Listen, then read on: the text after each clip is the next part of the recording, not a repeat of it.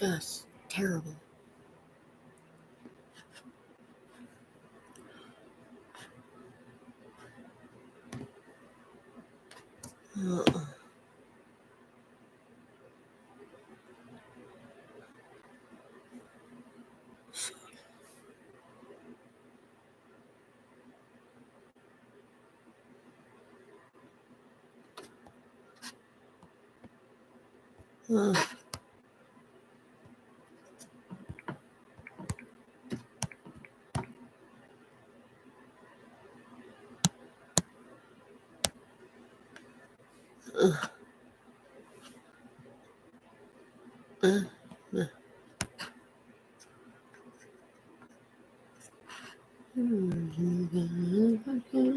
What's going on in the world?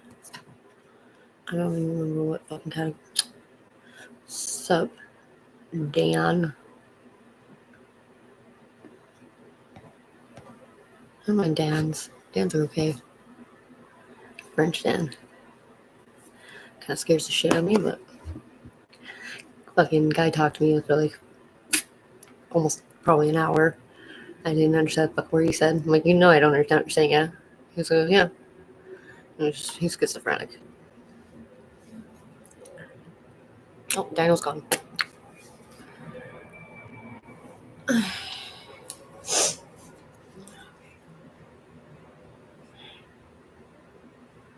Where's Daniel Peak? Ooh, Danny Bellis. I love Danny Bellis. Very sweet guy. What other Dan's? Oh, Danny Boy. That one I don't like to talk about because I feel bad. Because like the most shallow reason I broke up with somebody. Really shallow. It was so fucking harried, man. I didn't go home.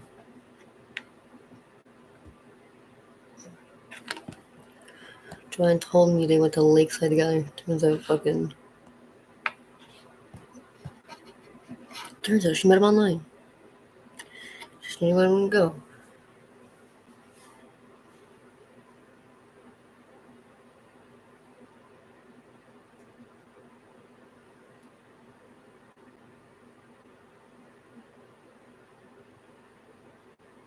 Mm-hmm.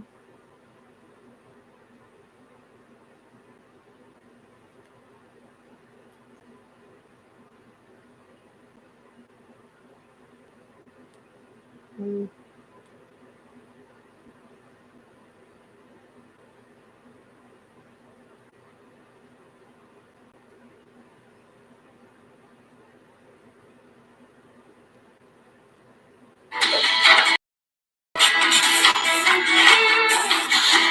People realize that there's something dramatically wrong. There's a culture of fear such that it makes it impossible for them to speak up. Because racists, Nazis, homophobes, etc. The people who did this obtained their credentials fraudulently. They lied. They cheated. She plagiarized. She stole things deliberately. Just unquestionably. It's the worst thing you could do. And instead of trying to be honest and root out the corruption, they themselves are the corruption. These people are completely corrupt. It is the end of. So what's actually going on? Okay. I'm going to make a prediction to you. What is DEI? DEI is diversity, equity, and inclusion. What is it supposed to mean, and how is it being implemented? Well, it's supposed to mean something very different from how it's being implemented. It's supposed to mean you have people from historical whose ancestors have been historically oppressed into positions of authority or matriculating into university systems.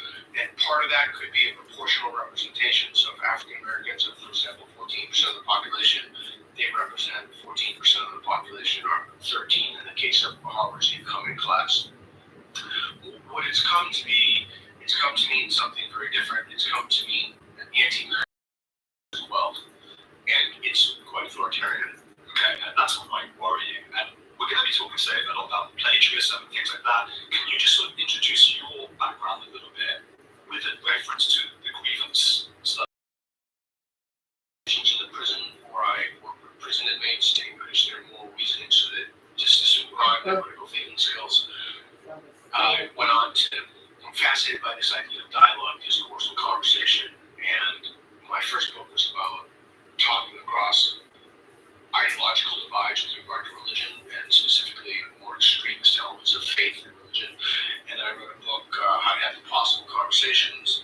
I did the grievance study thing. We submitted 20 papers. We wrote 20 papers with James, Lindsay, Helen Pluckrose, and myself. Pluckrose is from the UK, and we submitted those to journals in gender studies, the top journals in gender studies. And we got busted by the Wall Street Journal after we had 7 in. So these were fake papers that you had created to see if they could be accepted, just to show what? Well, they were completely bogus papers. Bogus in the sense that the citations of the papers were real, but the ideas that we forwarded were either vile or deranged or some combination of both. The idea was to show that there was a corruption in the academic literature. We wrote a paper, Jared and I wrote a paper, James Lindsay and I, in 2017, The Conceptual Penis as a Social Construct, which is The conceptual penis as a social construct. Right. So most people won't know what half those, I mean, conceptual social constructs. Yeah, so I know. in this, for me, that's good. So the conceptual penis as a social construct is the idea that everything is a construct to the people according to the ideology. So why not we argue that the penis was a construct and it was responsible for climate change and a bunch of other things. It's actually a very, very funny paper, but needless to say, people were enraged that we submitted it to a law-ed journal, and people were enraged, and they said, this doesn't do what you want it to do, which is to show there's a corruption in scholarship. And if you want to do that, you need to do 1, 2, 3, 4, 5. We repeated that process a year later, a little more than a year later. We did 1, 2, 3, 4, 5, and then the same people were telling us, of course, that it doesn't do what we proved it to do or wanted to do, but that's just because it's a mechanism to keep the ideology in place. I mean, they do literally anything to say, geez, maybe there's a problem in the literature, maybe it is too skewed one way, maybe we should be rethinking how the peer review process works. Nope, stick to your guns. But you were able to penetrate, to use the academic institutions. It's so fairly, I suppose it's hard work to do, but fairly easily, ideologically. What does that say about our institutions? Well, that's a massive question. So, let's rewind it a little bit. Among the criticisms were, well, those aren't real journals, or those weren't percent. I mean, I hear that, and that's just not true. I mean, Acacia is Cambridge University Press's journal. It has an impact factor of over 1. Gender, Place, and Culture has an impact factor of over 1. I think it's 13th out of 41, and Hypatia is the number 1 feminist journal in the world. So I don't know. So if people want to make that argument, I don't know if I'll see it, but okay, then remove anytime someone publishes in Hypatia, they just get removed from their promotion, take your basket, and make it a laughing stock and a joke. And that would be cool with me. I'd be 100% fine with that. But again, the idea is you forward that the journals aren't good because you don't want to admit, when we plagiarize Mein Kampf, you will do anything that you can to avoid admitting that there's a problem. So what does it prove?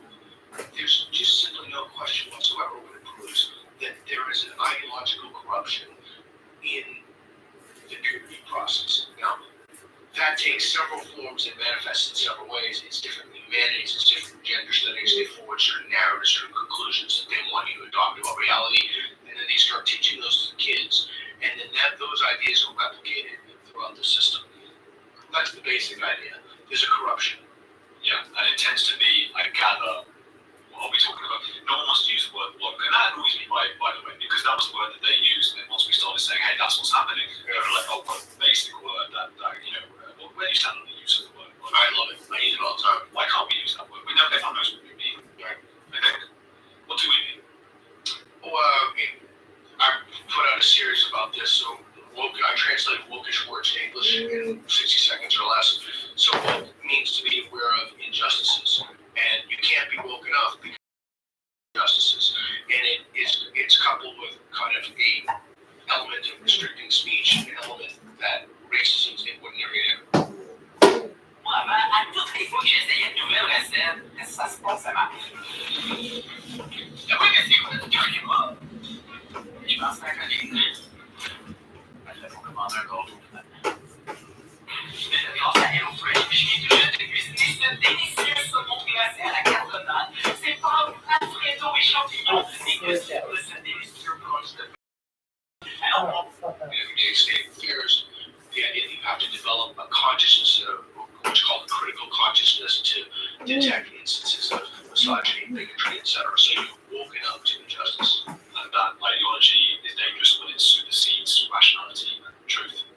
Well, it supersedes rationality and truth de facto because it's a lens that you put on and overrides belief-forming mechanisms about evidence and reason. So by definition, it's at odds. But even if it were at odds, I just had a wonderful conversation with the physicist David Deutsch, and he kept referring to this idea of error correction. I think this is incredibly important. The idea that you have to have a possibility to correct your beliefs. You have to have a mechanism that enables you to say, oh, wow, I didn't think of that, or that was not the case, and wokish prevents you from doing that. It's a kind of authoritarianism, the way that it's been institutionalized in K-12 systems, and specifically embedded within university architecture.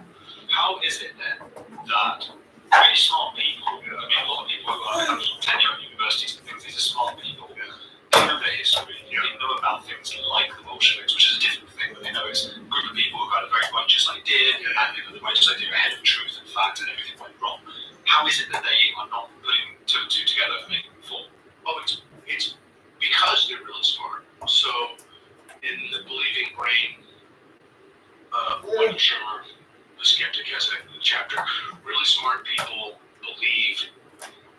Why do really smart people believe stupid things? They believe it because they're better at rationalizing. They're better at good reasons for bad conclusions.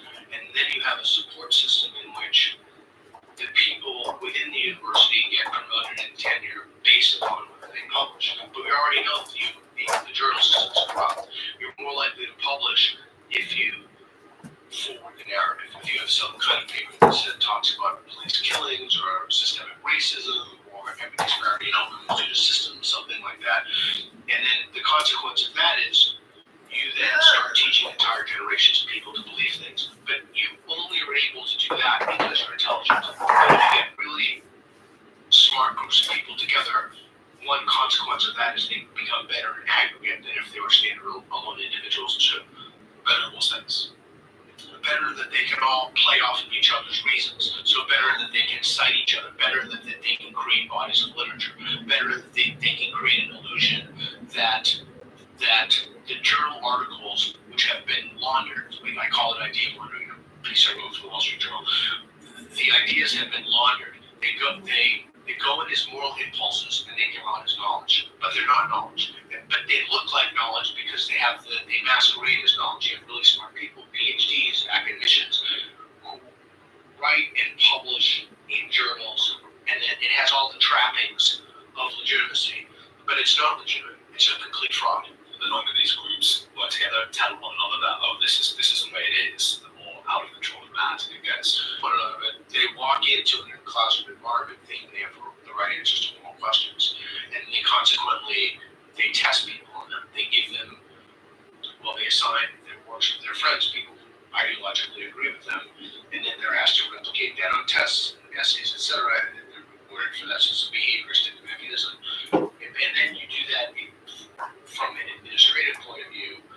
You make it so that you can't dissent against the orthodoxy of political correctness. You have bias response teams, you have microaggressions, you have safe spaces. Like every single thing that you do with that, again, going back to David Deutsch's idea, which I just love, it removes the possibility of error correction. And so among the victims in this, I know everybody wants to be a victim in society, but the students in this case really are victims because they think that they're learning something and we're doing a tremendous disservice to them. Not only are they not learning something, they're kind of doing a sort of epistemic damage to themselves. I'm getting an image in my head of, do you know that Disney thing, Fantasia, the rooms that keep replicating themselves? Just this madness of like everyone like putting out something academic that's slightly off, and someone else compounding it, and then we end up with something that is just an amalgamation of nothing. Yeah, it's kind of like the difference. It's kind of like an amalgamation, use your word, of the game telephone. You tell someone else in a rabbit hole. Yes. I'm reminded as well, there's a great book, The Intelligence Trap by David Epistemological, as well. That point about intelligent people get things even more wrong. They're correct, and people, Arthur Conan Doyle is like the icon of that, the Sherlock Holmes, right? It's, he was because of some fake picture of fairy tale. Yeah, that idea has a pedigree in the literature, and being intelligent isn't prophylactic against believing deranged shit. Being intelligent just means that you can come up with better reasons for why you believe deranged shit. That's scary.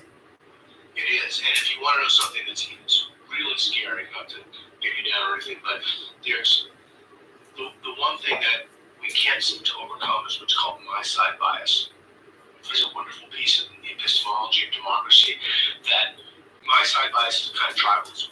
This idea is right, my idea is right. It's no intervention is successful with my side bias. I have my own opinion why that is, but it's not. You can't introduce corrective mechanisms into that machinery because there are deeper things at play. Feelings of morality, feelings of belonging. My community believes this. I don't want to be lonely. I want to be a member of the community. I believe this. Good people believe this. Good people believe this. I'm a good person. I believe this. So you have all these mechanisms that reinforce the beliefs people already have. That's why it's so harmful. That's why you start off asking diversity, equity, inclusion. The idea itself of diversity as a kind of intellectual homogeneity is so dangerous because you're creating groups of people who increase their confidence in beliefs that are simply untethered to reality. There's simply no evidence at all. But the real danger is that they think there's evidence because they've looked in the peer-reviewed journals and their teachers who have PhDs assigned them these papers. But these aren't evidence for anything. These are just a bunch of people got together who had moral impulses and they put them in a journal and somebody else who has the same or similar moral impulses says it's a good idea, and the next thing you know, they're off to the tracks and they think they have knowledge. If you send your child or whatever it might be to university in the UK, the US, Australia, Canada, whatever, that used to mean something. Does that mean something now? Yeah, it does. It means that they have adopted a set of values that are almost definitely false. For example, assigned at birth. Sex is not assigned at birth. But when you ask someone, this is what I'd like your audience to go out and find some 20-year-olds somethings and ask them, sex assigned at birth, what does that mean? Very few people will say, nope, not assigned at birth. Like that, it's come to be normative in the society. Well, then where did they get this crazy idea? Sex is not assigned at birth. They get it from the academy. The academy is the wellspring of all of this. And yes, it is, as Tim Pool says, yes, get a big argument on this.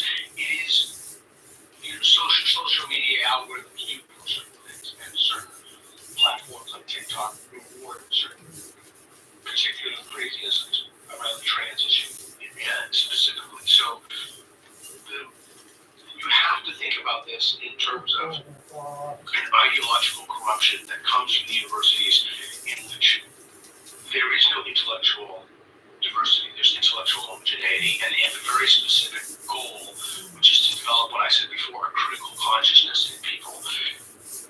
And it's not a truth-seeking enterprise. The purpose of it is to recognize power dynamics, to overcome oppression, to find racism, and racism is the everyday, ordinary state of affairs, to find bigotry, to find misogyny. So that's what it means when you send your kids to school, particularly in the humanities, is that you're teaching them to think. You're teaching them to think a certain way, and they're taught by people who universally believe this. And if they don't believe it, then there's a culture of fear such that it makes it impossible for them to speak up because of their bigots, racists, Nazis, homophobes, etc. You and I both have a background. I think I started talking about cults and things. I made a documentary about exorcism, so it's extreme religion and things like that. And you also, your academic past, as you said, was sort of cults and authoritarianism. This all sounds like non-bombing. This also, is that why we're interested in this woke ideology? Why are you interested? That's exactly why I'm interested. I felt that this was yet another cult, just to add to psychology. Of course, it's a cult to add to the far right. The far right doesn't interest me, but I find it boring because it seems so obvious to see. Maybe people tell me I'm wrong. That's for them to look into. I did do something like that. The far left seems much more interesting as a cult because it's hiding what it is. The far right doesn't control. Not only does the far right not control the academic institutions here, I said that the academic institutions and the sources, not only does the far right not control it, the number of conservatives in academia think FIRB, great organization, puts that on 2 to 3%. So people in the left are overwhelmingly left-leaning, and I would argue that those 2 to 3% overwhelmingly keep their mouth shut. So I don't see the far right as controlling. They don't control the military. They don't control the airline. They may control the police force to a certain extent. They don't control. I'm thinking of United Airlines. Anything in which promotes certain exogenous values other than fiduciary responsibility, like diversity. That is a left concept. There's a left layer. That is a radical departure from Friedman's social responsibility in business increases profits. Okay, so why? So you have many issues at this point. Why has the left, which I'm also fascinated in because I'm still attending Portland State University, I'm fascinated by how those ideas move and what's downstream. And basically, the downstream is people pick up these crazy concepts in K through 12. They pick them up from the university because in universities, to teach in the K through 12 system, you need a teaching certificate. They teach teachers, they give them a teaching certificate if they buy into this critical consciousness, racism, the ordinary, everyday state of affairs. The purpose of the institution is not truth, it's to remediate oppression. They go to college and then they hear those things again. So that's fascinating to me about how this percolates the culture. And that the right has no mechanism for that. None, zero. I think with this, it's still scary, the far right, because people will be commenting, oh, why don't you ever talk about the far right? Whether they are in control of the institutions or not, the far right is still a dangerous thing. I just think it's easier to spot. Yeah, well, I'll give them what they're looking for. Am I worried about the far right? Yeah. When the far right start controlling our academic institutions, believe me, I'll get it. When any authoritarian, I don't care what their ideology is, I think that the right and left is not useful. What is incredibly useful is this is a person who's an authoritarian. They want to tell you how to think. They want to tell you how to live. They want to control your life. This person is not an authoritarian. They have a basic value of cognitive liberty. I don't care if you're right, if you're left, if you're a green fundamentalist. I don't care what you are. The problem is authoritarianism at its core. And one of the problems that we've been talking about a little bit that you've been telling me about is it's not just ideologically captured at these universities and colleges, it's also that corruption, particularly with plagiarism. So what's actually going on? I just want to say you did a really good job in this interview of talking about the wellspring of corruption first and then plagiarism, because what people do that they usually talk about plagiarism, but they don't understand that plagiarism doesn't happen in a vacuum. There are entire lines of literature. The whole thing is corrupt. I mean, like literally all of it is corrupt. Can we stay on me doing a good job? Yeah, you did a great job. This is an example of that. There's a replication crisis in psychology. 50% of the papers can't be replicated. So clinicians going into clinical settings, they're flipping a coin. 50%. It's astonishing. It's a wide scale. How do you know? Google replication crisis. Because they've tried to replicate the main findings of papers, they cannot replicate. Well, I should say they cannot. They can only replicate half. But, okay. That's a huge problem. So let's talk about the plagiarism. I'm going to make a prediction to you. The plagiarism issue is going to become an enormous issue in around 8 months. So let's go through it. Claudine Gay plagiarizes not only large sections of her dissertation, but she plagiarizes her acknowledgments, her thank yous. Like, that is crazy. Like, you get a certain saying, hey, thanks, I take someone else's thank you and copy it and that's the great name. Okay. Just say that that's the former president of Harvard. Former president of Harvard. This is such a big issue. Okay. So, Harvard conducts its own internal investigation. They find her innocent before they do the investigation. Okay. So, New York Post wants to expose this. They sit there, screening its means of photos on them. They kill the story. Claudine Gay plagiarized, but I want to define plagiarism as the theft of an idea which is not your own, claiming that something is your own specific wording. It's not. But there's something else that's really important that people understand. So when I wrote my dissertation, I took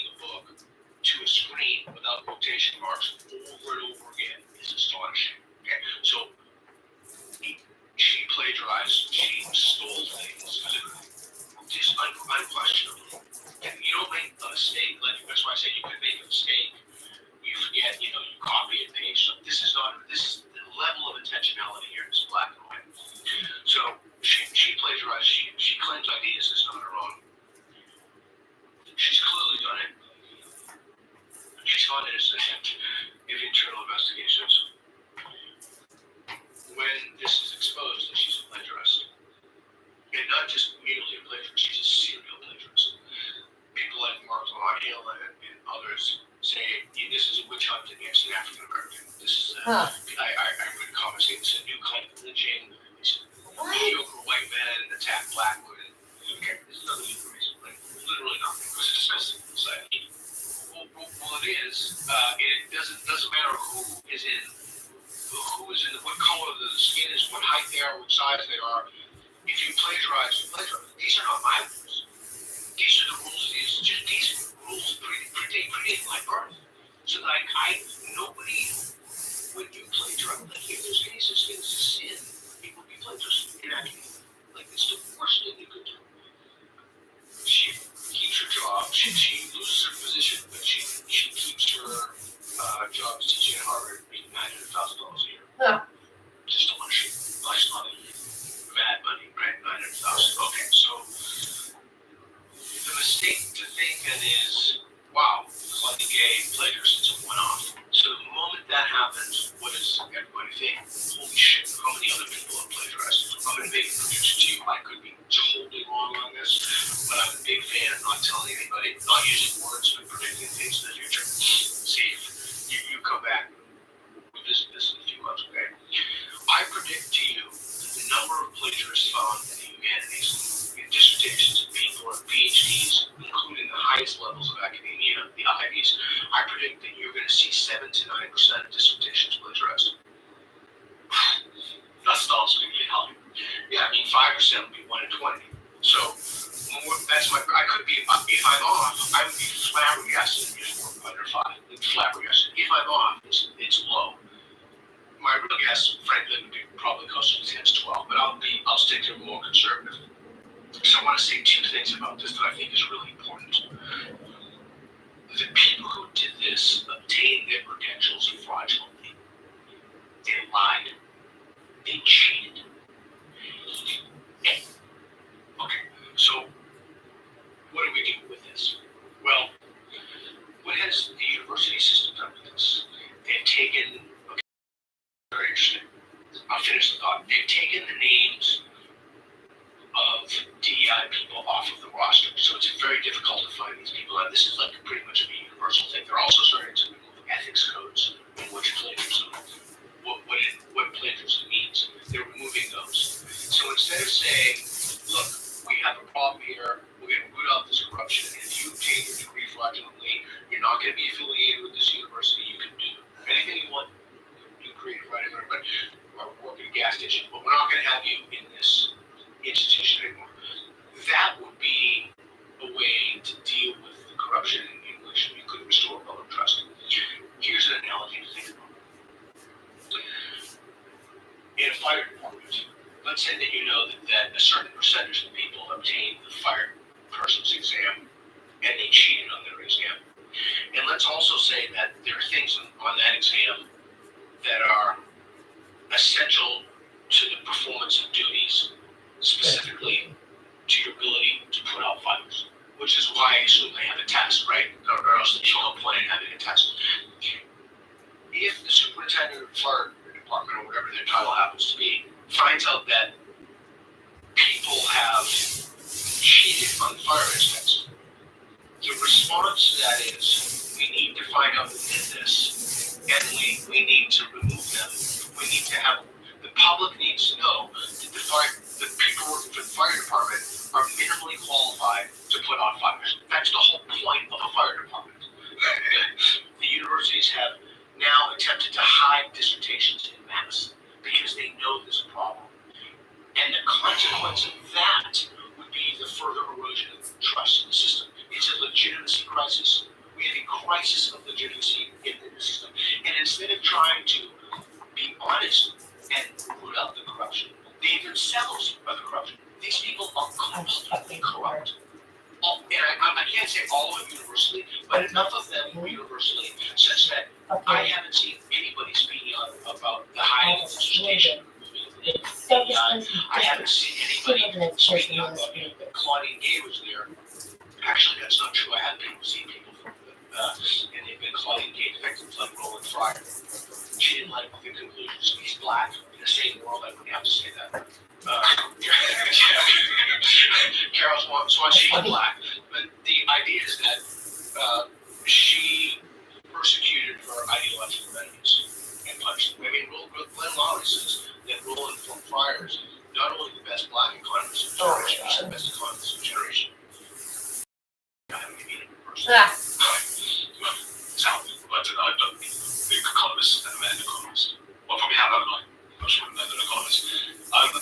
Okay, and how does this intertwine? It's a huge issue. Grasping this is huge, right? Because those leftists, I know it's so big. It's hard, but in terms of Okay, so you know what? Actually, how do these people who are at the top, who are trying now not just to ignore plagiarism, but actively to hide it, how do they square that with themselves? Like, you can only speculate. Well, again, I can only speculate. I don't have to ask. How did they square themselves the fact that they systemically discriminated against Asians for decades? How did they square that fact? How did they square the fact that they put someone with 11 publications plotting gay in office? Clearly, it was not a meritocratic hire. She's no books. How did they square that fact? The greater good. Well, I think they're beholden to the ideology. They're beholden to an equity-based worldview. The brotherhood. It is the end of the meritocracy. It's mad when you find yourself sort of scurrying around to hide bad things that have happened at your university and still tell yourself, but this is all in the greater good, I'm still doing this for good reasons. And they know history. That's what's so frustrating about this. They know that historically people, there's a great Bertrand Russell quote, it's one of my favourite, I can't remember exactly how it goes, but along the lines of never always do what is true, not what you wish would be good for society. I think everyone just seems to that.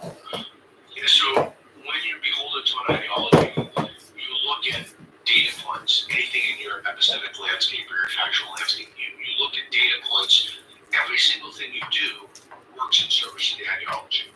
And so we have created a system, and we have no one to blame for this but ourselves. We've created a system in which ideologues are educational administrators, ideologues have been teaching our kids, ideologues are giving out those credentials, teaching certificates, teaching K-12 systems. And so we've adopted the ideology. So now, once you understand that, and it corrupted the entire bodies of literature. So once you understand that, you can understand why everybody's called far right. You can understand why all this terminology keeps detonating in society, like equity, diversity, inclusion, belonging. You can understand the meanings of these words as they come from academia. They've been taught to our children, and then it seeps out into the whole culture. Which, by the way, parenthetically, when I started talking about this, people thought I was a lunatic. That was the problem. We had misunderstanding. It was done way too early. If we had waited, 5-6 years later, when the world was right apart, it would have made a much bigger impact. Do you think people are ready to hear and believe that this is going on? Well, yeah. I think there's no question that people know, especially the left knows that there's something wrong. People who listen to NPR, for example, it's a national public radio, know that there's something wrong. They're not quite sure what it is. Gender being non-binary, spectrum, children, girls who are 16 should have mastectomies, boys should have their testicles removed if they feel a certain way, and 80% of those people will talk about this in the new Puritans, the Tavistock Clinic is come up, he's going to go into your guest show. Most of these kids are gay, most of these kids are autistic. So, sane people realize that there's something dramatically wrong, something dramatically, not just practically or instrumentally wrong, but morally wrong, something that's so corrupt and corrosive that it makes otherwise really good, decent people act in utterly horrific ways. So, to put this in a nutshell, we've got an in-group, which is academia. There's one of many in-groups, but there's one particular one that's quite important in our society, in which people have been incentivized to put out more out there theories that correspond with woke ideology, and they get hired and promoted for doing so. And in that pursuit, many, potentially 10%, are corrupt and plagiarizing to get status within that group. It's a little more complicated than that. So you have bodies of literature that are devoted to promoting certain ideas about the world, certain ways that you should view the world. And then those ideas that go in peer-reviewed journals are used to formulate public policy decisions. And then you have groups of people who have similar beliefs publishing in those journals. Those people are that. They get rewarded for publishing 7 papers in 7 years as tenure, which is a job for life. They get rewarded for publishing, and so you have a system that is almost made up whole cloth. You have a system that has to trap people's legitimacy, but itself is captured. The whole thing has been captured by an ideology. And anyone who dares to speak out against it will suffer punishment. They'll suffer often bias response teams, which are near 220 universities. You can report someone for even having a wrongful think. You can report someone for, basically you can report someone for anything they want, anything that you want. And there's very little recourse to this. And it is an extraordinary theft of time. I mean, I've been investigating, I don't know how many times, it's an extraordinary theft of time. There are people at colleges. I've got a friend who's actually responsible for that at one of the universities in the UK who is supposed to look just at plagiarism. So there must, I do believe there must be some people in academia still who really do want to put this out. And I've spoken to the person, they were saying we've got difficulties now with ChatGPT and trying to work out who's plagiarizing and what's going on. But they really are attentive. But I don't believe that. There's got to be some people. I think that's false. In fact, I can demonstrate to you that that's false. In the United States law, there have been 220 cases of plagiarism. If what you said was true, and even if I was wrong and it's 1%, which is no possible way that it's 1%, that would be tens of thousands of dissertations. How many dissertations have been shown to be plagiarized in the last 3 years? Yeah, so that can't be true. Unless you want to claim that the actual instance of plagiarism is 0. Well, yeah, I don't know. The same person who constantly claimed it. Is it often made public? Again, my friend was telling me there were a few people who called in and they've had these different conversations. Yes. Okay, so I'll revise that statement. So yes, there have been people who have found whose dissertations have been found to be plagiarized, and they have removed them. So I rescind that. But nowhere near. So if that is an institution, I would let you don't have to say the person the institution, but they should have found something. So what have they been doing all that time? Anyway, I can't be this on them. Yeah. Well, that friend in particular has been finding some people, but I don't think you're talking about a systemic, huge thing. It's always going to be good people working with them. Yeah, again, the problem in this conversation, I don't know what those numbers are. But the good news is, so here's the problem. The problem is that there are plagiarism checkers, and you can submit a paper too. One of a big one is called Turn It In. But those are not that accurate. There are false positives and false negatives. And the problem is, the fact of the matter is, ultimately, if you're going to accuse someone of plagiarism, that's an extraordinarily serious charge. Yeah. You have to have, like they do in the Club Game, you have to put the passages right next to each other. And that, the bottom line, at this level of technology in 2024, that is just a human activity. You have to put them together and check. The other problem is, you don't want people to get away with it because it passes the plagiarism checker. And you want to make sure you catch all of them. So there are people who are writing these placed on top of the ChatGPT interface. They want to search dissertations by the thousands in batches.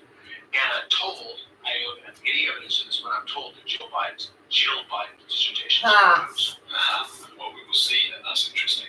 One thing I don't understand, just as I'm not an academic myself, I did an undergraduate degree in English, and I remember that one of the hard parts was actually finding quotes. And I guess maybe it's different as you get further into academia, but isn't it easier for people to just put quotes marks around it and say, look, I put a reference, that's brilliant.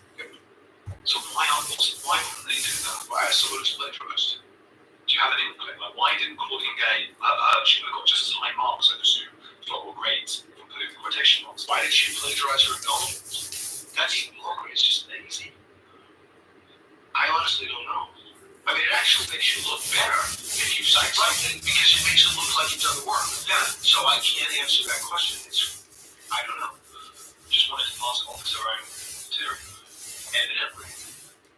Do you think this all leads to what we talked about at the beginning of DEI? We talked about the corruption and plagiarism. What happened? I know we've spoken about it today, so not to go into too much detail. College presidents, I mean, one of them is in the job. SIT, it wasn't bullying to say the conference genocide of Jews. suicide bombs. Yeah, well, that's what it was, yeah. Well, I guess a question that occurred to me, or has occurred to me, that you made me think of again is, given that the people participate in the ideology that is inherently meritocratic, that looks at race as the primary consideration of anything, unless it's trans, which has a different status. I have been told that there are concerns that people of a certain identity group are more likely to plagiarize than others. No, I don't know if that's true. But if that is true, then it presents yet another complication. Then what do you do? Well, you just have to take each individual case, don't you? That's the sensible thing to do. Well, yeah, I mean, that's any sane person would do that. If you plagiarize, it doesn't, this is not complicated. If you're cheated to obtain your credentials, okay, as a minimum, you lose your job. Now, whether or not you should lose your degree, we can have that. I personally think you should, but we can have that conversation about whether or not you should obtain your PhD. But I predict that within 8 months, the default assumption will be, unless it has been proven that you have not plagiarized, your degree is illegitimate. If the numbers that I'm talking about are correct, 7 to 9%. Is this coming from the same people? Because I remember as well, James Lindsay used to tweet a lot about these people who were claiming it was racist to say, to keep time. What? It's just sort of patronizing. That's What part the of fuck the are you ideology. talking about? Yes, so you have that in wearing a watch, correct, 2 + 2 = 4 is That's also correct. And then homework. Jim has argued with people on Twitter extensively about 2 + 2. They're arguing that it can on occasion not equal 5. I mean, these people are not in their right minds. Yeah. Again, they've read it all. They've read it. They've Yeah, understood especially it. G + 1 scores. Oh. Yeah. So the question is, how do you deal with this problem? I mean, this is the most vicious kind of ideological capture. I mean, this is really like the only analogy I can give is like a madrasa. It's like a madrasa, but it's like a madrasa in which all of the madrasas in the United States are responsible. They're the end-ends of knowledge production by which we maintain economic competitiveness. So what do? Well, there are only 2 options for what you do. You try to reform the system or you burn it down. No. There's no other option. Fucking crazy. Options. You build new things or you burn it down. There's really no other option. Like if you can fix the institution, you fix the institution. If you can't fix the institution, then you have to build new things. I'm working on building new things at the University of Austin. I don't think that the institutions can be fixed. And I don't think they can be fixed because you have people who have jobs for life, they have tenure. Anybody who tells you that the institution can be fixed, you only need to ask them one question.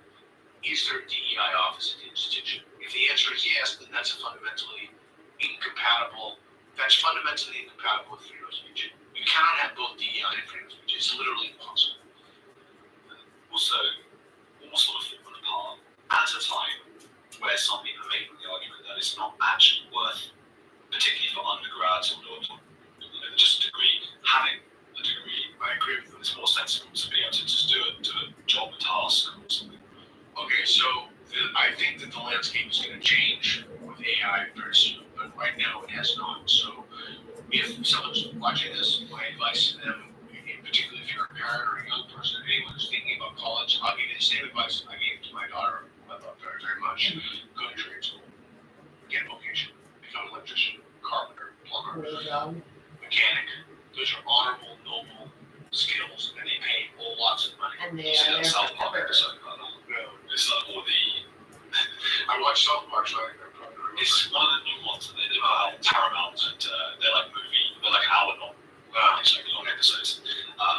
Basically, the joke was that nobody knew how to do. They all go, I've got a degree, but then they can't fix basically. And then the plumbers and all the trades were going around in like Lamborghinis, gold teeth, stuff like that. So we've demeaned that, and we've cast a negative shadow on that, which is extremely unfortunate. I just read the other day that the mean IQ of college students went from 109 to 102. But not all students, not all people should be in college. But even if you want to make the argument that it's necessary for some kind of civic participation or the functioning of civil society or democratic institutions. I'm open to that, but it's not clear to me why that can't be done in K through 12. What's that? Well, teach people about civics, teach people about American history, teach people about what it means to be a responsible citizen. What's K through? Kindergarten through 12th grade. Okay. Yeah, just How old's 12th grade? that's when you're like 18, and then you go to college. Well, you can't go to college after that. See, even I get trapped in that because I'm in that age where that was just a natural progression. You go to college. Yeah, and I think that we need to disrupt that, and I think that it's a good thing if enrollment's plummet. Until these universities and institutions get their shit together, people should not go there. They're teaching them things that are simply false. Yeah. And even if they do sort that out, or as you say, they won't sort that out, then it is up for debate. We don't know whether university degrees really are. I don't know. If everyone goes, then you need something else. Yeah, well, I mean, if you're an employer, one of the things you could do is you could say, well, we're only going to we're going to look for people with degrees, for example, the University of Boston. And people have done that. They've sent to the University of Boston, we're going to hire your graduates. That's one approach. And the other approach is more negative. I don't like it as much, but it's on the table. If you go to Harvard or Yale or places that have been ideologically captured, don't apply here. There's a lot of talk from progressive factions about unconscious bias, things like that. Yeah. I think there is unconscious. I think you can't deny, of course, unconscious bias like everything, race, colour, everything, beauty. Do you use that unconscious bias for good? Is that conscious bias what you're attracted to? Yeah. But sometimes you don't realise you're attracted to them. I was saying, even if a straight male, I might favour another male for a job who's better looking. Oh, so and then you're not aware of that process. Okay. Yeah, that possible. There's a great book, a short story by Ted Chapman, where who wrote the book that was for a right movie, and they are able in the future to turn off the bit of your brain that perceives attraction. And it's fascinating to think about what a thought experiment is. They do it in certain schools. Say that again. Ted Chapman, CHIANG. That sounds fantastic. Stories of your life, and it's those short stories. It's quite hesitant to bring out, hesitant to show off my Spanish, but really, really good and really interesting. And then when they're 18, they're able to choose whether they want to turn it on, and they first realise whether they're attractive themselves and who they're attracted to. All these kinds of things. Very cool, fascinating idea. Do you think though that people have shown, this is something I've been wondering about throughout history, that if they can be racist and get away with it in a particular society, they will? Two things. It's highly dubious that the quote-unquote instruments to test intrinsic bias actually test what they're claiming to test for. And if somebody independent can look at that and see if it does what they claim to do, the solution to a race-based way of thinking about the world, the more meritocratic a system is, the less racism it will have built into it. So you can think about it like this. I hate to talk about this, but I'm going to talk about it. Why did we talk about this? But it really is a great example. Combat sports are a fantastic example. So I'm going to use the example of jiu-jitsu, but you can just use the example of anything. But jiu-jitsu, it's purely meritocratic. There's no possible way your race could have anything to do with whether or not you can, tap someone out, you can beat them. And the more meritocratic the system, the less racism has to exist in the system, because it's not predicated on make-believe. It's predicated on something that's real. It's an actual skill set. You can't fake it. You can't fake playing violin. You can't fake speaking I speak Spanish. We can't fake. You could hear my Spanish here. So, Are you having any luck? Are you getting any light? Other people do like that.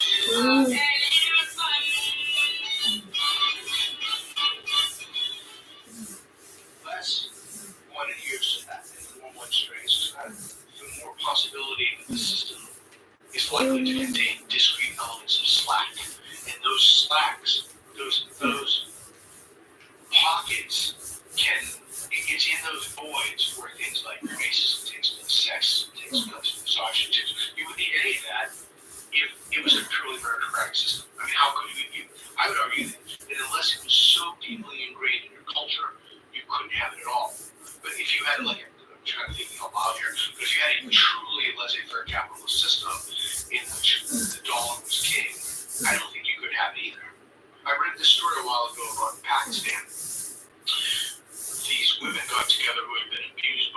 husbands, and they formed this kind of drug cooperative. And they got a lot of money, and it became famous, and the government eventually came in, and they were pissed off, and they shut it down. In that system, in the capitalist system, I would argue, there'd be less of that, the more if there were better capitalists, meritocracy, less of the other. It's like, I suppose, a soccer team, football team, you have to be crazy as a manager or a coach who wants to win to pick a white player over a black player. That's the more Cuban thing when you start talking about I almost jumped into the conversation. He's clearly talking about something he just doesn't know anything about. He's virtue signaling. And then there was a woman who's short in age, and she said, if you really want diversity, I mean, I've been saying this for years, but put me on the team.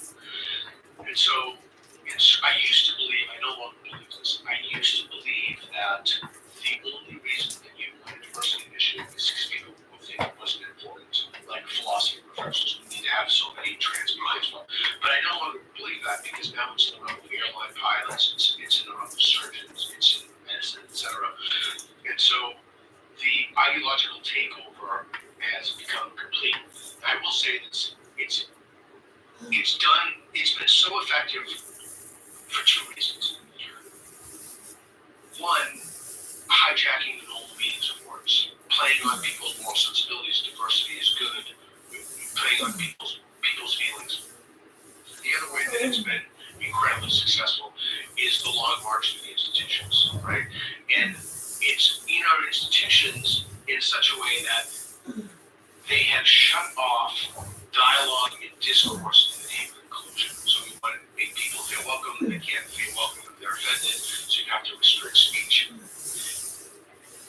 When you have a system in place that tells you that there are certain things you cannot talk about, the natural consequence of that is you will not be able to formulate arguments against the thing you think you believe. And you will only pretend to believe it at some point. Tell me where people go and find yourself. Twitter, or X, Peter Rubin, BETERPUGHOSSIN, YouTube, Peter Rubin, Instagram, I almost have music on there, Substack, I use my Substack, but we go around the world and we make videos. In fact, you, Yasmin Mohammed, are going to go, we're going to make a video to the Spectrum Street Epistemological, where we give people tools to not only help them communicate across divides, but accurately calibrate their creative confidence and propositions. So that's what it is. Who's an heretic to admire? Who's an heretic I admire? There's one city also in Elijah, which is they're trying to think about. Well, Yasmin Mohammed is absolutely heretic. I love that woman. I've been a fan of hers. I've read her book. She's just spoken in my class. It's the first time I've seen her in real life. I gave her a huge hug when I saw her. I wanted to pick her up and hug her. She's great. I was upset I didn't get the hug. Oh, I gave you a hug eventually. I mentioned it. Okay, well, Yasmin and I had never met before. That's true. That's true. You gave me a big hug. That's not right. Yeah. Go to Peter's brilliant channel on YouTube. That's where I'm going to send you a stream of this bunch that we do. So it's really, really cool. And we'll put links to Roger's Twitter and other stuff. And I'll put Yasmin's episode here. Unless it's come out later. But it might be here. So click it and keep watching this channel.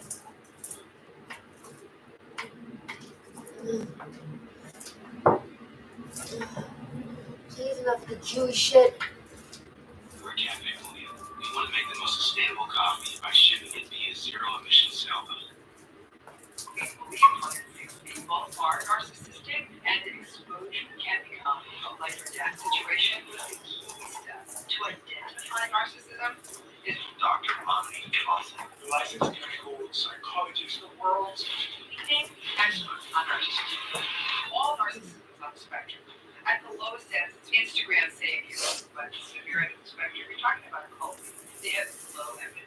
They will dominate people. They have to get the last word. They get angry very quickly, and that's just What about the impacts of narcissism in relationships? narcissistic people. Then you go out in the world, and they're able to be charming and charismatic. Narcissistic relationships start strong. They want to get you quick, and then it becomes business, manipulation, gaslighting. This person's fantastic. A lot of people say, aren't you lucky that I'm married to that guy? Behind closed doors, they psychologically. Narcissism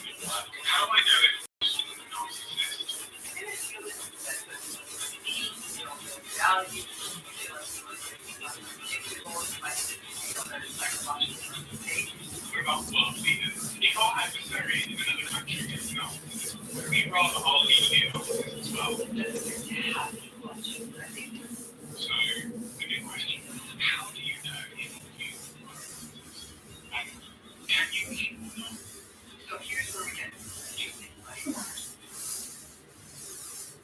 Absolutely crazy to me that so many of you have decided to watch our show, and so many of you have decided to subscribe to our show. We now have 5 million subscribers on YouTube, which is a number that I just can't comprehend, and it's a dream that I absolutely never could have had. We started the Diary of a CEO just over 3 years ago now, and in my wildest expectations, we might have had 100,000 subscribers by now. So you can imagine how shocked I am that so many of you have chosen to tune into these conversations every week and spend some time with us.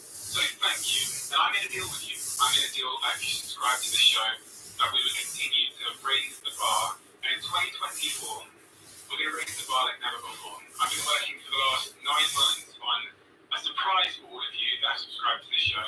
And I'm very excited to deliver that for you. The production's going to change. We're going to go even further with our guests. And we're going to tell even more global stories.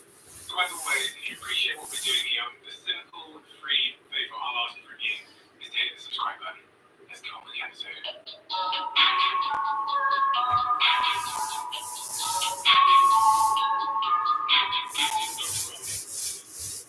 You commit so much of your life and your energy to the subject of narcissism.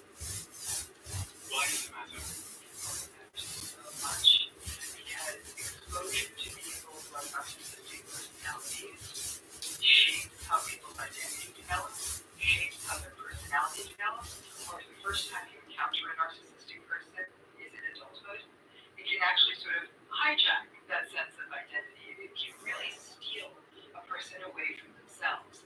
And I think it's so important because we haven't given ourselves permission, I think as a culture, as a field of mental health, to identify this as a problem and allow people to have better responses. In a way, it's almost viewed as sort of not being very nice to say the narcissistic people are not very nice. It's a strange paradox in the world of mental health. That's why I do it, because nothing more than me wanting to return people back to their authentic selves. You must have seen the cost of narcissism.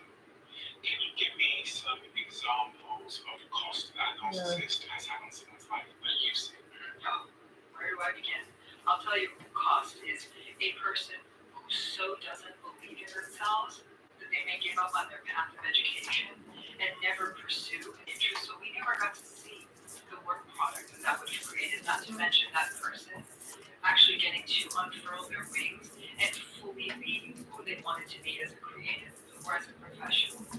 It's the person who knew what they wanted to be, that they had a very strong identity as being something, and they ended up choosing something else because they knew the only way they could be loved was to be what that parent demanded of them. And it was so clear to them they wouldn't be loved unless they fully gave in to what that parent expected of them. It's the person who was an absolutely glorious human being, lovely, empathic, and warm, but feels so damaged after years of being told you're not enough, you're selfish, you're greedy, you're foolish, that they get into relationship after relationship that duplicates that theme and don't get the real collaborative, compassionate love story that they deserve because they don't think they deserve it. And that's just the top of the iceberg. And your academic background, the experience that you're drawing from, what is that experience? So my experience is in my academic background. So I have a PhD in clinical psychology, and my minor is in clinical health psychology. And so I got really interested in how various elements of mental health and mental illness showed up in people who had co-occurring medical conditions. So it's a very almost like strange point to enter. But what we do know is people's personality affects how we take care of our health, how we might engage in behaviors that might put our health at risk. For example, narcissism and addiction have a really high overlap. So here's a case of now a personality style putting a person at health risk due to using substances to regulate and all the things that would come of that. But it's tough to measure personality. It's really hard to measure. It's not one of those things. It's not like a blood test. It's not even like measuring depression. Frankly, depression is eminently measurable. Yeah, there's different variants, and there's different severity, but we're very clear diagnostically and phenomenologically what makes depression, what qualifies.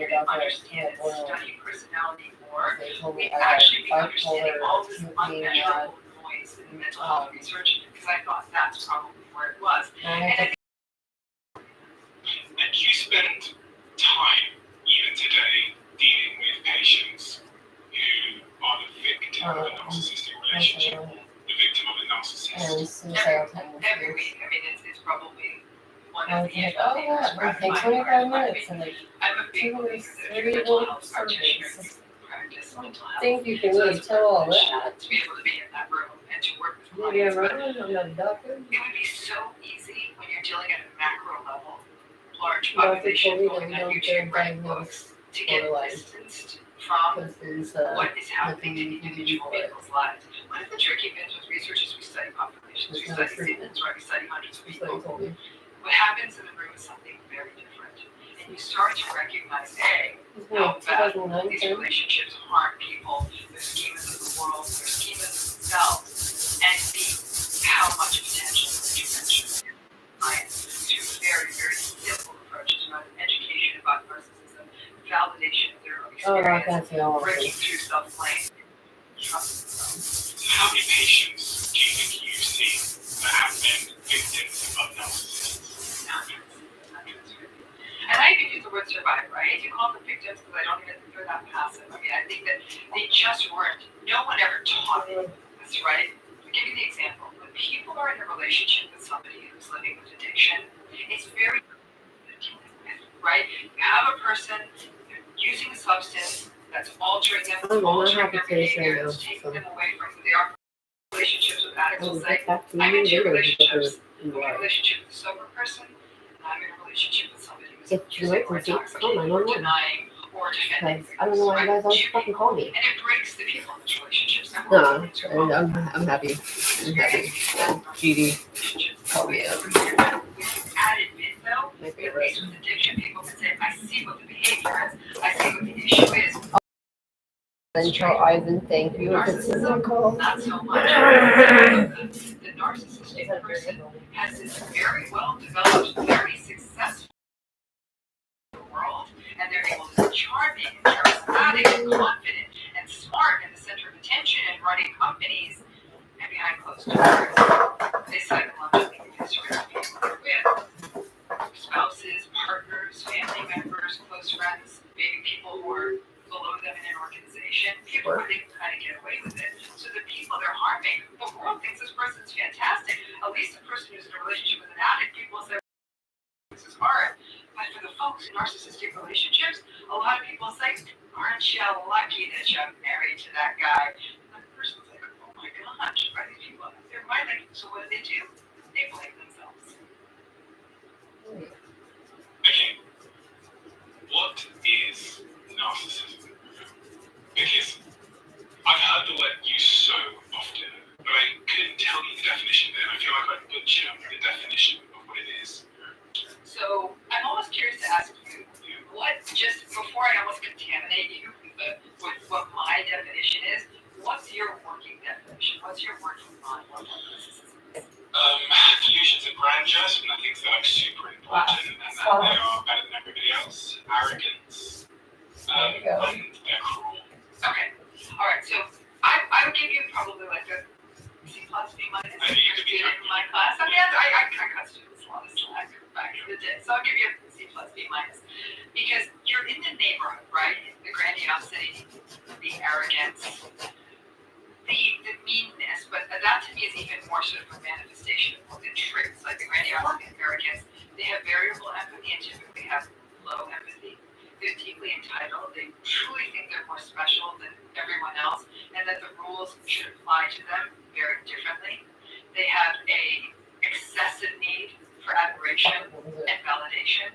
They're very superficial.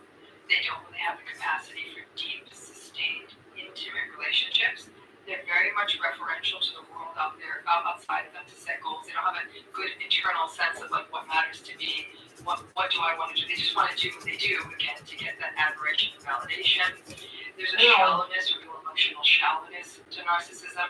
Those are the patterns and traits. We sort of see they're very, very self-centered, very preoccupied with themselves. themselves, the good parts of themselves, the bad parts of themselves. It's very rare for them to sort of lift their heads up and genuinely notice the experience of the other person. That's what narcissism is. How does it show up? It shows up as devaluation, dismissiveness, manipulation, gaslighting. They get angry very quickly, especially when they're frustrated or disappointed, and that can show up as overt rage or overt anger, yelling, screaming, or even violence. That can show up as passive aggression, withholding and withdrawing. They can be prone to betrayal, they lie, they cheat, they make promises about the future they never keep, but they do that to keep people around so they won't leave them. So it's part of a larger sort of a manipulation. They will dominate people, they have to get the last word, they will shift blame onto other people, they will rarely take responsibility for their misdeeds, even when they're clearly caught in them, and if they do, they'll still blame the other person. They're very neglectful and careless in relationships. That is narcissism. How can you tell the difference between someone having a bad day, an asshole, and a narcissist? Because most things there, I thought, you know, on a bad day, I'm going to do that. Yeah. You know, the whole collection together, no. But on a bad day when I haven't slept, okay, you know, I might blame someone or whatever else. What's the distinction? When a person has a bad day, we all have bad days, and on those bad days, we might look at all if the only tape someone had of us was of that day, right? But here's the piece. When people are not narcissistic and they have bad days, they will take accountability, they will make amends, and they will change their behavior. And say, I don't do this again. This is not okay. Why wasn't it okay? Because it was none of those people's fault. You didn't get those things. And whether that means we reach deeper to be as kind as we can to the people, in some cases, especially if it's people we know or we see again, you may not know the random person at the gym, but if someone we know or work with, we step out of ourselves and say, the way I conducted myself yesterday wasn't okay, and I'm really sorry about that. And so that they're having that experience of you taking accountability. That's where I know we're not dealing with a narcissistic person, we're dealing with a bad day. And a bad day is just that, a day. It's not every day. The narcissistic person, many days, I'm not going to say all, but many days are characterized by these machinations, these manipulations, and these validations. If a person in a relationship with a narcissistic person feels constantly on their back foot, that they can't be themselves, they can't express a need, they can't express a want, they can't even express a feeling for fear of it being shut down. So there's your not narcissistic person. What about an asshole? Okay, I do think assholery and narcissism are pretty. They're used the terms interchangeably. I think though that here's my asshole beliefs. This is something. I think the construct validation on asshole is probably still needing to be done. I think assholes tend to be pretty consistently assholes. So whereas narcissistic people can really, they have a much wider behavioral repertoire to be absolutely charming. This is a person who can be absolutely charming on a golf course with the CEO of their company, like charming, nice, warm, remembering the ages of their kids and asking about the wife and remembering that their grandmother is sick and all this stuff. And get home, forget it was his anniversary, scream at their partner, why does the house look like this? Why do I have to put up with this? Make those damn kids shut up. But they were Mr. I remember their little girl's birthday, February 6th, when they were on the golf course. That is not assholery. That's narcissism. Can you cure narcissism, in your opinion? No, I don't, because I think that would imply changing personality, which I don't think we can do. Is there any evidence, have you ever seen in your 20 years working with narcissists and their survivors, any sign of narcissists becoming a non-narcissist? I've not seen them become a non-narcissist. I've seen them make micro changes because I measure and monitor and make my notes in therapy. So I'll see, interesting, they're no longer trying to mess with coming in 10 minutes later and asking me to keep them for the whole hour. They are honoring the therapeutic frame. They're paying the bill when they decide not to show up at the last minute. I've seen tiny tweaks.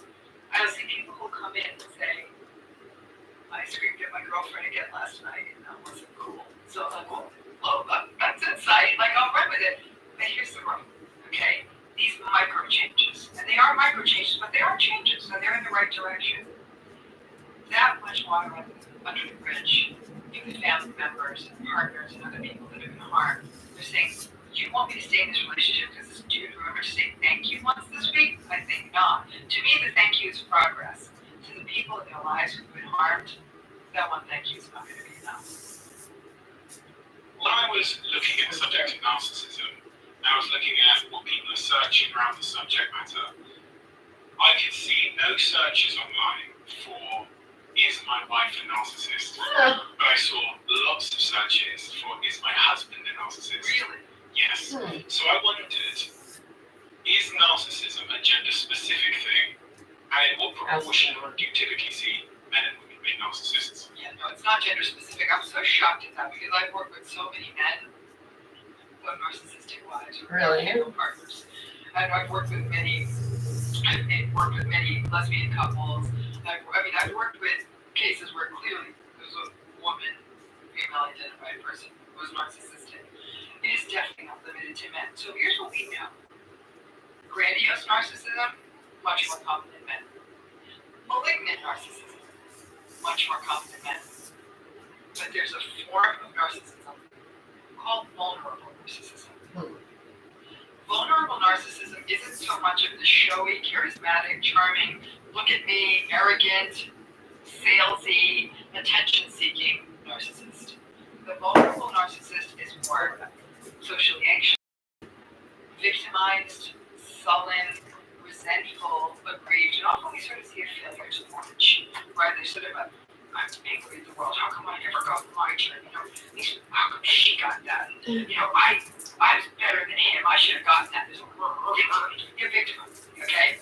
That's called vulnerable narcissism, right? When we look at vulnerable narcissism, gender balanced.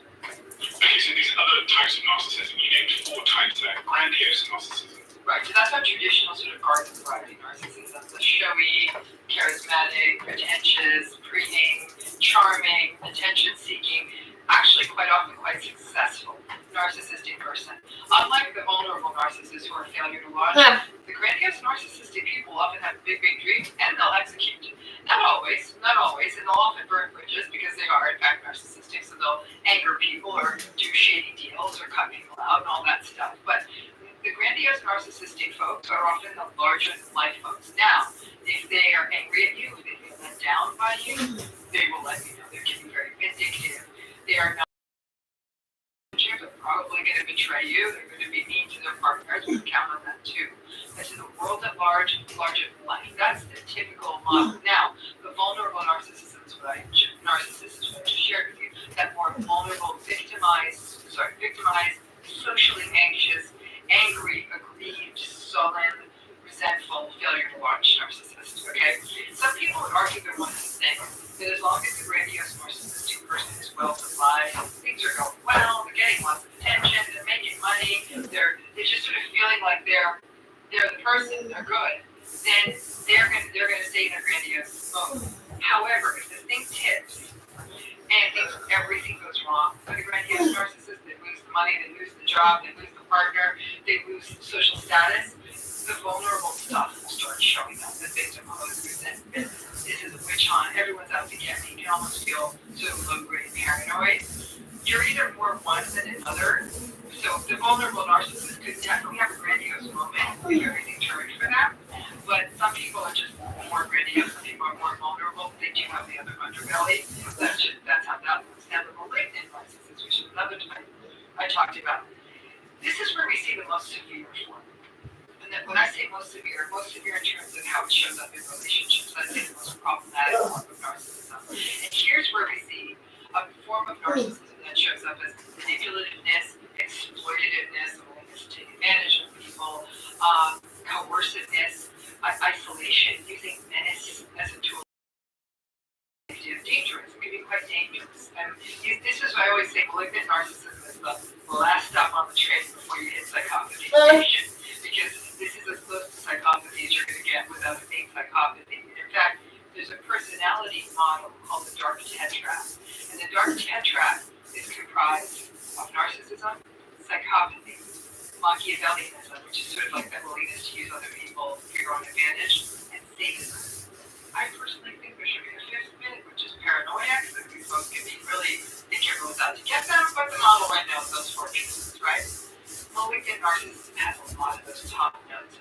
The calculated, callous coldness, the shallow charm, the shallow superficial charm, intelligence, the lack of empathy, someone getting some pleasure out of seeing someone who wronged them being hurt. So again, it feels more dangerous. And that's malignant narcissism. Is that your serial killers? I would say the serial killers are probably more psychopathic, and psychopathy is definitely a different subtype. It's different. Psychopathy is something different than malignant narcissism. They're not the same thing. They look different, even genetically and all that, and they look different. It's probably different in the brain. Psychopathic people have, they don't have remorse. They don't feel guilt. Whereas malignant narcissistic people they know they did something wrong. A psychopathic person, it's almost as though they don't understand what they did wrong, not because they have zero capacity for empathy. The fourth type of narcissism. So I gave you vulnerable, grandiose, malignant. The fourth type is communal narcissism. Right? The fourth type is communal narcissism. Communal narcissism is very interesting. It's a relatively new construct in the field. It came around 2003 is when I started reading some of the first papers by a guy named I think he was writing these universities at the time. And I loved the work. I thought it was absolutely compelling because it was this idea that there were people out there who were going to get their narcissistic supply, not through the usual, look at me, I'm so great. So people tell me I'm great, but by doing things, by being perceived as saviors, by being perceived as grand rescuers, humanitarians. So a communal narcissist is a person who gets their narcissistic supply, their praise, their admiration, their awe, by doing these good deeds. And that's the motivation for doing good deeds, not the good deed in and of itself, not because you care about a refugee group, not because it's like an animal, but because you want to be used for good deeds. And that's the communal narcissist. Now, what gets interesting, like with all forms of narcissism, all narcissism is on the spectrum. It's not an either from mild to severe. All mental health is on the spectrum. There's no such thing as a black and white dichotomy in mental health. It's mild to severe, mild to severe. And what's interesting with communal narcissism, at the lowest end, it's sort of like you're more like Instagram saviors. Like, look at me, I'm saving the world. But, like they're cleaning up the beach in their bikini. And I'm like, is this about how attractive you are? Or is this about really like it really is about, are we talking about apps or are we talking about trash in the street? Like, what are we talking about? But they want the validation of what a cool person you are for spending your weekend saving elephants. They're relatively harmless, they're moderately ridiculous, but they do get angry if people don't give them a big bravo for how humanitarian they are. You take communal narcissism all the way to the severe end of the spectrum, you're talking about a cult. These are now people who are saying, I have the answer to the universe. I know everything. I know you better than you. They'll bring people into cult systems. They will completely, separate them from their sense of self and their sense of self-worth, have no problem doing it, and tell them that they're doing the good thing the whole time. That's, to me, your severe cult leader, forget severe. A cult leader is really probably where communal or narcissism. The big question, how many people are narcissists? This is a big question, because our problem is this. There's really no good studies about this. It's tough to measure narcissism. Who's really going to cost to being really entitled or really manipulative? You often don't get people who are going to answer those questions in an honest, open way. When we look at the prevalence of narcissistic personality disorder that are done in what we call large-scale epidemiologic studies, we see the rates to be somewhere between 1 and 6%. So that's the diagnosis, and that's a really structured research setting. Narcissism, the person with enough of the narcissistic personality style to be noticeable, to be experienced by others, it's a spitball number because we've never done the numbers. So I'd say spitball numbers probably sit somewhere between 15 and 18%. I think that's a good guess, about 1 in 6 people. I think if you're in a major metropolitan area, it's going to be a little higher. I think in certain industries, it's going to be higher. I think in certain maybe cultures, it could be higher.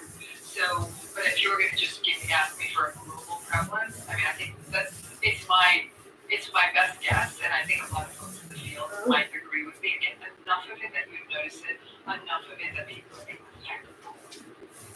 To you, Matt, team of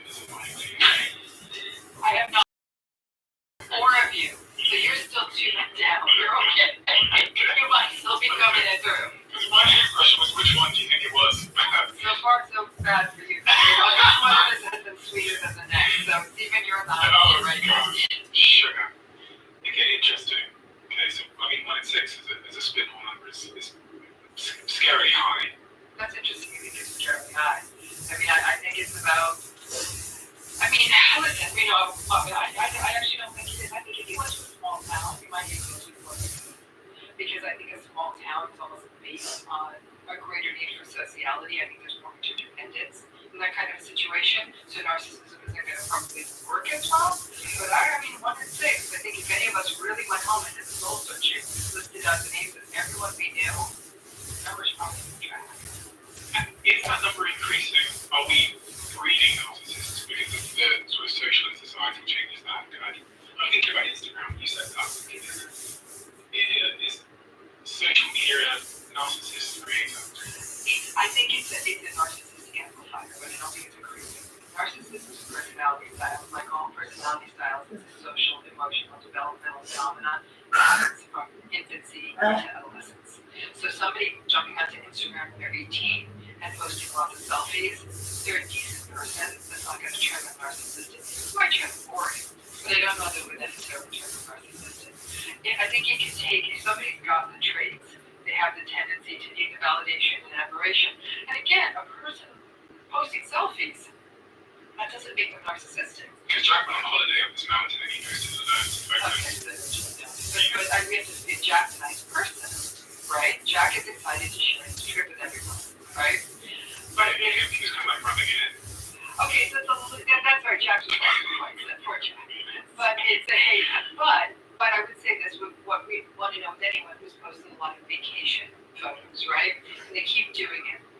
How present are they when you're actually with them? If you say like, listen, Jack is the loveliest person in the world, and Jack loves sharing his vacation trips, and there's a little bit of schadenfreude in there, like, you know, but he's a sweetie, then Jack's off the hook, right? I think though that what social media has become is it has taken, once upon a time, probably, you're not so young to remember this, but I remember it as a full-grown household. Is that I can tell you that if I go backwards to when I first heard about social media, it was really back when. And I remember looking at it, and I was already studying narcissism, and I said, oh God. It was really like, it was almost like Houston, we have a problem kind of thing. And someone else had shown it to me. And I thought to myself, this is going to create my narcissism. But once upon a time, for a narcissistic person to get validation, they'd actually have to have a shave and a shower and get out of the house. You couldn't just sit home and get validation. You had to go to work, get it in the family sphere, get it in your town bar or pub or something like that. But it wasn't going to come home from you just sitting on your ass at home taking pictures of yourself. Because I don't know if you've ever tried to take a picture of yourself with a camera. You're either going to hit your head or your mouth. Like, that's how we used to try to do it, right? So now there was a tool for these people to have a megaphone to say, look how wonderful I am. So a person who was already narcissistic, this was going to harness it. And so it was an accelerant on a fire that was already burning. But I don't put the house though, isn't it? Which sounds like it's a safer place for it to be. Well, the point is, keeping them in at home rather than but I still think that what it did, though, is now we get into a bigger philosophical question. This many people depicting lives that are, look how much better my life is than yours. Look how together I am. Look how great I'm doing. While that might be something the narcissistic people will do to offset their sense of insecurity, because that's sort of the core wound in narcissism, there are other vulnerable people who are watching that content who are not narcissistic, but already feel like they don't measure up, which created this really messy space of people who already do value themselves, looking at these lives far better than theirs, and wondering what's wrong with me.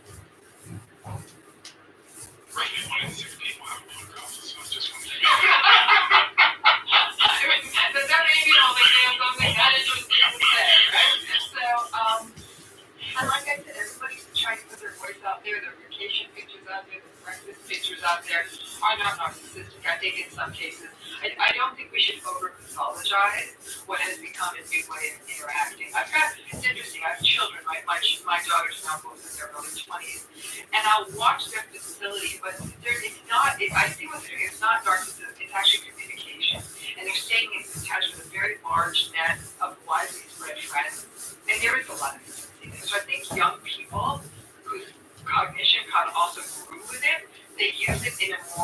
Steve was like, listen, what's it been around?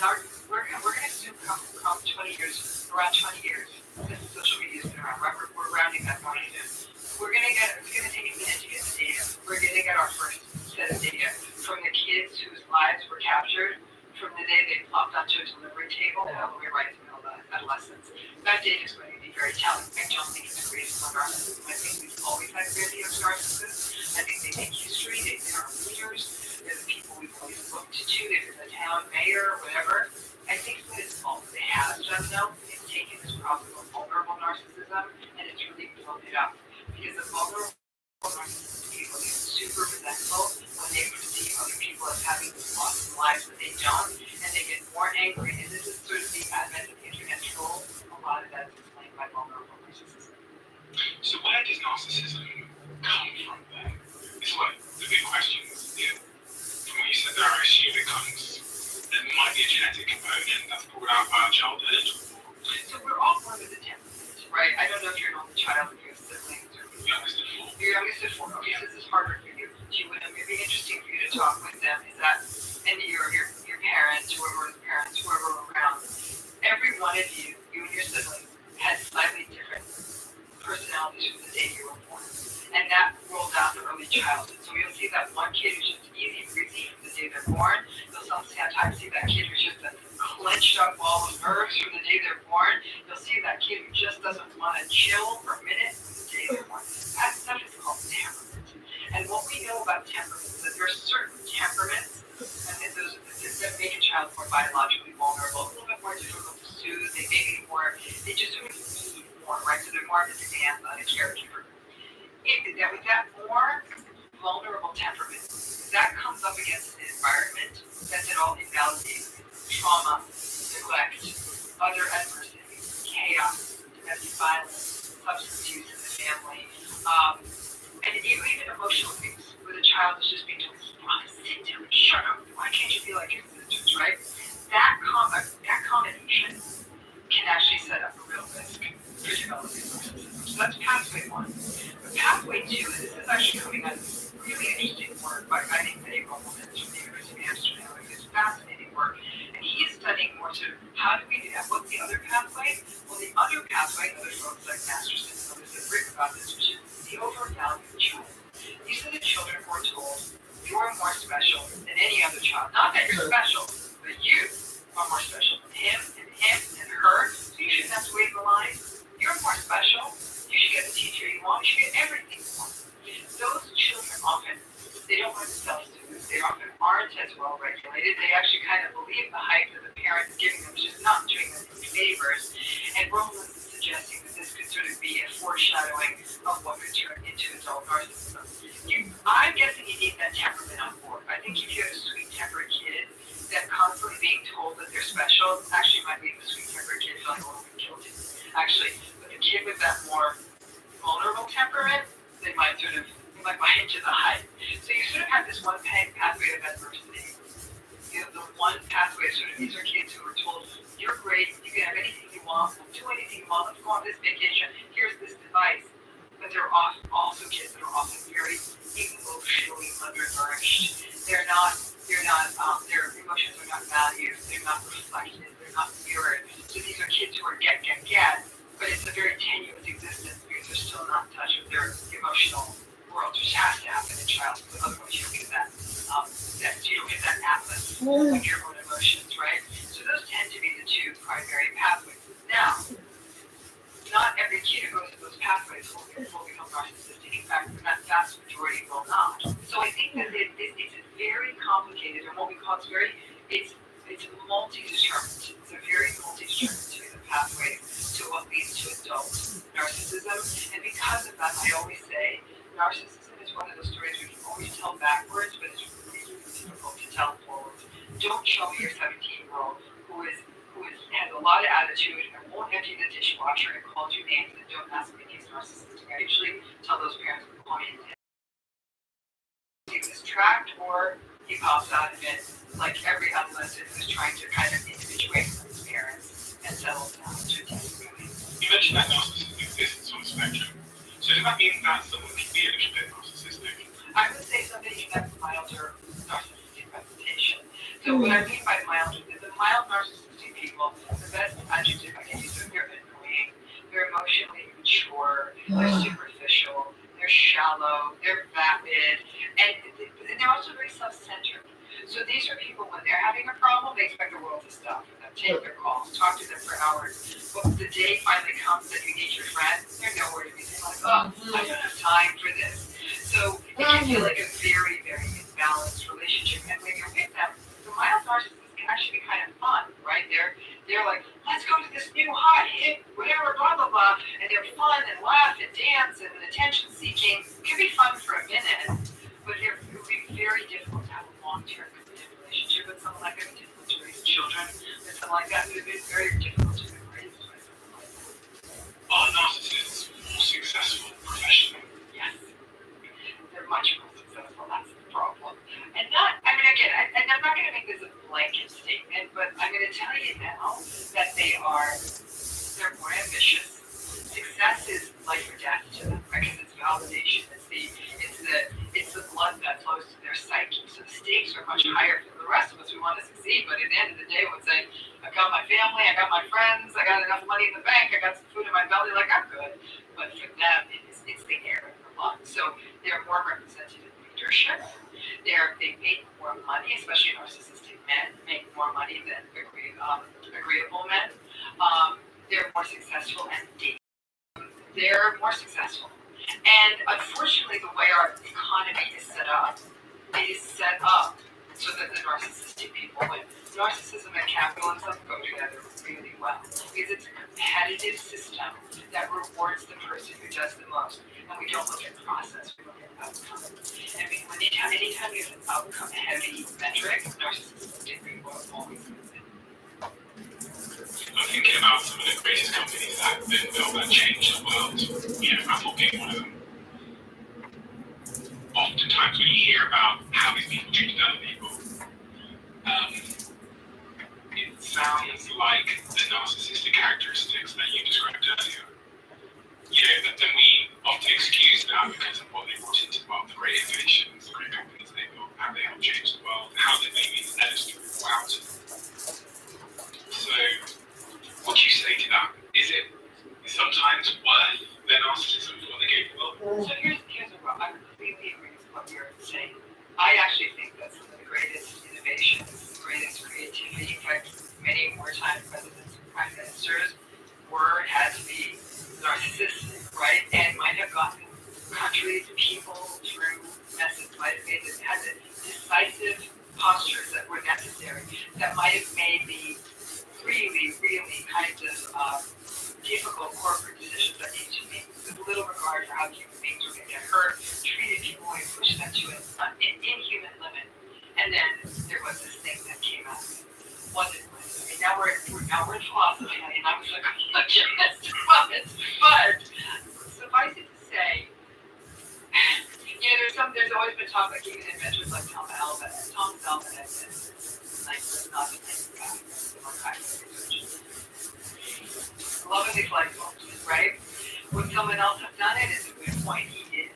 And so I think the innovations are important. I think narcissistic people are built for innovation. They're grandiose. They're dreamers. They want the agility. They want to do the big thing. They want to be on the big tech stage and have all the attention on the beautiful video and the simple thing. And they want that. That is their everything.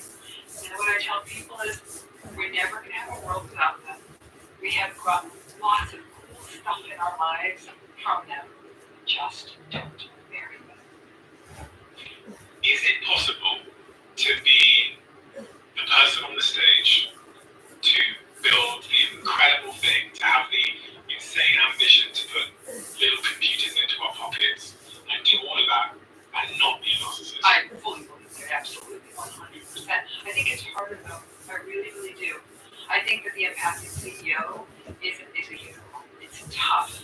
And because they're answering to so many masters, right? They're answering to shareholders, they're answering to rank and file, they're answering to management. I would want that job. I'm a very agreeable, empathic person, and I gotta tell you, I'd rather do any job than that. I'd love the money, but it sounds terrible. And I think that the kind of shape-shifting and chameleon-like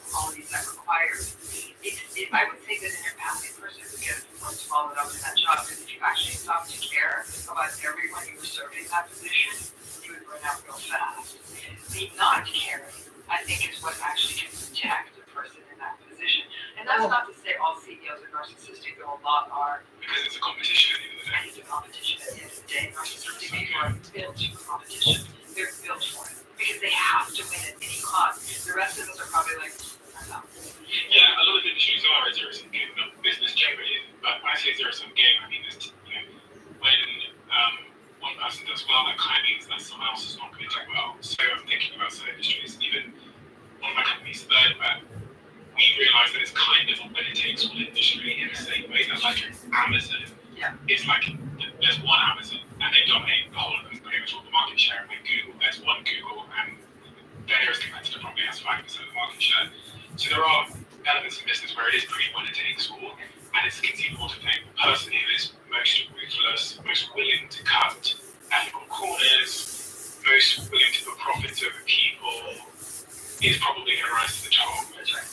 So, generally, especially at least in the short term. In the short term, but the thing is that they'll catch up. Yeah, all their bad ethics will catch up with them. Oh, they're bad actors will catch up. And they'll end in jail, which we see a lot. We see it, and I think for some people it was a worthy gamble because they could have potentially won it all, right? Or they truly believed they were going to get away with it. And I think that's what makes the word arrogant. Arrogance is at its deepest level is I'm going to do the bad thing. And What about money? Does money make you more narcissistic? here's where it gets to be an interesting conversation. And I write about this actually for my other book, Touching of Land, where money breeds privilege. Money breeds entitlement. So I call the sort of phenomenon of people never touch the ground, right? People have enough money, they're whizzed to airports and cars, they don't stand in the TSA line with the unwashed masses like the rest of us do.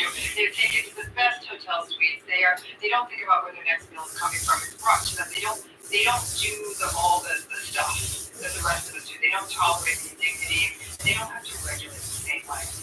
So when a person has money for long enough, that feet never touching the ground creates what I call the sort of privileged entitlement.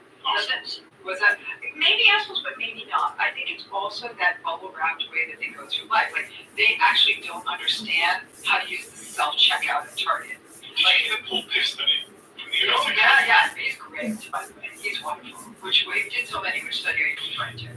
The one where people are made to feel wealthier, and when they feel wealthier, they were more likely to endorse unethical decisions such as stealing office supplies and stealing candy. People who were made to feel wealthier also gave less to charity. People who were made to feel wealthier expressed happiness through feelings that were self-focused, such as through pride, contentment, and amusement. And people who felt less wealthy were more likely to agree with statements that were focused on others. That's right. Which kind of suggests that being wealthier and feeling wealthier makes you more of an asshole. It makes you more of an asshole. It makes you more self-referential, right? So I think that, does that make sense? Surprising. Yeah. I think we ran out. Not at all. Because I think that, again, Paul's research is great, by the way. He's wonderful. He actually did another research study where he studied, he went to busy intersections in Orange County. He's a professor at UC Irvine. I wasn't the time I met him. And they put a busy intersection, stop signs, not red lines. And he found that people who drove luxury cars were far less likely to make a full stop at the stop sign than people, compared to people who had more sort of, middle level cars. I mean, it was fascinating. So there's at least a dozen published studies that show that narcissistic people drive more dangerously. So it's an interesting kind of accumulation. But for the money part, I don't believe, like, if a person was a full-grown adult, 30, 35 years old, and they were an agreeable, warm, self-aware person, and they made a lot of money, okay, you turn them narcissistic, I do think you might undercut that self-awareness because they may be sort of pulled out of the world that the rest of us live in. So there might be unrealistic expectations for how the world, like, why are we waiting in this line? I'm like, well, that's what we do is wait in this line because they've come out of it, but they're not cruel about it. Making me wait in line. So it's not a dismissiveness, it's like, how is this so inefficient? There's like a disconnect, I guess. So I wouldn't say money. I think what he's showing is that money creates a self-centeredness, right? As you thought it might go the other way, but I think that we sort of double down on sort of keeping it. I mean, there's an importance. I mean, money is the ultimate source of narcissistic supply. Because delivers power, it delivers admiration, it delivers a greater likelihood of getting sex, of getting laid, it delivers all these kinds of stuff. So quest for money is the surest quick ticket way to get this thing called narcissistic supply. So you'll often see them attempting to do that by any means possible. So but they're driven to the money. I don't think that the money is what makes people rotten. I think the bubble wrapping at that point makes them entitled to a different conversation. How do you know if you are a narcissist? If you're asking me Does a questions, narcissist you're probably really know not. one? Is there a narcissist test we can do? There's about 5 to 6 tests out there that are designed to detect narcissism in its various ways. All of them have flaws, like I said, and it's not even fully the fault of the test, because this is a very difficult thing to measure, right? We're trying to measure things that are not socially desirable, right? That's really tough to measure. So a lot of the narcissism tests will measure things like this, and some entitlement, assertiveness, self-importance, that people may not find as offensive, but the research actually shows that narcissistic people overestimate their empathy and underestimate their negative effect on other people. They do not have a clear look at themselves. They really have an almost deluded of who they are and how they go through the world. So when a person says to me, I think I'm narcissistic, I always say, hold the presence. You need to tell me a little bit about you.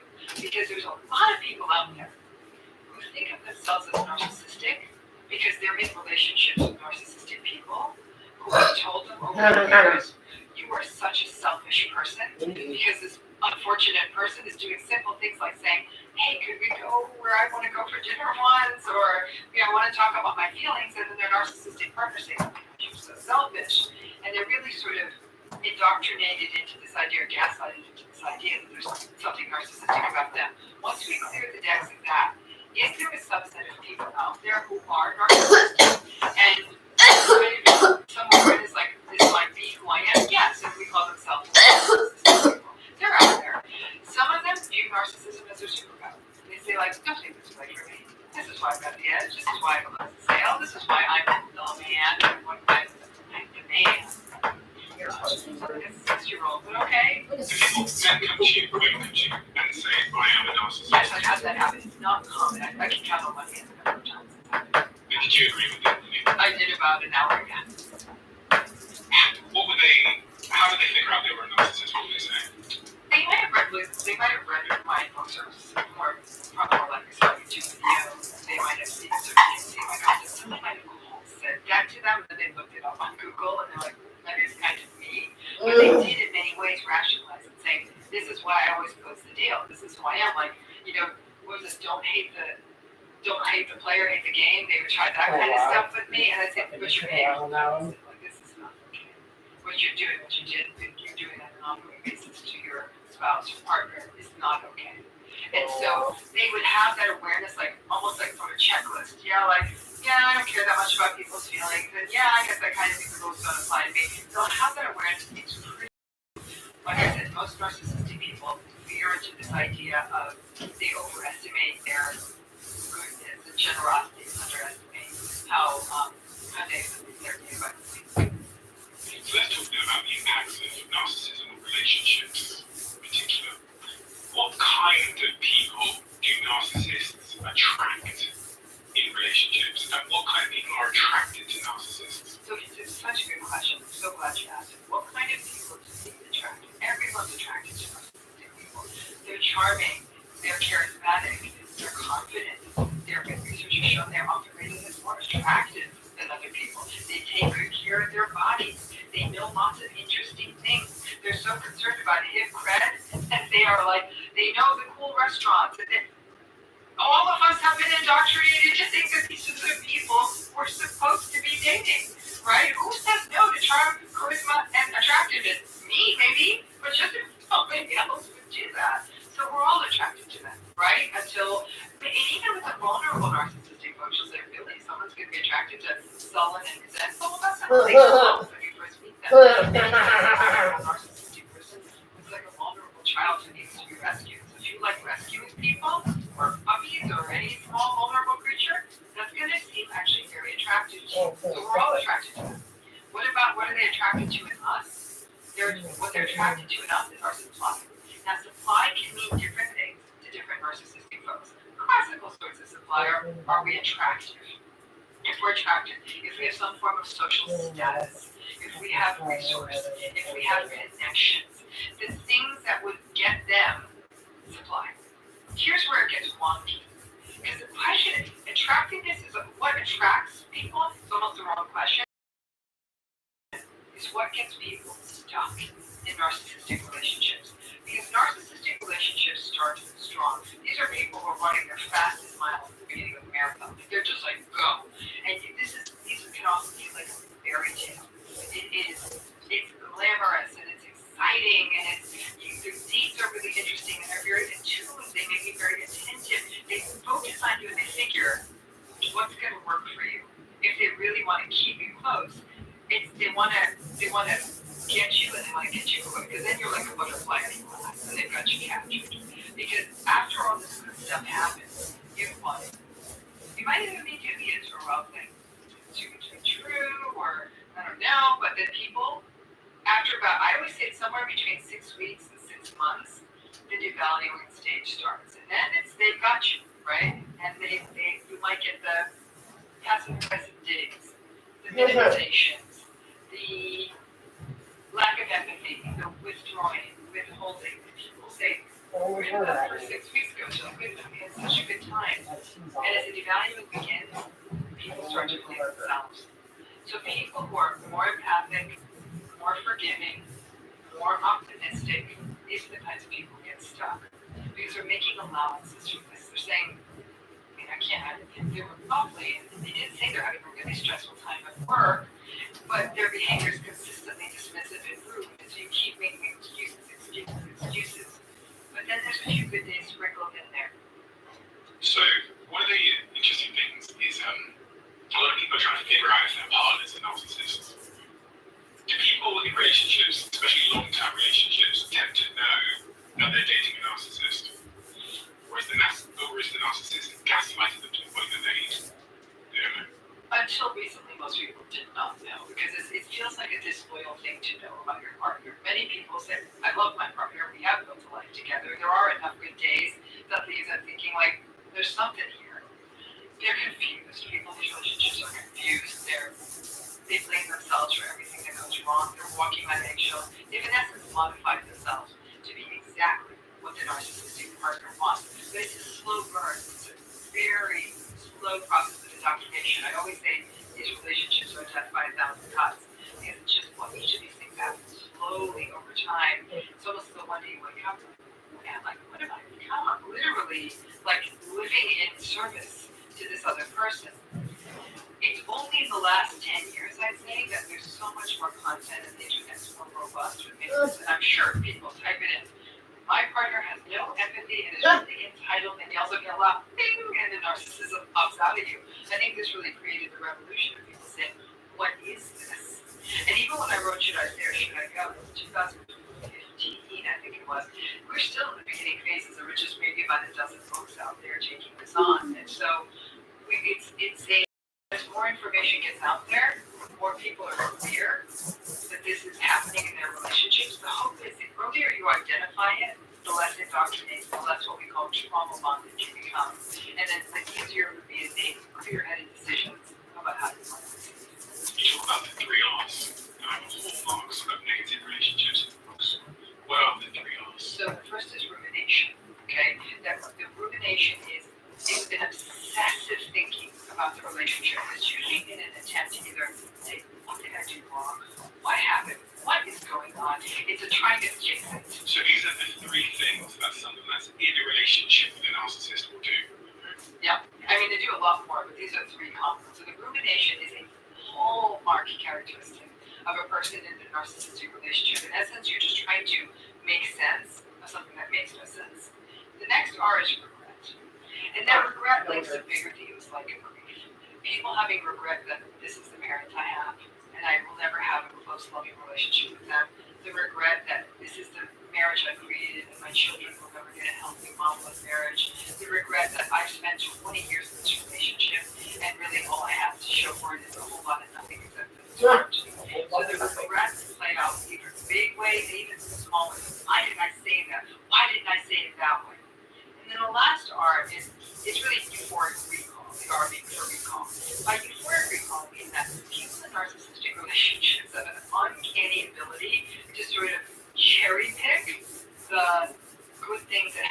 relationship to keep rationalizing and justifying it to themselves. So they might be in a narcissistic relationship with a person that really treated them heinously for months.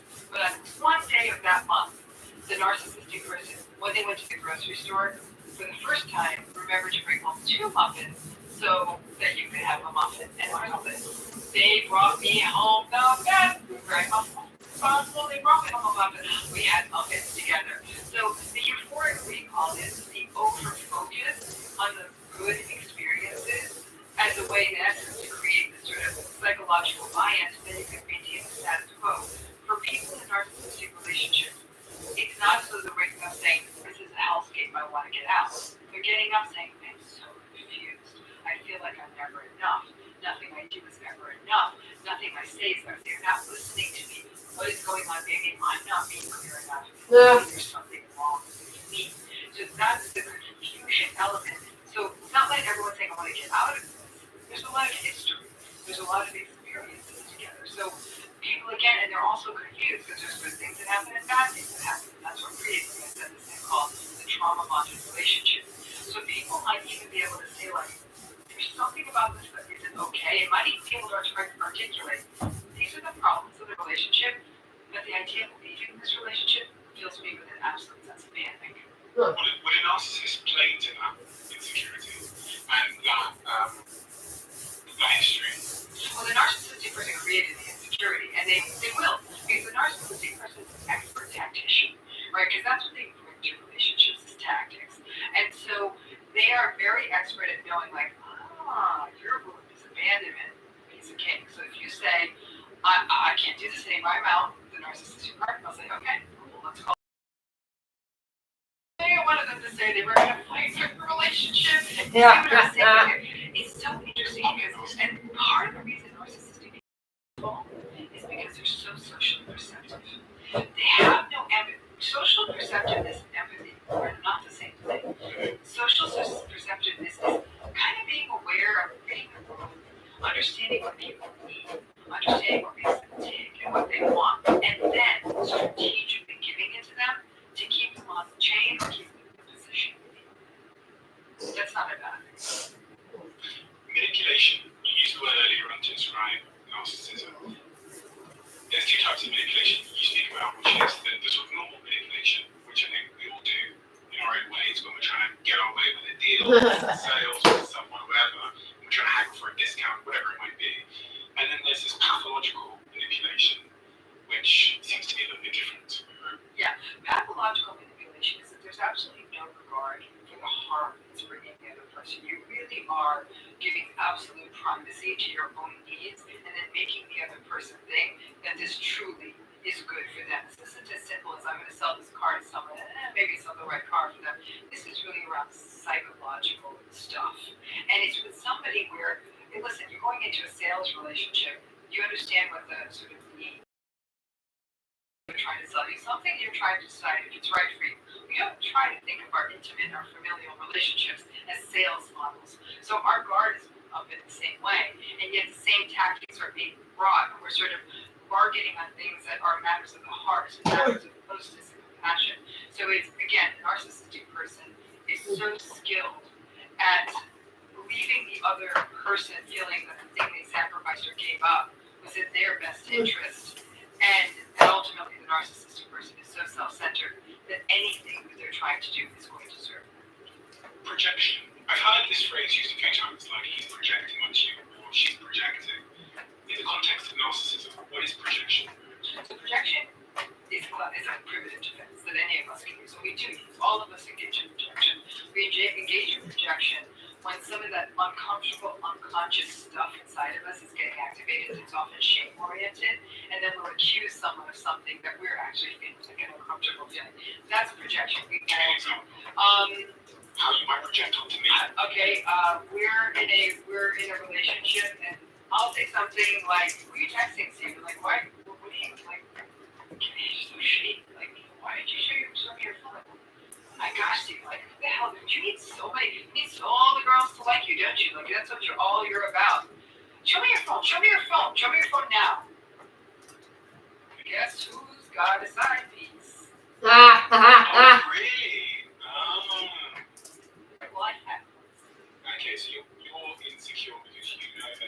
Not insecure. I'm doing a bad thing. Are you still pretending? Oh, no, I know. Okay. So we're done. That's a good joke. Not me. Even though I did just I'm going to be with my new guy. Okay. So, but I'm giving you like such a low-hanging fruit example. It's any time we might accuse someone of lying or lying.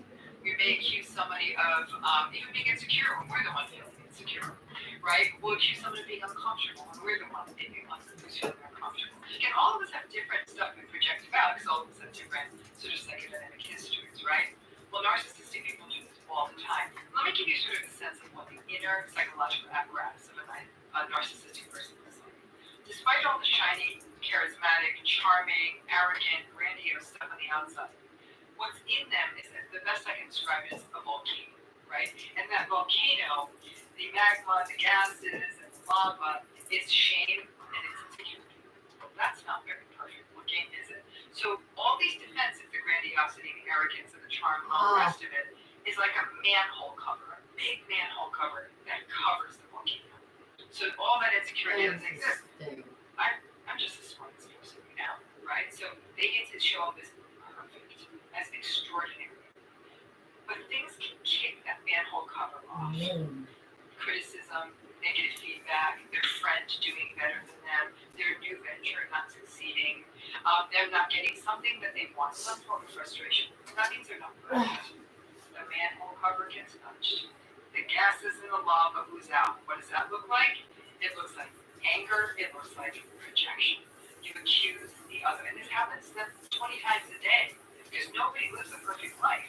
We get disappointed all the time. There's traffic on the freeway. We have to wait for the elevator. The people at the coffee shop screwed up our order. Our public offering didn't come up. If you think it's small things, it doesn't matter.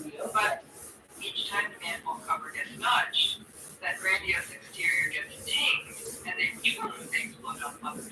And that often is like projection. And that projection allows them to maintain that idealized interior. Can they take feedback, narcissists? Like, do they listen to it? Do they? Yeah. They can't They take feedback. really don't think you choose, right?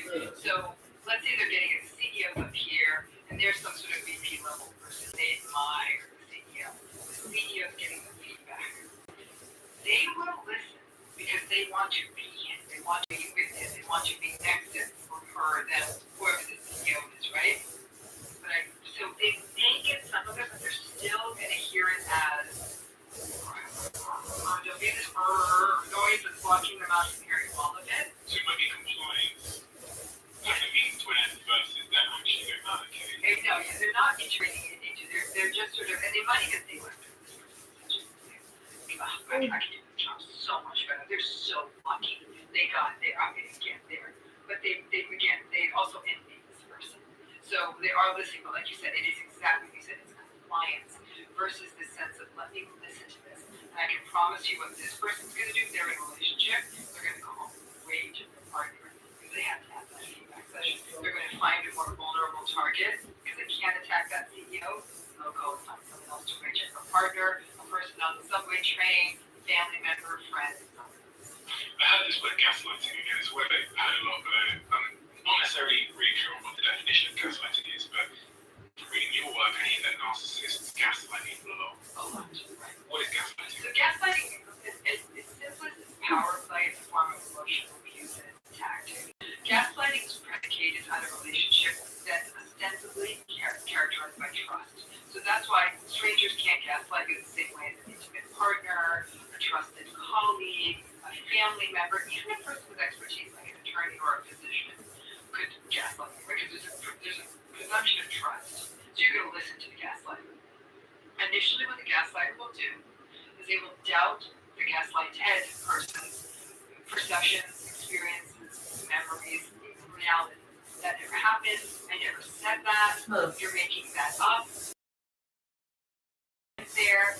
So now this person's a little confused because their reality is saying it is. Initially, a person will fight back against the gaslighter. It's like, we absolutely went there. Do you want me to show you the pictures on my phone? No.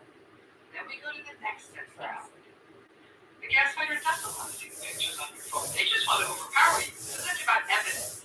This is about them overpowering you. So they'll say, look, here's the pictures on my phone. And then the gaslighter won't say, right, we did go there. Then they'll say, oh my gosh, you're the most petty human being I've ever met. Is this what it is? You're just going to go through your phone to find the pictures to prove something to me? Is that what this relationship is? I don't know that I want to even be in a relationship like this. Now, this poor person who's being gaslighted is thinking, I just showed them the pictures to prove the point, and now I'm the bad one. And so they trust this person. So they think, well, maybe I am doing something bad. Maybe I am being petty. The gaslight doesn't have fun. It happens over and over again. It's an indoctrination process that leaves the gaslighted person utterly confused, completely out of their mind, doubting themselves, and they start to believe the critiques.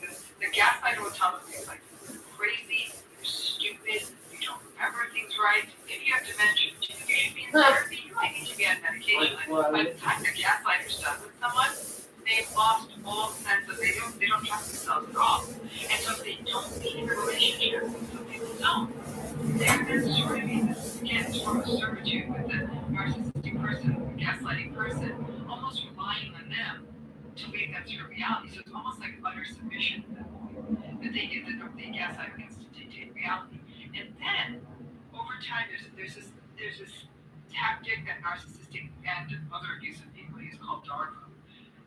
DARVO stands for deny, attack, reverse, victim, and offender. It's a construct that was developed by Dr. Jennifer Fry. Deny, attack, reverse, victim, and offender. So, what a narcissistic person will in a very skillful, in a cruelly skillful way do is, if the person, the gaslighted person, ever attempts to push back on something that the narcissist has done, like, you said you were going to be home by 9 o'clock last night, you get home till 1 in the morning. The narcissistic person will deny, said, that's not true. I didn't get home at 9, but I did come home at 1 in the morning. But again, like, what is your problem? What do? Like, you in the ADD guide all day to see what time I come in the door? And you know what? Like, I can't believe that this is my life. I work so hard to keep us in this fabulous house. I work so hard so you can stay home. And I'm the bad guy? Like, I can't even believe that this is an issue. Like, you put me through so much. He wasn't the one, and he knows it. But now he's shut this conversation.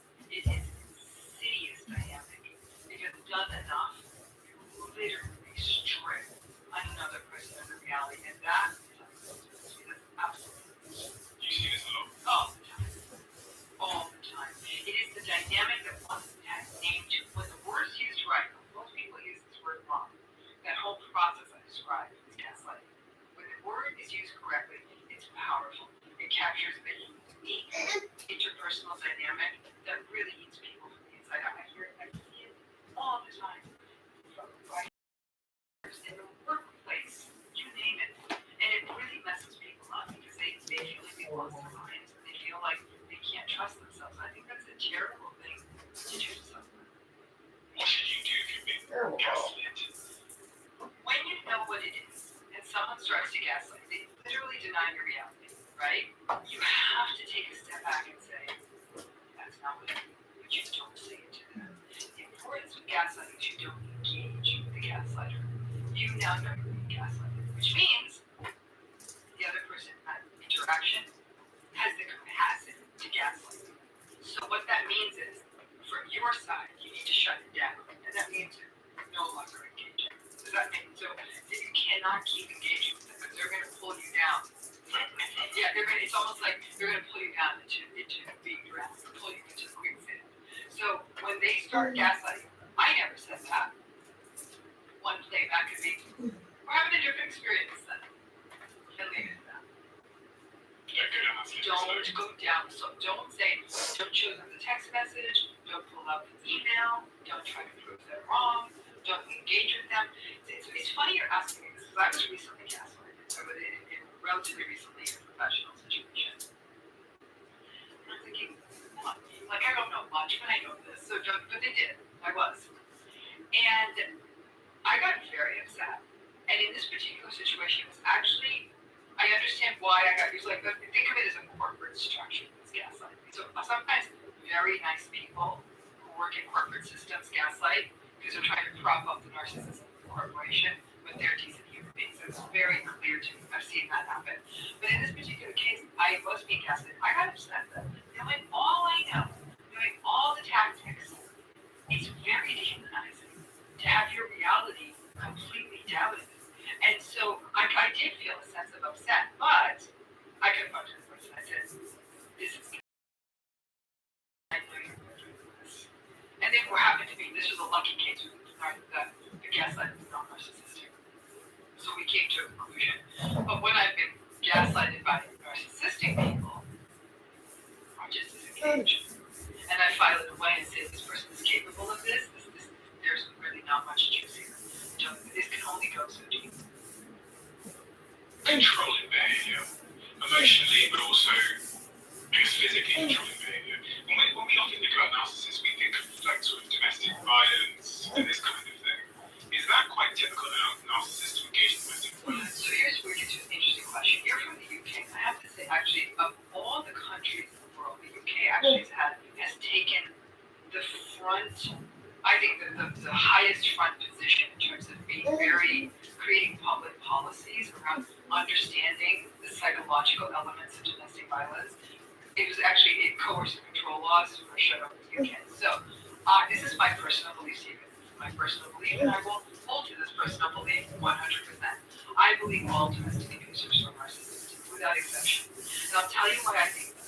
The capacity to tell someone, I love you, I'm going to care for you, we're in a relationship, and then to emotionally, physically, or sexually assault them, that's zero empathy. That's tremendous entitlement. It's incredible arrogance. That's narcissism. There's a lack of self-awareness. There's a lack of awareness of the other. And I think this is why so much of the domestic violence intervention program, they don't work. Because how are you going to undo someone's narcissism? That's my belief. And I know that this is a very controversial conversation in the field of domestic violence. Back in the 70s, there's a real pushback on this. I don't think that anyone who does domestic violence work will ever doubt that there's a personality issue in these folks. But the concern was if we made it about narcissism, we'll pull the focus away from their behavior, right? But I think the two things go together. The behavior is unacceptable. I don't give a damn if they're narcissistic. And this whole idea of does the narcissism excuse the behavior? Never. If the behavior is unacceptable, it's unacceptable. I don't care about the backstory because it means it's going to happen again, and it always does. Narcissism at work. How do I know if my boss or my manager or my CEO is a narcissist? And what should I do about it? Do I quit the job? So if you believe that someone who you report to, a manager or boss or someone like that in a job is narcissistic, you're going to feel it in the sense that you don't feel seen, you don't feel valued, you feel like the workplace is unpredictable, you feel like it's unfair, that it's inequitable, you might even feel that it's psychologically unsafe, you might feel that the way people are praised and get credit for their work, again, it doesn't have rhyme or reason, it is inequitable, it might be a lot of gossip in the workplace. Those are the things that would suggest a workplace is narcissistic. You might be working for someone who's narcissistic. It's a tough. A lot of this might depend on the nature of the organization. I always tell people, if you suspect that your boss or manager or somebody who report to narcissistic, start documenting the hell of it. Because one thing HR doesn't care is you cannot roll up to an HR office and say, I think my manager's narcissistic. You're going to need documentation, which means saving emails and text messages and voicemail and minutes of meetings. And you're going to need as much information. Try to avoid meetings alone, all that stuff, to have that sort of evidence base. If you're at a large enough company where you might be able to switch to work under someone else's management, especially if you still believe in the company. Some people might say, I love the organization, I can't stand working with this person. They may find that working with someone else will allow them to preserve the institution. But in a smaller employer, or where that's not possible, some people might try to stick it out the best they can, but documenting is not going to make it easier. So some people will find that ultimately if they can't outlast the narcissistic boss or manager, which they often can, they will look for other employment. Some people also find a lot of solace in collaboration. So just because you work for a narcissistic manager doesn't mean you're colleagues are narcissistic, and there's some interesting research suggesting that some really powerful collaborative relationships can come when the leadership is narcissistic, but the teams actually come together even stronger. It's almost like they're united against a common enemy. I want to make sure I'm giving enough advice to someone who is currently dealing with a narcissist. All of the things that you said to them ring true. They can relate to everything you said. Are you telling them to get out of that situation? No. And it's something that's very, very important to me, is that people don't feel compelled that they have to get out, because they can't always get out. And I think if we put that one disability pathway, then people who can't get out might say, now I'm just supposed to sit here and suffer. The answer to that is no. In my book, what I talk about is this idea: if you're gonna stay in a relationship, right, for whatever reason, it could be a family member, and you still don't want to fully walk away from your family origin. It could be a long-term marriage, and you've got minor children, or there's financial or cultural reasons. It might be a job you've had for a long time, and you're not financially in a position to step away from it. It might be a friend you've had a long time. Your reasons are yours. And so I always say to people, you must never feel pressure, unless it's dangerous. Let's take dangerousness out of the equation, right?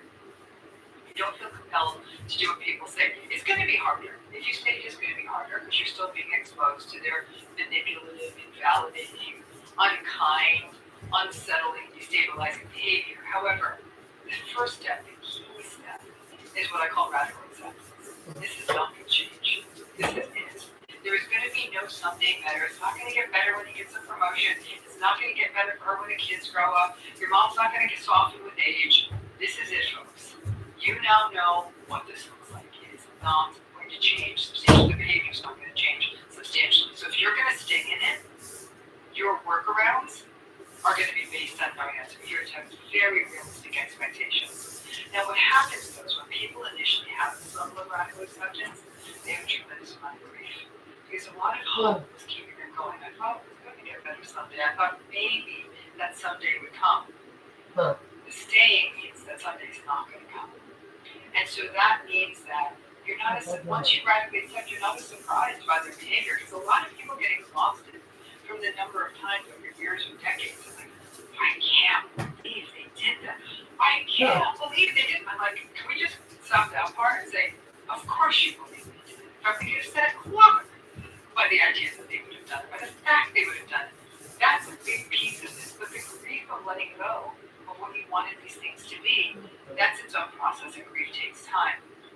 But, as you come around through that, as you come around the bend on that, you really do radically accept you need some tools. And probably the biggest tool of all is social connection with people who are healthy, empathic, attuned, responsive, compassionate, and respectful. Whether that means you might have friends who will support this for you. It might be enhanced by getting into therapy. You might join a support group. You might meet friends at work. There's many ways you might try to do this, but you can. Because if you're going to stay, you're going to need spaces where you're not gaslighted. You're going to need spaces where you are seen, where you are valued, where you are cherished.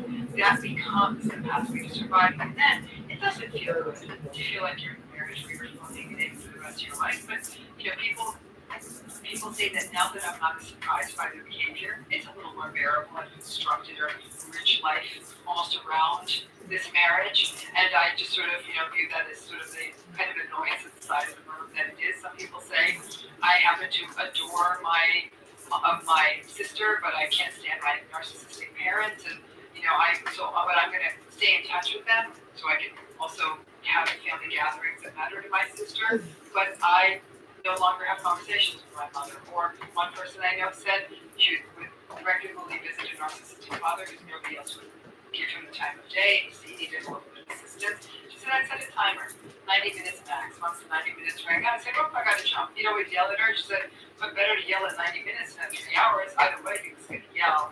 So people get into this space of accepting what this is and its limitations. Some people over time, they still decide to leave, but not at that moment. But staying and not radically accepting it will destroy you. Can you be happy in a relationship with a narcissist? You can be happy, but not with the relationship. So you don't think you can be happy with the relationship? I don't.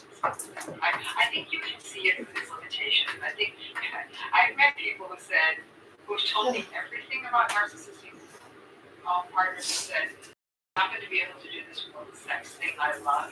And so that's just, I mean, all the rest of it's all we can't anyhow, so we do the sex thing. It works for me.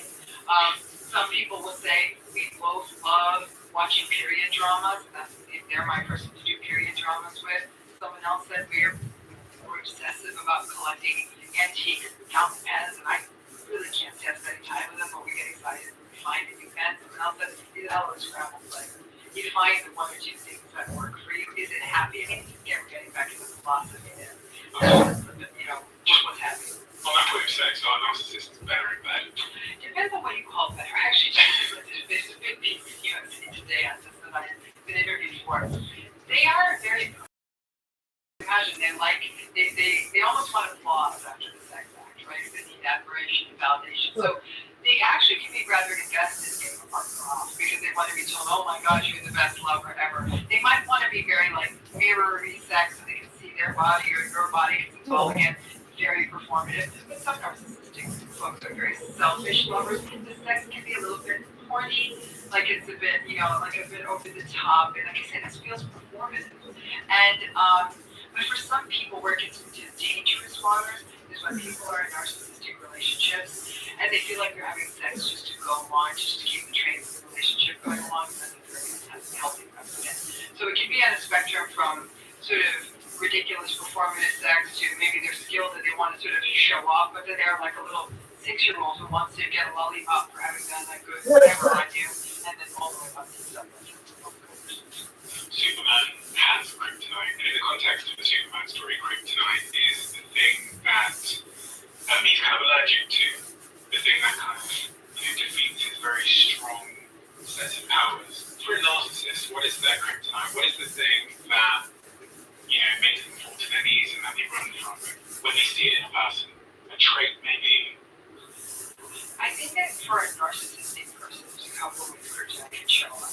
I think that the kryptonite that we can bring into it is not engaging with it. Not giving them the satisfaction of fighting, not getting into the mud with them. But we have to be strong in the face of that because they're going to want the fight. So they're going to push and they're going to push and they're going to push and try to poke us and make us take the fight because they're really good at fighting. Another thing that's kryptonite for a narcissistic person is a person who's much, much more powerful. Because they sort of feel cowed by them. So if they, like I said, I gave the example of the sort of middle level narcissistic person working in a large organization, and then they meet the big CEO, and it's really, really rare if you have one of those empathic CEOs, and then the narcissistic person who's almost trying to get into the good books with this empathic CEO and all their usual tricks aren't working, that would definitely be a bit of kryptonite too. But the very person that they envy wants them to be sort of warm and fuzzy and all the things that they have contempt for. But I have to say, not engaging with a narcissistic person is the ultimate kryptonite, and not sort of moving and eyeing. Narcissistic people are very used to people moving and eyeing them. What about authenticity? I saw you talk about that once, that they don't like people that are authentic. They feel threatened by people who are authentic. So, and to show up as your authentic self in a narcissistic relationship can actually be, I don't think dangerous, I put dangerous in quotes, so they're going to beat you up, but they're not going to have it, right? Your true self, your authentic self, they're going to mock it, they're going to have contempt for it, they're going to, if you're not solid in that authentic identity, to dismantle it, which is why many people struggle. They don't know they're dealing with a narcissistic person. They may struggle with authenticity in a narcissistic relationship because it gets dismantled. It's hard enough for us to get to authenticity. Dismantle it, especially when we're younger. I think authenticity, the odds of it happening, grow with age. It's hard to be authentic. But if you remain solid in your authentic identity around the narcissistic person, they'll actually probably get bored, which is always the hope. Right? They may ramp up for a little while, but then you're just not an interesting target to them anymore, so then they'll sort of slowly lose interest in one another. Famous narcissists. What famous people are? Oh shit, you think we're famous people? I think a lot are because the quest for fame is very much right? So I think most people don't want to. They really don't. If you talk to the average person, do you want to be famous? Like, hell no. I want to be able to go to the grocery store and have no one know who I am. I want to be able to live my life without being recognized. So I think we talk famous people, you're setting up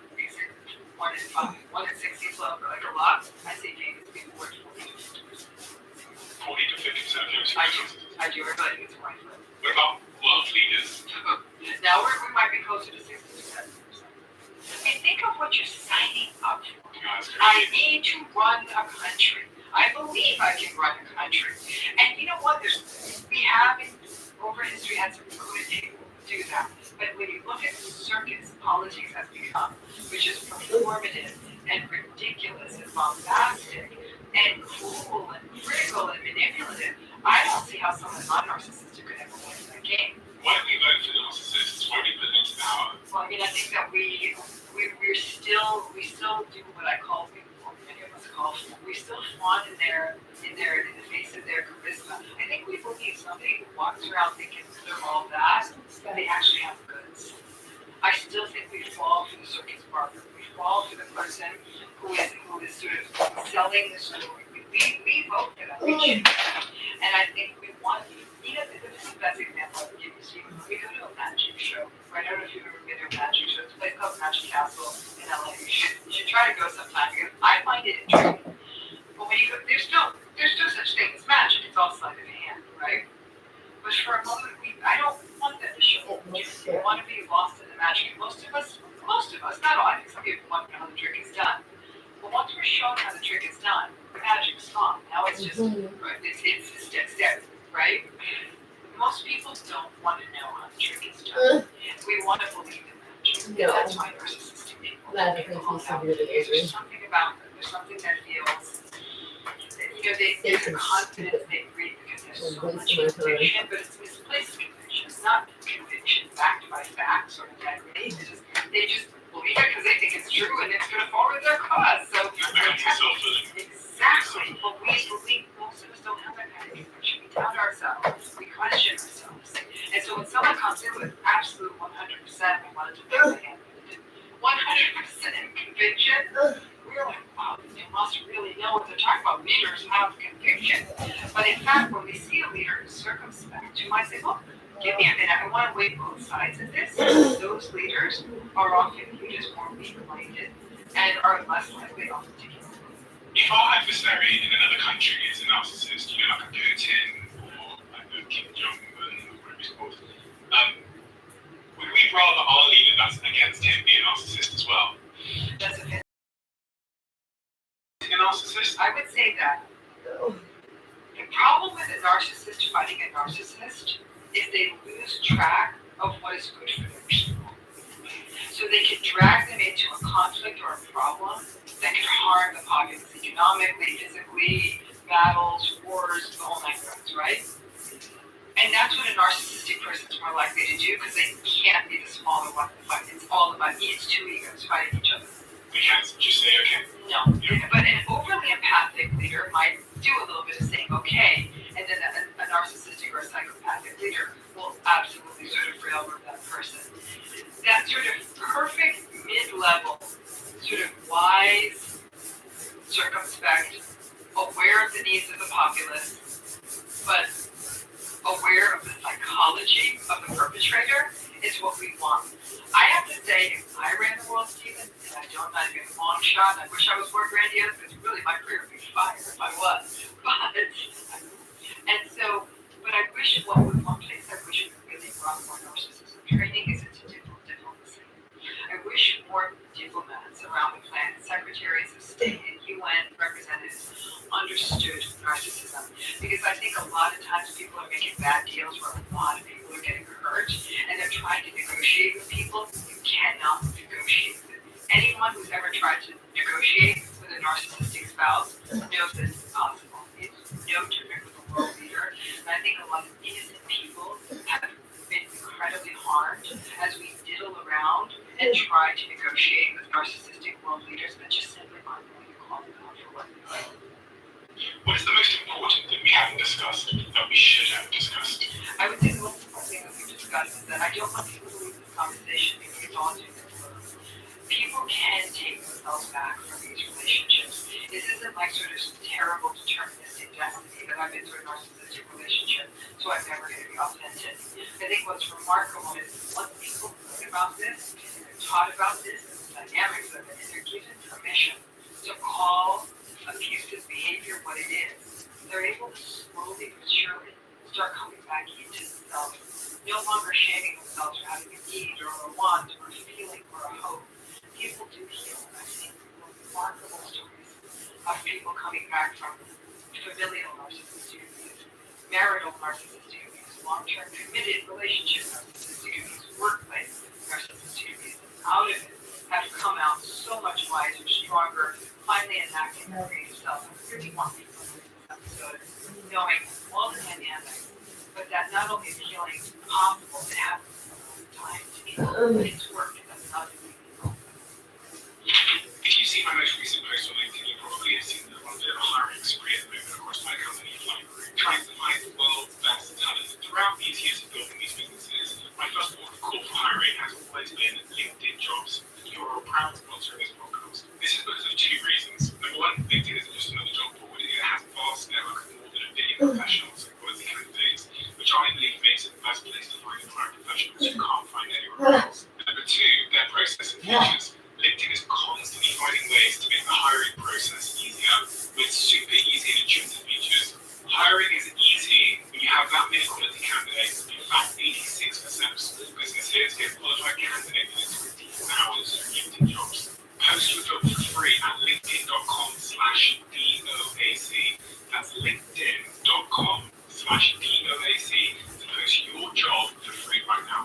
Of course, terms and conditions. We have a closing tradition with the last guest leaves a question for the next guest. In the diary of the CEO. Not going to give that info. The question here that we left for you is, which was your darkest day and how did you turn the lights on?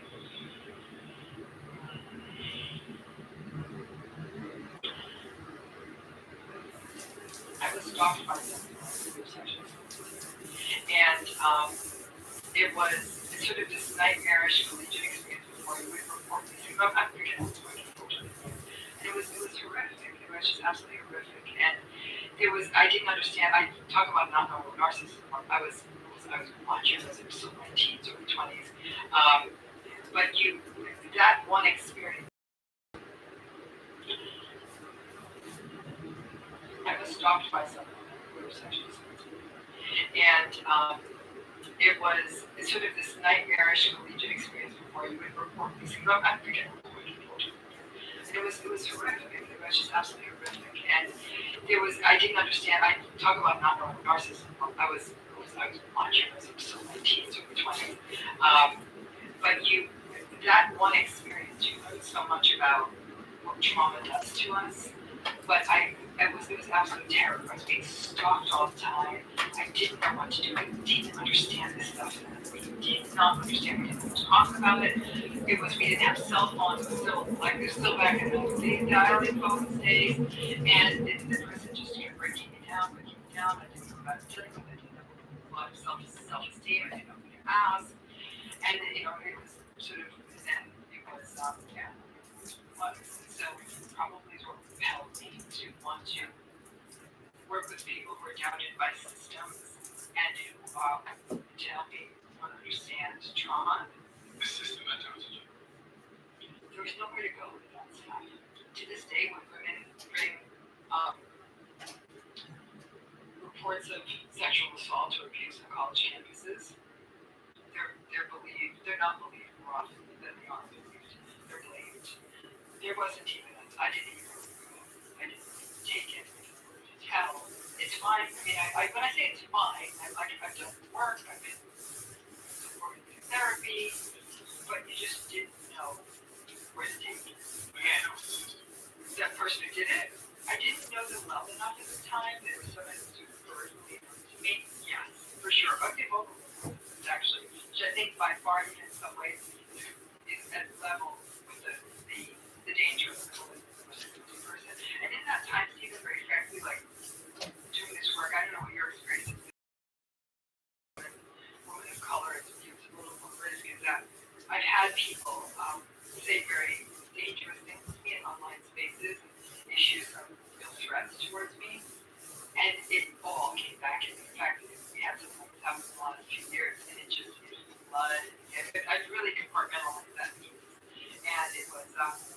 And it all comes to that. Like when you went through something like that, you felt, again, back then it wasn't online stalking, it was using phones, it was following in places. My things were being stolen. There's a lot of gaslighting.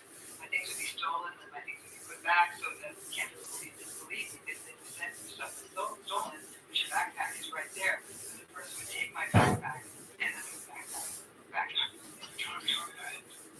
I love it. Is that why you did it?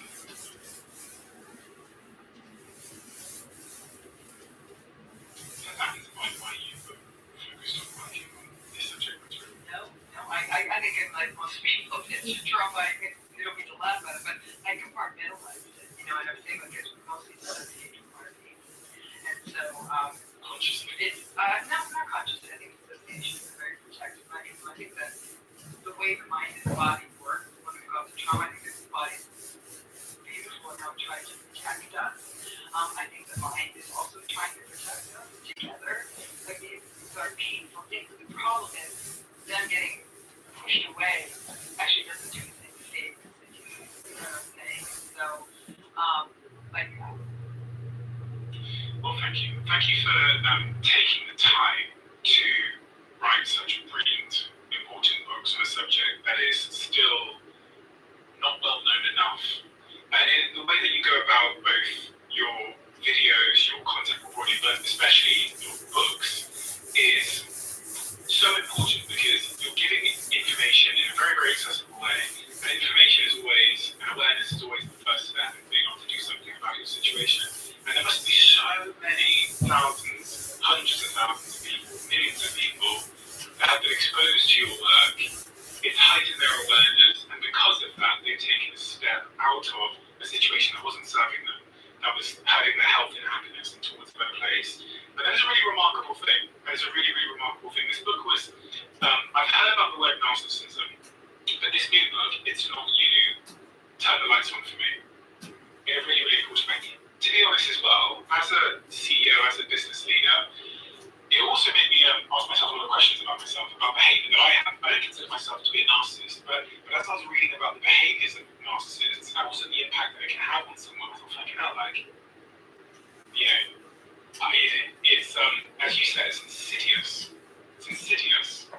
And I think, I'm right in saying, we can all exhibit some traits of narcissism sometimes. We kind of just, define that as being an arsehole or whatever. And it really made me want to be a better person. It really, really did. Really made me want to be a much, much better person. So thank you for that. Thank you for shining light on the subject matter, and thank you for all the means that you've helped through your work. I love that. I mean, I think that that's such an interesting take on it that we do sometimes in our narcissism. But we, you know, we're not even because we are narcissistic, but to use recalibrate those behaviors. I think the better we all can be, the more we're fortified to choose someone who has these qualities come into our life, that we don't give up on ourselves. And I think that that's the more good we can sort of create in our universes, that that's going to happen in your life. So thank you. Because about a year ago, I became obsessed with sleep to the point that, as many of you know, I pretty much have it as a non-negotiable. One of the things that I found is a brand called Sleep that sponsors this podcast, and that is the cover that I have on my bed. Some of you will know that in order to have optimal sleep, our bodies need to be a certain temperature, and there's slight variance between all of us. That's exactly what sleep does. It learns.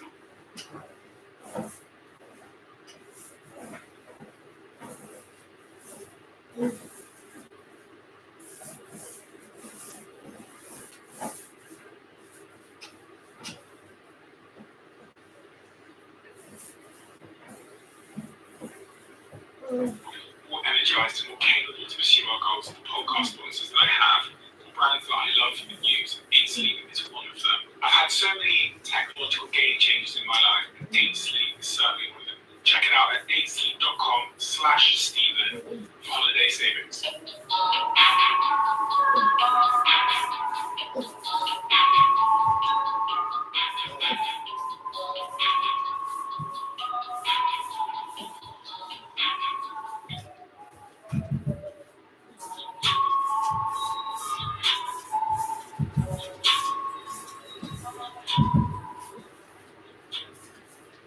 Hi, Lindsay Central here in Casimir.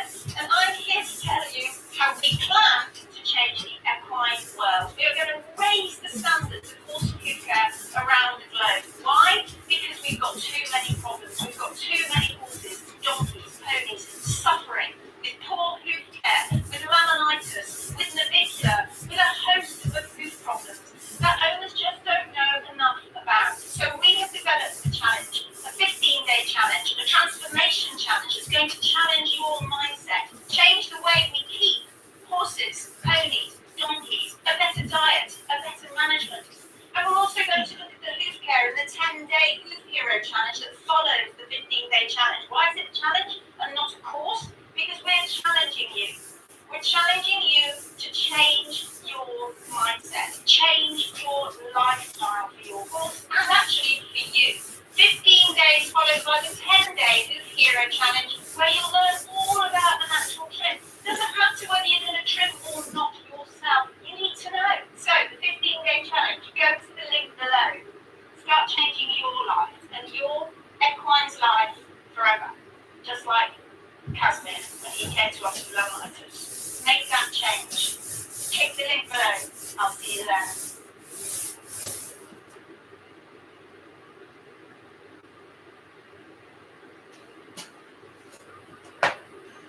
If we're in a manipulative, toxic, or narcissistic relationship, then we will protect ourselves, stand up for ourselves, and gain what you call an F-up resilience. What can we say and do to put them in their place? One of the tactics I talk about in my new book, and something I've talked about even long before this book, is this idea of not going deep. Okay? And deep stands for defend, engage, explain, personalize. I tell people, don't go deep. Don't defend, don't engage, don't explain, don't personalize. The best thing you can do is not get into it with them, right? You just don't play. And when you don't play, you're not going to get pulled into their madness, really. And it's because you can't win that. And it's harder. You might have talked about this on your show before. I remember so well what you said, because it stuck with me, which is this idea of, when I said don't defend, you're like, well, what if you know you're in the right? Like, I don't like the idea of not saying something that goes against the grain of who I am. But I thought you raised a really important point, which is, in some people's nature, is that they can't not defend. Like, if they really believe something's right, they're going to take the fight. To which I say, that you need to understand what you're getting into. So if you don't understand what narcissism is, you don't understand what this is going to look like, you don't understand gaslighting or any of that, you're going to get eaten alive. But if you know that's what's coming in you, it's almost like you understand the weaponry that's going to be headed towards you, you can then create, in essence, the defense. But it's the not defending is something very active you can do, because they're accusing you of something that's wrong. That's the core of gaslighting. Gaslighting is saying, there's something wrong with you. You must have some sort of memory problem or some other psychiatric issue. You need help. The mistake would be, I don't have those things. I saw a therapist. They said there's nothing wrong with me. They're like, well, of course, and then you go back, right? When they say something like that, honestly, the cleaner play is, okay. You just sort of play into their madness and say, sure, got it, great. And that's the not defending. And the other mistake alongside that people make is they explain themselves. Like, listen, if you hear my point of view, this will make sense to you. No, it won't. They're not listening. I can't explain this to survivors now. They're not listening.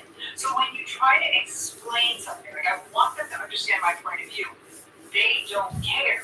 They want to dominate. They don't want to understand you. There's a difference, right? Domination is just boom. Understanding is collaborative. Like if a person says, I really want to understand your point of view, then explain, but they don't. And when you start explaining, thinking that maybe they'll behave differently, another mistake. The explaining, I think, one should never do. I don't think it's ever a good idea. The defending, I understand. Some people say, I feel like I'm a doormat if I don't defend myself. The explaining is, I just think it's off the table. And I think that once you know what you're dealing with, it's to shut the explain off. And all of this, maybe the goal is to start with the don't engage. The don't engage is you. If a person's ever been through a deposition, they kind of know what I'm talking about. You don't give long meandering answers. You literally answer the questions yes, no, or as briefly as possible. That's what you'll always be instructed to do by an attorney. Keep it tight. Silence is almost your friend in some ways, just like keeping it tight. Because really, when you're being opposed by an opposing counsel, they're trying to trip you up, right? That's the bottom line. And if you can view it that way, the narcissistic person in essence is trying to trip you up. So less is more. And the not engaging is basically that you don't initiate new conversations with them. You don't talk about yourself. You don't share anything about yourself. So it really becomes, I always say, I said to someone once, I said, having any form of relationship with a narcissist is like forever having to listen to an annoying podcast because they're not listening to you. Obviously, podcast you're listening to, they're not listening to you, and they're just yammering. If you're listening to a podcast, you're like, what is this person? Like, I cannot get this 5 minutes back, right? So that's what it is. If they're going to just talk about what they want to talk about in some whatever strange way they want to talk about it, and you're just listening. And in fact, and I'll give this technique after I get to the P, don't personalize, of ways to cope with it. Because the last P is don't personalize. And people say, how could I not personalize? This feels personal. Yeah. They would be doing this to anyone in your position. This isn't about you. It's not you. Yeah. It's really anyone who's in the unfortunate position of having to work with, listen to, be in a relationship with, be in a family with this person who will be going through what you're going through. They're not targeting you as a human being. They don't know you well enough to target you at this point. They just want what they want. So are they not targeting from temperament and characteristics? They want to draw you into a position of weakness, right? So one of the most classic narcissistic plays is, so they say something to you, you're like, no, you didn't hear that right. Let me explain my part. You're like, explain. And then they're like, yeah, no, you never said that. You're like, how can you not hear? I'm getting my phone. And you're like, oh, you're just spinning, okay?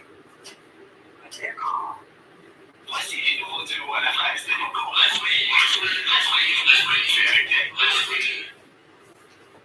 They're like this. Like, yeah, I don't have any recollection, but you seem a little crazy right now. Like, what's this? And you're like, what? Crazy? God, bang. The narcissist is so happy when that's happening because they look calm, cool, collected. You look insane, okay? And that reinforces that rhetoric of they're great, you're not, they're calm and well put together, you're dysregulated, out of your mind.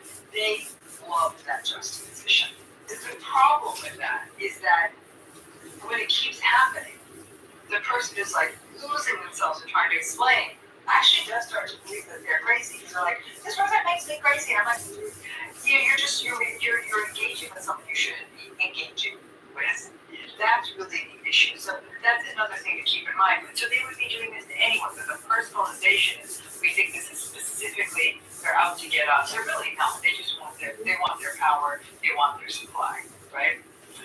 When they're doing this, when they're trying to draw someone into conflict, when they're gaslighting, when they're lying, all these things you know to be true, you want to shut it down, right? But there's no point cheering with them. I always tell people, they're showing you who they are. Old school Maya Angelou. Believe them. Okay? Believe them through their actions. This is what you're dealing with. And so when people get really good at this, in fact, you and I have a common friend in Mel Robbins, right? I was just on Mel's podcast talking about this. It was in the curriculum of my healing program just this last month. I talked about this idea of soul distancing, which is when you're with them and they're trying to draw you out, you're giving your simple, not cold, like you're, yep, nope, got that, sure, I hear that. Like you're giving, like you're engaged and listening to them, but they may ask you, how was your day? You won when you can say things like, yeah, no, a little bit of this, a little bit of that, not know what's going on.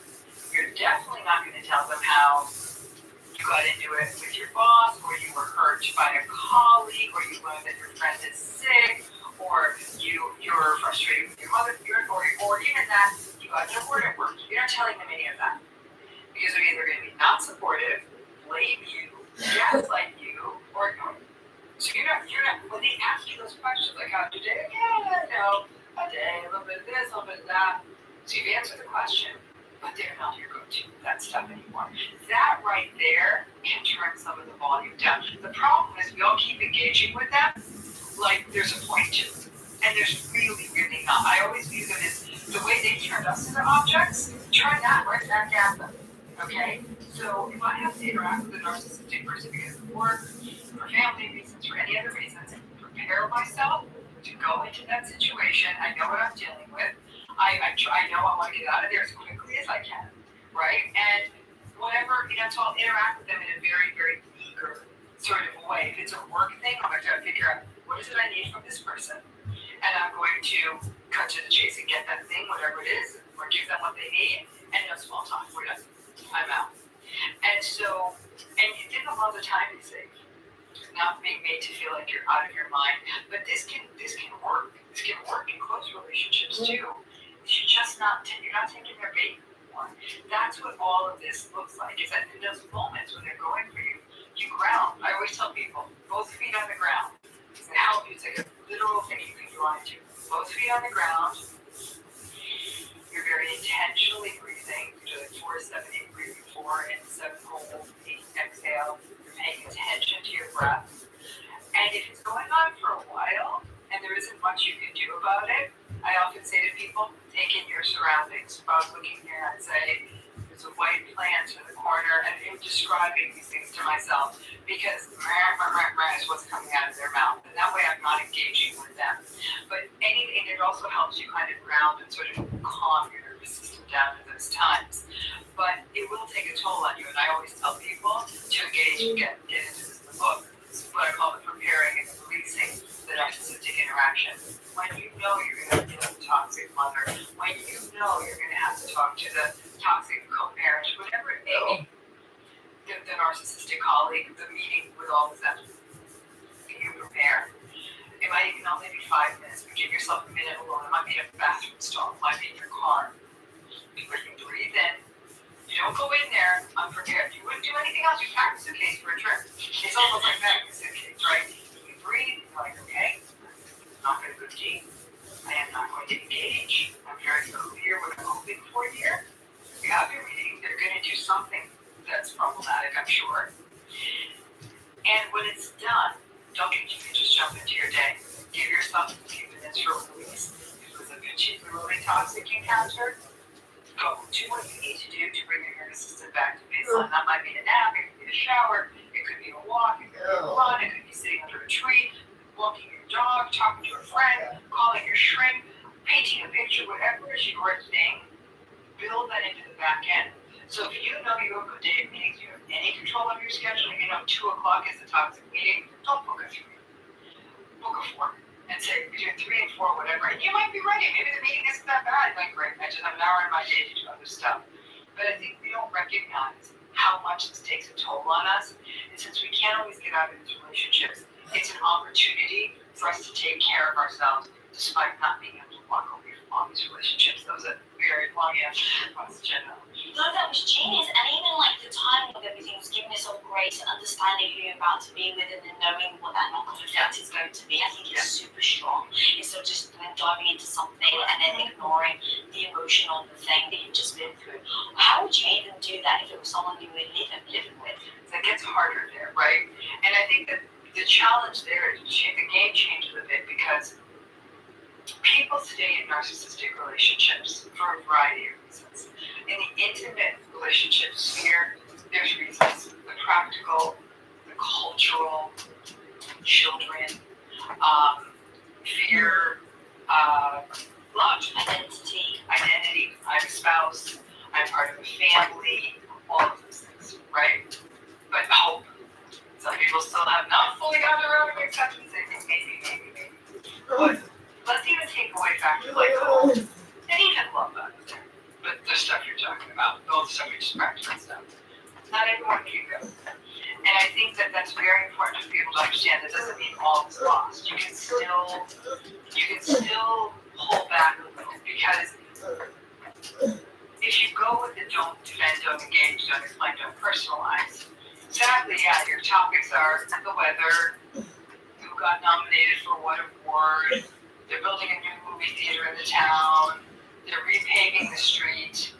Yeah, that's still a conversation. What it is, yeah, what they say, news, sports, weather. That's about all you can talk about. Even these days, you can't talk about the news. But what a lot of survivors have said to me is they're like, I really related to them that way. They said, I don't like it. I said, what part of it don't you like? And they said, that's not a relationship. I said, this has never been a relationship. You're telling yourself something to make you feel like a relationship because the person's disrespecting you for years or decades. We're just being honest about it. And you're not, and engaging with them is not good for you. So this is a way to disengage, but that recognition that really it is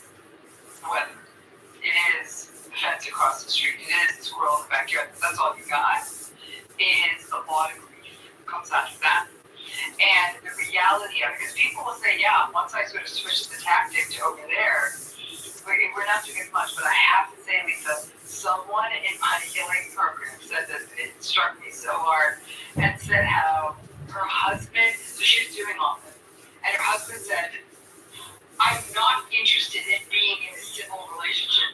That fool, I almost cursed, that fool said that out loud. I was like, are you kidding? He literally, like, when she had him in position, she did all the things. She didn't defend, she didn't engage, she didn't explain, she didn't personalize. And he's like, I'm not interested in this. Like, he's basically saying, I only want a relationship where I can degrade and humiliate and crush you like a bug. What this does, you strange, you would think like going at someone like, you need to stop this, and this is what you did, and blah, blah, blah. Like, we think that's what holding a person's feet to the fire is. In a narcissistic relationship, it's pulling away all the supply and seeing what they do. And in this case, it's not getting to do it with them. But the thing you've got to remember is if you disengage from a narcissistic person this much, there's a possibility they'll leave you. And for folks with abandonment fears, for folks with fear of a relationship ending, of a divorce, all those things, that makes them nervous, and I understand that. That's the risk of this. If you disengage enough, not always, but in some cases, the narcissistic person may say, I'm done. This is not working for me anymore. And that can really build up that sense of self-doubt. Well, this happened because I disengaged. So I sometimes tell people, and I put this in the book, I call it, go into the tiger's cage. I say, go into the tiger's cage. I said, what do you mean by that? I said, imagine a cage. In that's a big cage, and in the cage is a cat. You're like, is that a cat or is that a tiger? Right? If it's a cat and it's this little sweet kitty and you're going to go pet it, it's going to be cute and you're going to snuggle with it, and that's that. If it's a tiger, it's going to tear you apart. So I tell clients, you're not sure of this yet, are you? Go in there, try it. Go tell them something you need. Ask for something you need. Tell them you want to talk about something and tell me how that works out for you. Because if it's a tiger, if this is indeed a narcissistic person, they're going to have a go at you. If this is actually a person who is not narcissistic, you guys might have just had a rough go, but you actually do express a need or want to talk to them and they're open to it. It might just be a cat. You're only going to know if you go in the cage. And so instead of, I would never tell a client, this person's narcissistic, don't even try. I'd say, you need to try this and keep going in that cage until you're sure. You're going to get torn apart in the process, but that might be the only way you are sure. So some people will keep going in the cage, and then Lisa, in almost all of these relationships, there's a penny drop moment. There's a moment where you can never unsee it again. And it could be anything. It could be big things, like you find them in bed with your sister. It could be tiny things, like you ask them to, I don't know, you ask them to do the tiniest little favor for your child, and they still wouldn't do it. Like it was the littlest thing. It would have made all the difference to something that mattered, and they wouldn't do it. So again, it could be anything, but there's a moment.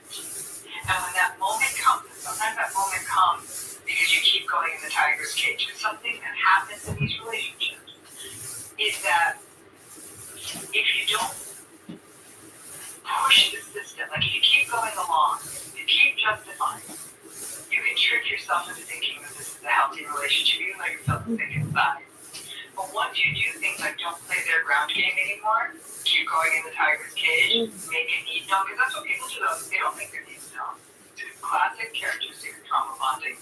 They don't share what they need with a narcissist because they know what's going to come. So you know how they can avoid seeing what's going to come? Never share what they need. And so they never share their needs. And people in these relationships get really good at doing everything for themselves and doing everything that the narcissistic person wants, right?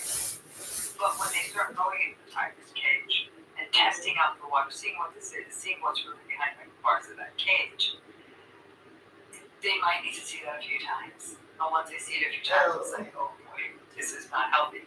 Now, if they decide to stay, the worker, can they do these things? Sure. I mean, the conversations are much more impoverished. I tell people that you might have to find a way to skate between the good days, like the bad days with the bad days, but every so often there might be a fun dinner or a silly family game night, and you view that as the break in the weather that it is. You know, it's like living in a place that's always cold and stormy. Every so often there's a sunny day and everyone goes out, sits outside, takes pictures. But you know, the next day it's going to rain again. It's a tough way to live. Oh God, yeah, the analogy in a book really hit me when I read that because it's such a strong way of thinking about it. Like if you can take that person that maybe they did the one nice thing you hold on to that makes them seem somewhat human, and you turn it into the analogy of the cat, it made me realize like, oh, he didn't bite my head off and I'm still alive today. It's like, well, you know, it's like every time you walk into the cage, you're risking it, and eventually, you know, sadly, sometimes people are risking their lives. And so thinking about that analogy really hit me well. And then your breakdown of like, well, if you keep going into that cage, what that long-term effect's going to be. Did you, was it Freedom Boy in Vegas, those, Lion team. yes, they were lion taming, and they had these lions, and they had these tigers, and they would know, and then one day on stage, the tiger decides to move him. That's right. And he literally just tigers.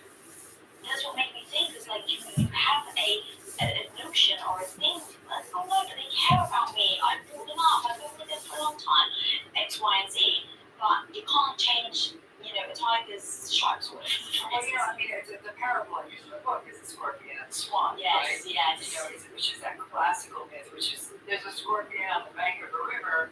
The scorpion wants to get to the other side of the river, but needs another creature to take us across. And everybody, the turtles, the frog, everyone's like, we're not taking you, you fool, you're going to sting us out of hell. But then the swan comes by, and even the ducks are like, no. And the scorpion says, you know what, I can see, you're so elegant, you're so beautiful, you're so much smarter than all these other river creatures. Would you please take me across? And even the swan says, like, I don't know, like, how do I know I won't sting you? And the scorpion says, why would I sting you? You're my way of getting to the other side. You know, and honestly, like I said, you're smarter than all these other creatures anyhow. The swan, feeling that the scorpion got her or got him, this beautiful boy swan, this beautiful swan. The swan's thinking that the scorpion got him. Said, sure, come on, you're right. Why would you bite me? I'm taking you to the other side. They get to the other side of the river and they're having a nice little chat, and it's time to jump off to the other bank. And the scorpion stings the swan. And the swan in agony says, why? Why did you do it? And the scorpion said, I'm a scorpion, that's what we do. And I said in that vignette, the damn scorpion has more insight than the narcissist. Because at least the scorpion knows, like, that's what I do. I sting like that, you know, and I'm going to tell you what I need to do to get what I need to tell you to get what I need, but I'm going to sting you. And so that piece of it is that at least the scorpion does, and even the narcissist would do something, whatever they need to say to get you to do what they want you to do, and then they will sting you. That's inevitable. And no scorpion, scorpion's not a pet. Let me start off by saying this, ladies. There is no shame in aging, having wrinkles, or thinning skin. But just like there's no shame in aging, there's also no shame in wanting to do what you can to keep your skin healthy or also feeling and looking fair, aka confident. And so that's why I have to share these products I'm loving for One Skin, because I've been using a moisturizer for over a month now, and I'm absolutely loving it. One Skin is the world's first skin longevity company, and their products are powered by OS1, a peptide scientifically proven to switch off your aging cells that cause lines, wrinkles, and thinning skin.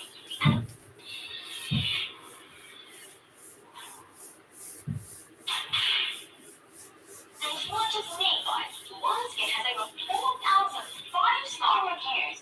So get started today. 15% off using coupon code WOI at oneskin.co. That's 15% off oneskin.co with code WOI. So seeing a narcissist for who they are is the first key to them recognizing how you maneuver, how they're going to act with you. So there's no surprise that you can defend. But there is hope, but this is so much easier said than done, right? Because you're in love with this person, or this is your parent, or this is your sibling, or this is your friend of 30 years, right? In fact, and don't underestimate this friendship, because people say, we've been through everything. This is my college roommate, or this is my friend in high school, and we were at each other's weddings, and no, I couldn't understand it, and then I read about this narcissism stuff, and it was my, you know, and so one of their best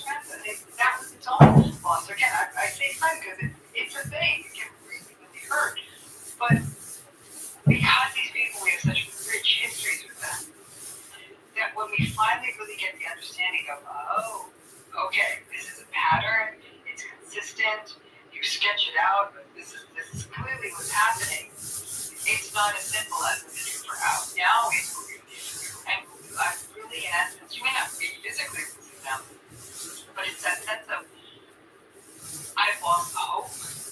I've kind of lost that sense of this could ever get better. I've lost what I've built this up to be in my head. I've lost the narrative. All of that gets lost once you see this clear. So you have one of two choices, right? Choice one is to live in the delusion, and choice two is to see it clearly. Both choices carry pain. Aw. So both choices carry pain. What would need to be true for you to seek the path that eases the pain long term? I think that's going to be different for everyone, Lisa, and I think that can shift over time. For some people, they might say, our kids are small, and I can't imagine 50% of the time not being with my 4-year-old child. So some people say, I have to figure out a way to gut this out for 5 years, 10 years, whatever.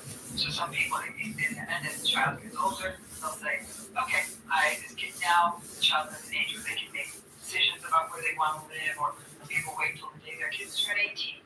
Like, at least I'm not going to fight about that piece of the court. We might fight about everything else, but not that. So that situation can matter. It's like those things will change over time. Which pain is worse? Sometimes it's an accumulation. Once you see it, you can't unsee it. So all of a sudden, the person's behavior is showing up in a context that you like. It's very clear what it is, and you might find yourself getting disgusted by it and saying, "I can't do this anymore," right? Because if you're not practicing denial, then you're fully like allowing yourself, or you have seen it, and then you can't unsee it. That just might accumulate. You know, a colleague of mine, Dr. Yanya, she calls it breaking the shell. You put enough stuff on something, it's going to break. So you get enough of this narcissistic stuff, you're registering that way, the shell will ultimately break, and it does. And then the person will say, I can't engage with this person as much anymore. And it's not all or nothing, Lisa, either. With families, this is easier to understand. Let's say somebody is very aware now that their father and their brother are deeply narcissistic, and that every interaction with these people is toxic, and it's negatively harming their childhood and all of that. But embedded still in their family systems, a mother they're fond of, or cousins they're fond of, or other extended family. What may end up happening is a person might say, I'm not coming home for some family dinner nonsense, but I'm going to make efforts to maybe create a time that I carve out with my mother and my sister, and we go on a vacation. Like, people might do the workarounds, or they'll show up to the family event but not stay with the family, or they'll show up for only half of it. They'll figure out what they need to do to maintain some of the relationships, or not others. So that's what I'm saying, is they'll just sort of have the kind of superficial interaction while the more difficult people are around, and have the deeper ones with the healthier ones. But they'll be aware of what it is that they're dealing with. Does that make sense? In an intimate partnership, it's harder. It's harder because over time a lot of contempt can build up. But if a person knows what they're dealing with, a lot of times one of the key factors to healing is having social support. And I'll tell folks, whatever that looks like, whether if you have a job, it's you have decent colleagues, building up friendships there. It might be if you have kids, and you're involved in the school, building up friendships there. But having just, this doesn't have to be 20 people. 1 or 2 good supports who can be there, who you can trust. And not that they're your strengths, but they're just people to do things with, people to share things with, who can hear things and mirror them back, and you can support them, and they can support you.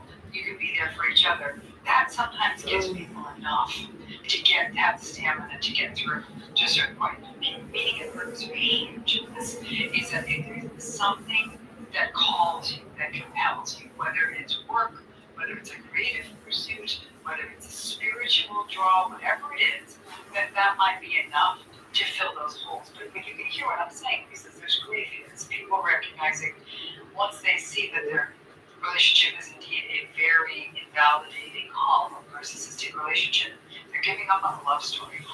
And they're going to have to find that within themselves, and their life doesn't go the way others do. It can be painful to watch other people's lives. They're growing old with someone, or they're somebody who cares for them, is attentive to them. There can be a lot of grief in this process, this healing process. It's not easy. And I think that's why they try to attack your meaning, your purpose, and the people you surround yourself with.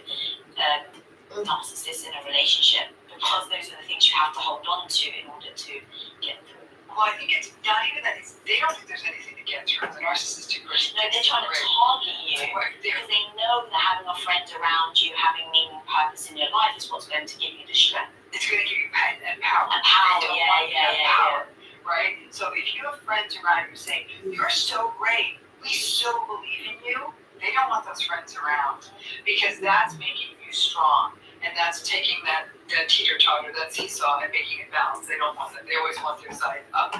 So they will isolate people from those kinds of relationships, or they'll speak badly about them or devalue them. So no, they don't want you to have, they'll diminish the things that gives you meaning. If you say, oh, I'm volunteering in this new group, and we're doing all these cool things in the community, oh, that's such a waste of your time. You're doing that for free. That's silly. These things are never going to happen. Again, otherwise you get power from them. They don't want you to be powered. The other thing to keep in mind too, with this power dynamic, is that the narcissistic person views other people as an object. Okay, so in psychology, mental health, and therapy, we talk about subjects and objects, right? Well, an object is like, it's what it sounds like, a thing, or a function, or we need them, we're happy about them, but we don't think about them or interact with them like they're living, breathing things.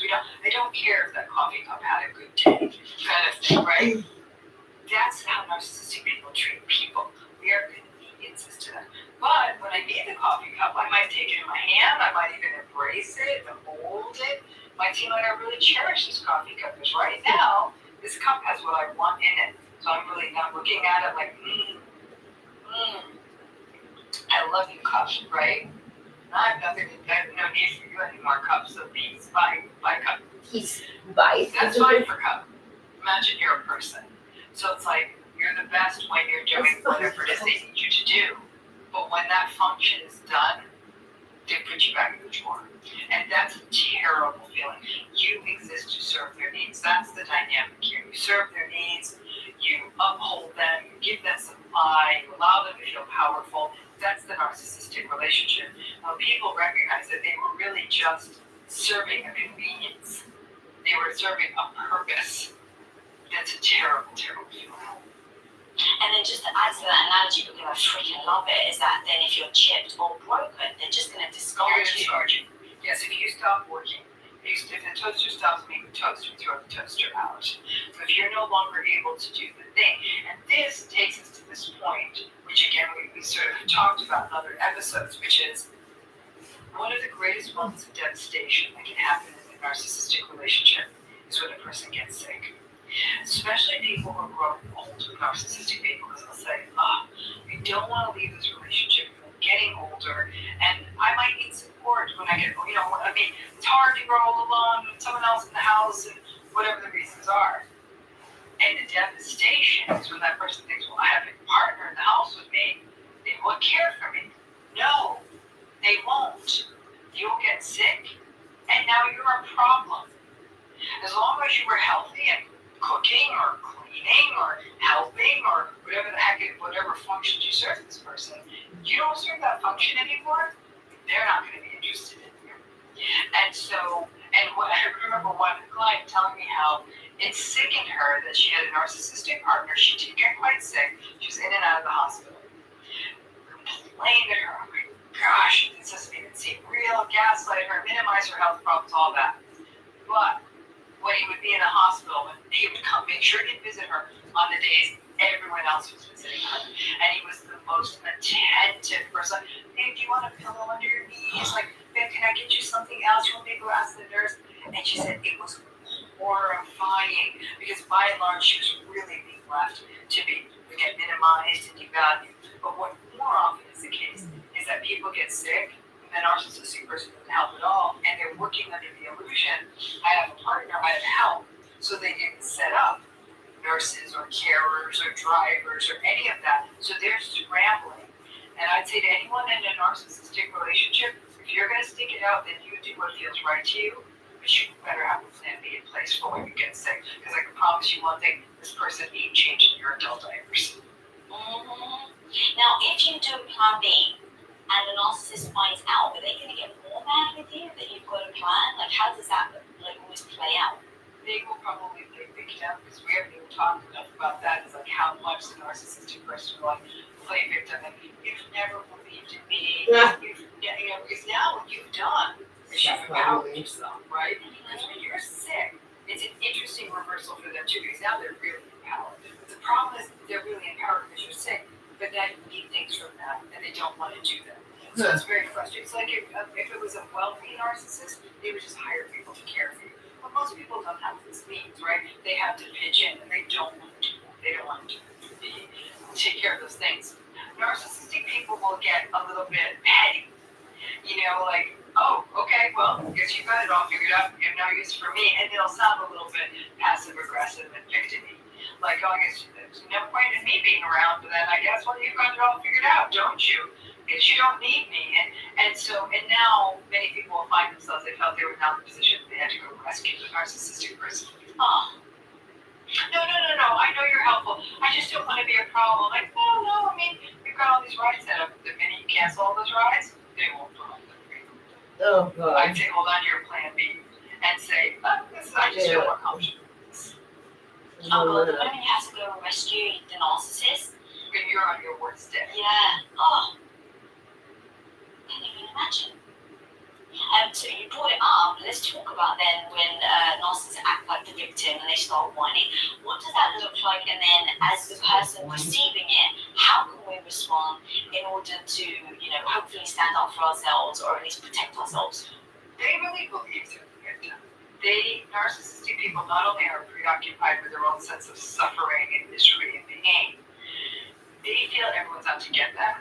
They feel wronged by the world. They feel life is unfair to them. They believe that. This is much more pronounced in vulnerable narcissistic people compared to grandiose narcissistic people. But it's anytime something goes wrong for a narcissistic person, it's woe is me, right? So if they feel as though they've lost any of the power, because again, you go and make your plan B, then you've taken away some of their power. So it's a lot of woe is me at that point. They're so entitled. Narcissistic people are so entitled. If things don't go their way, then they're a victim. Versus they don't take responsibility. It often might be the things that they did. That's why things didn't go their way, right? So I'm suffering worse. And no one else is suffering, right? You don't understand how bad this is. And meanwhile, the person next to them has gone through it 100 times worse, right? So that victimhood, in a way, sort of like that, it's the entitlement, but it's coming out in this more passive, resentful, sullen way. It's still entitled. Victimhood is entitlement, right? Basically, I'm entitled to not suffer. That's what the entitlement is at that point. But it works. Because people will often feel that they have to scramble to save them. Because that's our tendency, right? A lot of us are rescuers. People who are empathic and compassionate will want to rescue. And I will tell you, I've been doing this long enough, that when I see a victimized narcissistic person, I feel no desire to help them. I don't care. I have no problem walking out of a room. But it certainly makes me look like a little bit of a monster. That like, whoa, that's a little bit cold, isn't it? And for the early when I was doing that, I did feel like a bad person. Like, how could I not be reaching in to help somebody who says they're struggling? But when you understood it, they're always struggling. In the context of narcissism, they're only struggling because they didn't get their way. That's not my problem. But it wasn't my natural tendency to walk away from somebody who was ostensibly suffering. I had to remind myself that, no, this is performative and this is not my problem. Especially when there's people in the room, if they don't know the context, that would be so hard. It's very hard. And I will tell you, like, I've done it in front of groups. Like, and it's not that a problem. You'll see I'm tuned out, I'm on my phone, I'm playing Candy Crush. Callous, vomiting. And and then I'll go to the bathroom. I'm like, oh, this vending machine, I'll check out something. Everyone's like, oh, I'll try to help them. And sometimes people would say, look, take me aside. Some people would, really be casting some shade my way. But people who know me have in work settings will say, what was that about? And I'll say, you're really going to fall for that victimized nonsense? And when I put it in the macro, they're like, you're right. But you have to be willing to tolerate that sense of being viewed as the... Together, we can help keep your community fed. Fight hunger, spark change with Walmart. Tolerate that sense of being viewed as the cold one sometimes, and that's hard. In the beginning, it was very hard for me too. I did not like that. I didn't like that feeling of being thought that I was sort of the bad one, because I wasn't going to put up with this whole victim nonsense anymore. I just don't care. It's a lot of disengagement. It's changed. I mean, Lisa, from a personal perspective, and you'll see this throughout the pages of this book, the number of narcissistic relationships, I just had the bad luck to endure it. I don't think it was a coincidence. I think having them in all these different areas and phases of my life made me more likely to stick around than others. I don't do it anymore, but it's also changed how I go through the world socially. I'm much more conservative and restricted in how I spend time with other people. I think my world has become a lot more narrow as a result. So it has changed. So take me through that, let's say one instance, because I'm trying to think of the people listening at home that so desperately wants to do that, right? They've had the experience, they find themselves in another situation, whether in front of people or not in front of people, and they start to notice that these characteristics of the victimhood's coming up. If you're a natural empath, if you naturally want to, help people, the natural inclination is to start speaking up. So number one is, okay, don't say it. Number two, is it pick up your phone and play it? Actually, take me through what that would look like. Because there's such a difference between wanting to do exactly what you said and maybe wanting to be like strong like you and actually doing it. So I would say, I've been to this movie before kind of thing, and this person had done this over and over and over again, right? And it always got us to the same result. Everyone in trying to help the victimized person, they ended up getting their way. It was a very, very skilled manipulation. And the day I realized that no matter what I do, this other person is going to pull out their whole victimized manipulation, and it's always going to go that way. Why am I wasting this emotional energy, right? So now I said, I got to pull my psychological energy out of this. So recognizing that it was draining you in the first place and then extracting yourself. But number two is that the system was never going to change either. It was just recognizing it and that no one else around it wanted to get it. Right? Because it wasn't just one-on-one, it was just a whole group of people. So then number three was disengaging. And it was recognizing that my needs were never going to be met in this system, and it was never really going to work properly. So I disengaged, but I showed up because I had to. I was obligated to show up. And I would do other things. I mean, like I said, as rude as it might sound, sometimes I really got heated and that person was really going on the victimized narrative. I would play a game under the table because the police just pull my focus because I was getting frustrated and angry. I'd go to the bathroom for a protracted period of time. I'd take a long time walking back and read what was on the bulletin board. Was someone going to stop me going to the bathroom? But I would just keep taking myself out of that situation. And I was totally disengaged. And when people are like, okay, how can we support this idea of such and such? How can we, I wouldn't say a word. And they'd say, Mom, did you have any thoughts? I'd be like, no. And then the system really got more and more problematic. It kept orienting towards the victimized person. And really then the victimized person was trying to do less and less and less, got away with it, created more workload for everyone else. At least I hear the ultimate punchline because I had to leave the system. It was not sustainable. I was able to leave the system, but it took me a very, very long time. And usually I was not able to leave for a variety of practical reasons. And then I was able to leave. That's why I'm saying these things evolve. Sometimes we can't leave and then we find our ways out. Sometimes, it can take years, it can take decades. It really depends on what it is. But that, for me, was very much that moment, like, nothing I do here is going to make a difference. Nothing. It's a tough moment because we've exhausted ourselves getting ourselves to that moment of nothing I do, nothing I say, nothing. I played by all the rules. I did it all right. So inside myself, I was like, I have exhausted all possibilities. And now I'm fine with saying, nope, this is pointless. And so I disengaged, and nor the hard part was this person who by now I was disgusted by too. See, that's the thing, when the person's doing this whole victimized thing and you're very familiar with what their gambit is, like, no, this is horrible. Everyone else might be falling for this, and it actually made me lose respect for other people in that system too. So I actually have a couple of other behaviors I'd love to ask you about, and then give us maybe like a little cheat sheet of what to do in this situation. So you said that narcissistic behavior, they are often relentless. So let's say someone's being relentless and they just are like a dog with a freaking bone. What do you do in those scenarios so that you don't feel like it's coming at you, so that you can basically part those ones to protect yourself? A lot of times it's getting distance between you and your ego, because when we stay in the fight, it's often ego, right? Because narcissistic people are what we call, there's a word used in psychology called perseverative. And to be perseverative means you persevere. You keep doing the same thing over and over and over and over again. And they are relentless like that. They will get, there's an obsessive quality to narcissism. That's why they get obsessive about their revenge fantasies. They get obsessive about, I'm going to make this person pay. They get obsessive about, I'm going to do business with that person. They get laser focused. It's part of the reason many narcissistic people can also be quite successful, because they do get obsessive and it does feel relentless and they don't let it go. But this can also happen with points that they're trying to argue with you on. It can be happening. So people go through this in narcissistic divorces.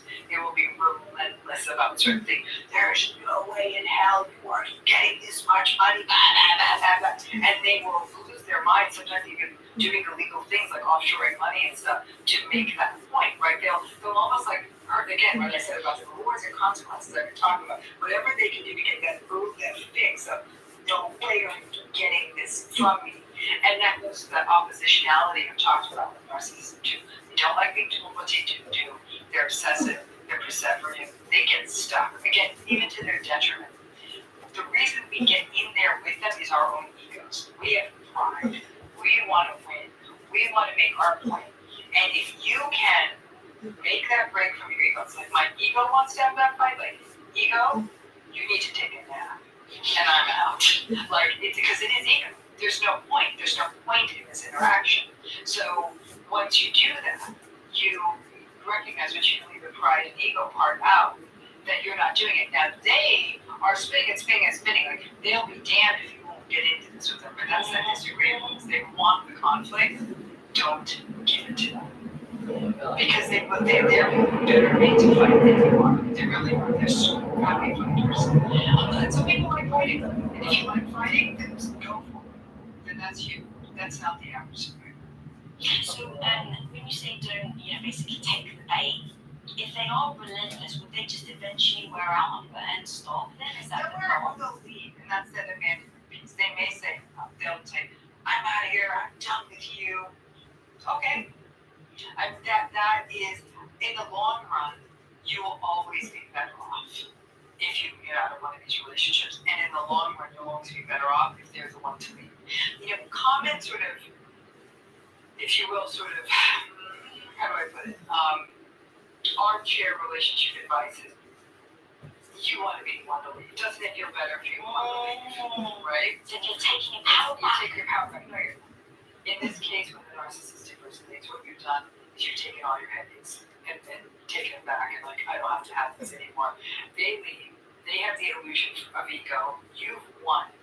And even though it's hard to see that initially, I promise you, you have won. If they go, because you say, basically don't say, you don't fall for their relentless baiting, you don't get into the line with them, you don't fall into the pit of their agreeableness, you don't feel the need to soothe all their victimized nonsense, you don't do any of those things, they're probably going to walk. They're going to walk. They're going to find you supply which of these things for them. And for a lot of people, it's like, but what if I'm making a mistake? You're not. And that's hard. That's the hard part. Is helping people recognize that the best thing just happened to you. And people will. Trauma bond means that they keep sort of looking through the rear view mirror, wondering, was that a mistake? Was that really my person? Maybe I'm misreading it. Maybe they're not this. Maybe they are. They really are. Most people have suffered for years and years and years. So they feel certain that they were right in seeing this as a toxic relationship. So when it goes initially, there's a, I hope I didn't make a mistake. And then there's a, it will get better. That I can tell you after doing this with hundreds of people, thousands of people, it gets better. It's so interesting the power piece about that people think they would rather leave because you feel like you're taking your power back. And I would assume that in having the narcissist leave the relationship, it's almost like serving their part of another characteristic that you talk about is their need for dominance and their need, for the power. So they feel good about it because they feel like they have the dominance and power, and so you're almost giving them what they want, so they never have to come back and correct. Well, I'll tell you an interesting way to think about it. I am always amazed, Lisa, at how much people don't understand how divorces work. I really am. Like, when you rent a car, and it's like, you read the things like, okay, if I go through a toll, I have to pay this much. Nice rental car people give you that contract. You can't even read it ahead of time. Okay, got it. Nobody reads that fine print on marriage. They don't. And I think it's because we don't really give them the fine print on marriage. And as a result, most people don't understand how a divorce works. They don't understand community property. They don't understand prenuptial agreements. They don't understand custody. They don't understand any of it. Okay? Least of all the narcissists who are all so entitled that somehow they don't think that the divorce laws of their state apply to them. So this is something I've seen happen many times. The narcissistic person gets married. They don't have a prenuptial agreement. They find new supply. They get caught. Relationship falls apart. Okay? And the narcissist is like, hell with it, I'm out. I'm leaving because they've got their new supply and all of that. And then they read the fine print. The divorce attorney says, okay, well, the value of your house is this, and that's half of this, and the retirement account this, and the person's like, well, wait a minute. You're telling me I have to give this person I was married to all this money? And the attorney's like, yeah, like it's how the divorce works in most states. We're in California, I can only speak, it's the only laws I've ever my clients have gone through. So yeah, you're gonna have to pay this money. And the narcissistic person's like, well, that's not fair. And the guy's like, you married this person, right? Or attorney's like, you married this person. You signed a piece of paper, you married them. This is what you agreed to. I didn't agree to this. Yeah, you did when you married them. It's a contract, okay? And then you know what the narcissists often do? They go back. Because of that. Because they don't want to do that. Wow. So then they'll do things like try to figure out new ways to be shady in marriage, but won't want to leave it. Or they'll try to engage in a post-nuptial agreement. So they don't, but they, like, this is why, it's like, it's drawing blood from a stone in a divorce because they're very oppositional. So it may very well be that a partner or spouse that they encourage to leave the workplace, the narcissistic person took over the finances, that partner or spouse might have supported them in their business, they have raised kids, whatever. Not to say, well, I don't want to give them anything. That's classical, but they'll come back in if they don't want to give up the money. They just don't think that these rules apply to them. But then people get confused when they come back. And I have to say, I've seen this happen at least a half dozen times, where the narcissistic person, for all their smarts, didn't really pay attention to what marriage really meant. And as the higher wage earner, that they were going to be some financial obligation to this person that they were married to. They don't want marriages 20, 30 years plus. And it's the person foolishly, sadly let them back in. Because they thought they really wanted to come back after all. They would tell them, we built this life together, I'll change. But when we were in therapy together, I have to say, it was really because they didn't want to give you that money. And I'll say, got that now. And then they have to almost replay this whole process twice. And then they reenact everything that we've spoken about in past episodes as well, when they're hoovering you and they're becoming you. I think I've heard it all, and I'll hear about more of these narcissistic divorces. And the way I explained it to one client is, she said, I was married to this guy for, in one case it was like somewhere between 25 and 30 years. And that the hard part for her to get her head around was he would be okay with me being homeless. And I said he would be 100% okay with you being homeless. 100%. That was a lot for her to swallow. Wow. Yeah, because you go from, all right, they don't really love me, but to have that type of ill will and... It's not even ill will, it's not caring. I think not caring is worse than ill will. Interesting. Tell me, it's the absolute disregard. The way many of us might struggle with walking by, most of us, I'd like to think, struggle to walk by someone who's struggling, who's really, really having a hard time. Even if we might have doubts on like how they got there and all that, like I can't, this person's suffering. I care about other human beings. I have no relationship to this person.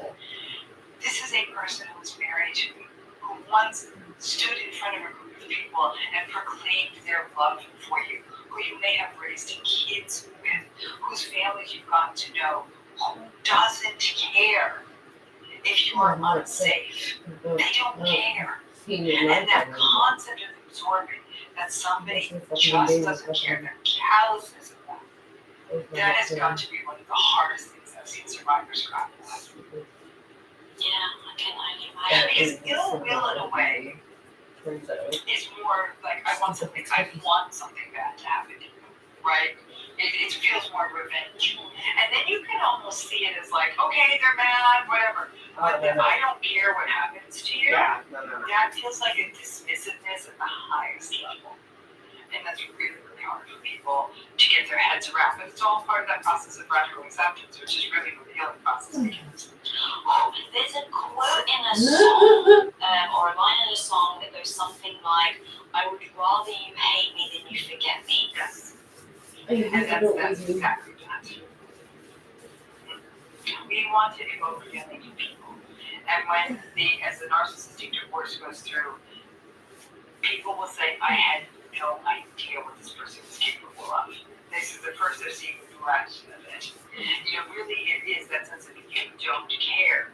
People, they didn't care that their kids would be moving someplace dangerous. They didn't care that their kids' quality of education was going to drop.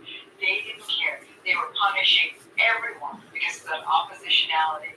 I didn't get my way. You can't have my stuff. It's like the kid holding all the toys. Nobody can have any of my toys. I worked with these toys. We had a concept that it was a partnership. It was a spouse keeping a life running that allowed this person to build what they built. No recognition of that whatsoever. Alright, I've got another behaviour that you say that's fascinating that I haven't really touched on much. You kind of loosely did, but that narcissists have thin skin. Yes. Narcissistic people are very, very sensitive. They are interpersonally sensitive. They react very strongly to any form of feedback or criticism. Again, if you think of the architecture of a narcissistic person, there's this deep insecurity with them. It's like a well of shame that is it's like capped off, like an old oil well or something like that, and it's kept down, so it's unconscious. It's this chronic that's always bubbling. It's always this fight part of them. There's an edginess to narcissistic people, right? They probably experience it internally. They don't know what it is. However, when somebody, it's almost like someone's they tell you something's gold, just scratch your finger on it, you see it's just like metal. When anyone scratches their little gold leaf off the top, and the fact that they're just metal shows up, it brings up in them a strong series of reactions, but mostly it's panic and it's shame. It's shame, wave of shame coming up like, I'm not perfect and someone's going to see it. And then that shame results in rage. So then the rage means they're powerful, right? I'm more powerful than you, you're scared of me. But it's really because you brought out that thing. And I think it's one of the, people say, what are the red flags? That might be one of the most clear red flags there is. How does the person, here's the thing, what I've just met this person, known each other a few months, what can I look for? How do they respond to criticism or other forms of disappointment? So it could be the table's not ready at the restaurant. They had a workplace conflict. You give them feedback. Maybe a friend of yours makes a playful jibe about something, and how do they react to that? If they react like in a very disproportionate, rude, attacking way, pay attention to that. Because sometimes people say, well, I think they're just a little socially anxious because they're meeting people. Or I was going to say, well, maybe they're just a little sensitive, but in your examples of the table versus, hey, you said something that's hurt my feelings, two very different scenarios. Yeah, absolutely. So it's that thin skin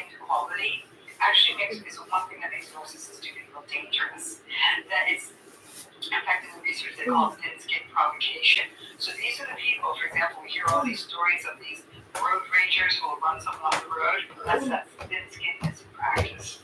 They don't like that somebody might have gotten in their way or told them no, or even, given a gesture at them, so they will punish that person.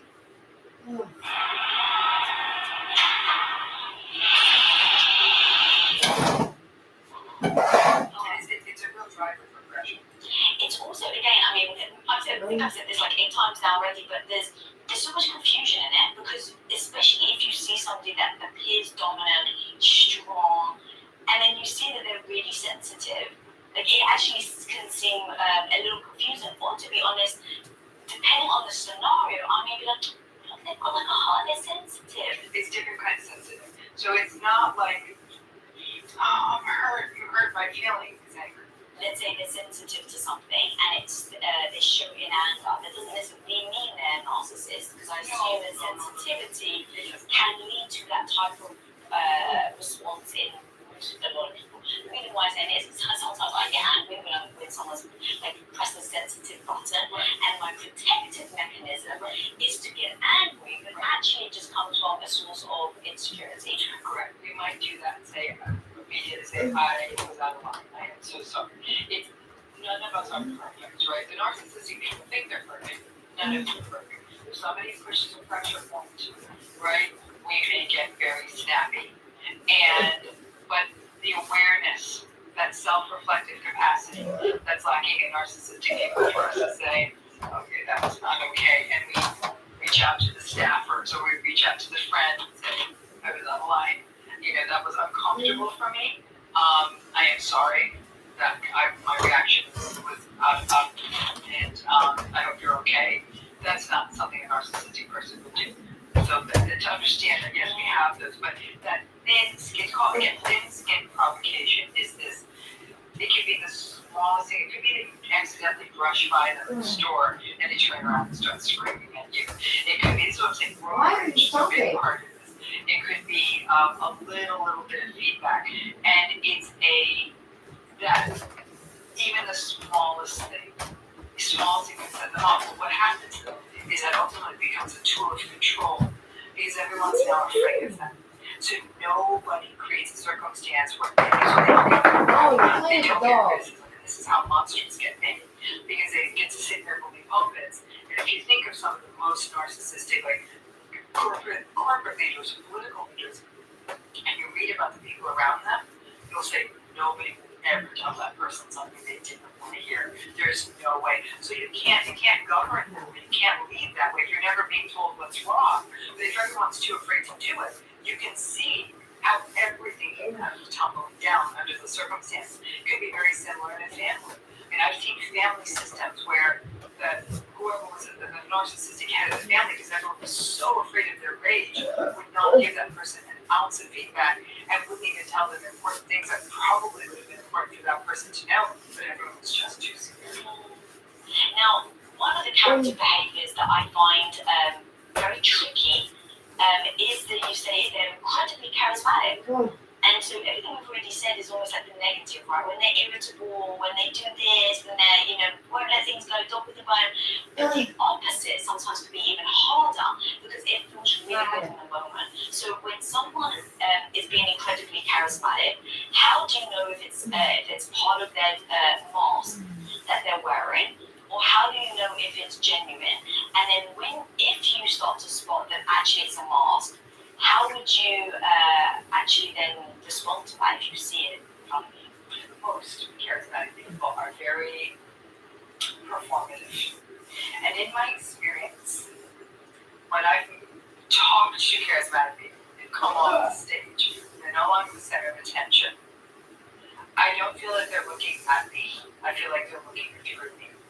There's something very different in their gaze. And I can pick up on it right away. I can feel it in my body. And that's where I'm like, all that stuff we saw on the stage, there's nothing. And I'll end the interaction on my body. So now it's lovely to meet you, and I'm out. Like, I won't do it. But what about that rarest of things? The charismatic, charming person who's a decent human being, And maybe you don't have the gut intuition that you have because you've experienced everything you have. I would say the first thing is, are they capable of having a balanced conversation and listening? So in other words, does the conversation have to be only all about them? Or are they able to ask a question about you? So to me, someone charming and charismatic, they come off the stage, you're talking with them, and it's a real conversation. It's not them looking through the corner to what's the next best thing they need to get to. They track the conversation. You feel seen and heard. To the alternate, there's somebody I met recently who's very charismatic. It starts with an idea. We're Cafe William. We want to make the most sustainable coffee by using a zero-emission sailboat to ship it from South America to you. It starts with us acting beyond the company. Join the adventure. To the alternate, there's somebody I met recently who's very charismatic, very successful, and beloved by millions and millions of people. Absolutely awful person. Absolutely awful. Was asking me questions that were just rude. They were dismissive. I wasn't being seen, I wasn't being heard, and I was being given the bum's rush. And I'm thinking to myself, F you. I don't care if people think you invented fire. You do not have the right to behave that way. And I'll be frank with you, this is something where I know a lot of people like reading this person's work. I'm not referring to this work because it felt like it was written by a relatively soulless person. And so that charming and charismatic person be present with you, hear you, not be dismissive, not monopolize the conversation. That's the sort of thing to show genuine interest in you. And if they can do that, and you feel seen and heard, that's a good sign. And again, I'm not talking to be a celebrity off the stage. That's not the sort of thing that wouldn't work. Obviously, they're going to be 1,000 people. 1,000 people on trying to plan. That's what I'm talking about. I'm really talking about somebody being in a circumstance where it would be appropriate to slow down and have a conversation, and that they are attuned to you and hearing you, and it's not the them show. And having said all of everything we just spoke about today, you actually in your book also then break down as a narcissistic resistance. And so you've got 3 tips, and it starts with become gaslit resistant. Right. So how do To you do become that? gaslight resistant is you have to give yourself permission to own your reality. Okay? And own reality in general. So that means listening to your body. Being plugged into what matters to you. So this will be the kind of, let me give you an example.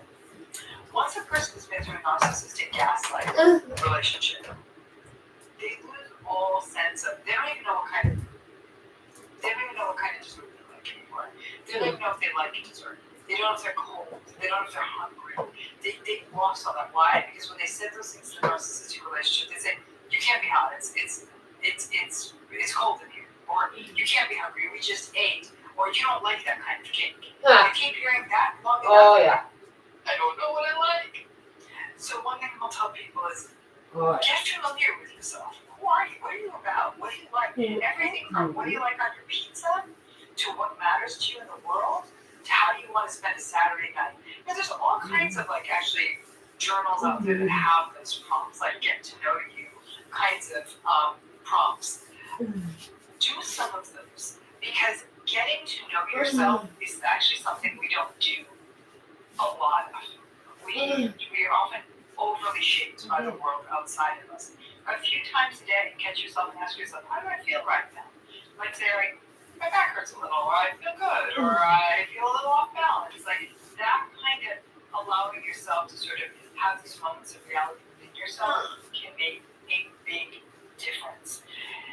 The second thing is to know what gaslighting is, right? And that's its own process, right? To be gaslighted, it's not simply to be lied to, be told, I never said that, or that never happened. So that's the first part of gaslighting.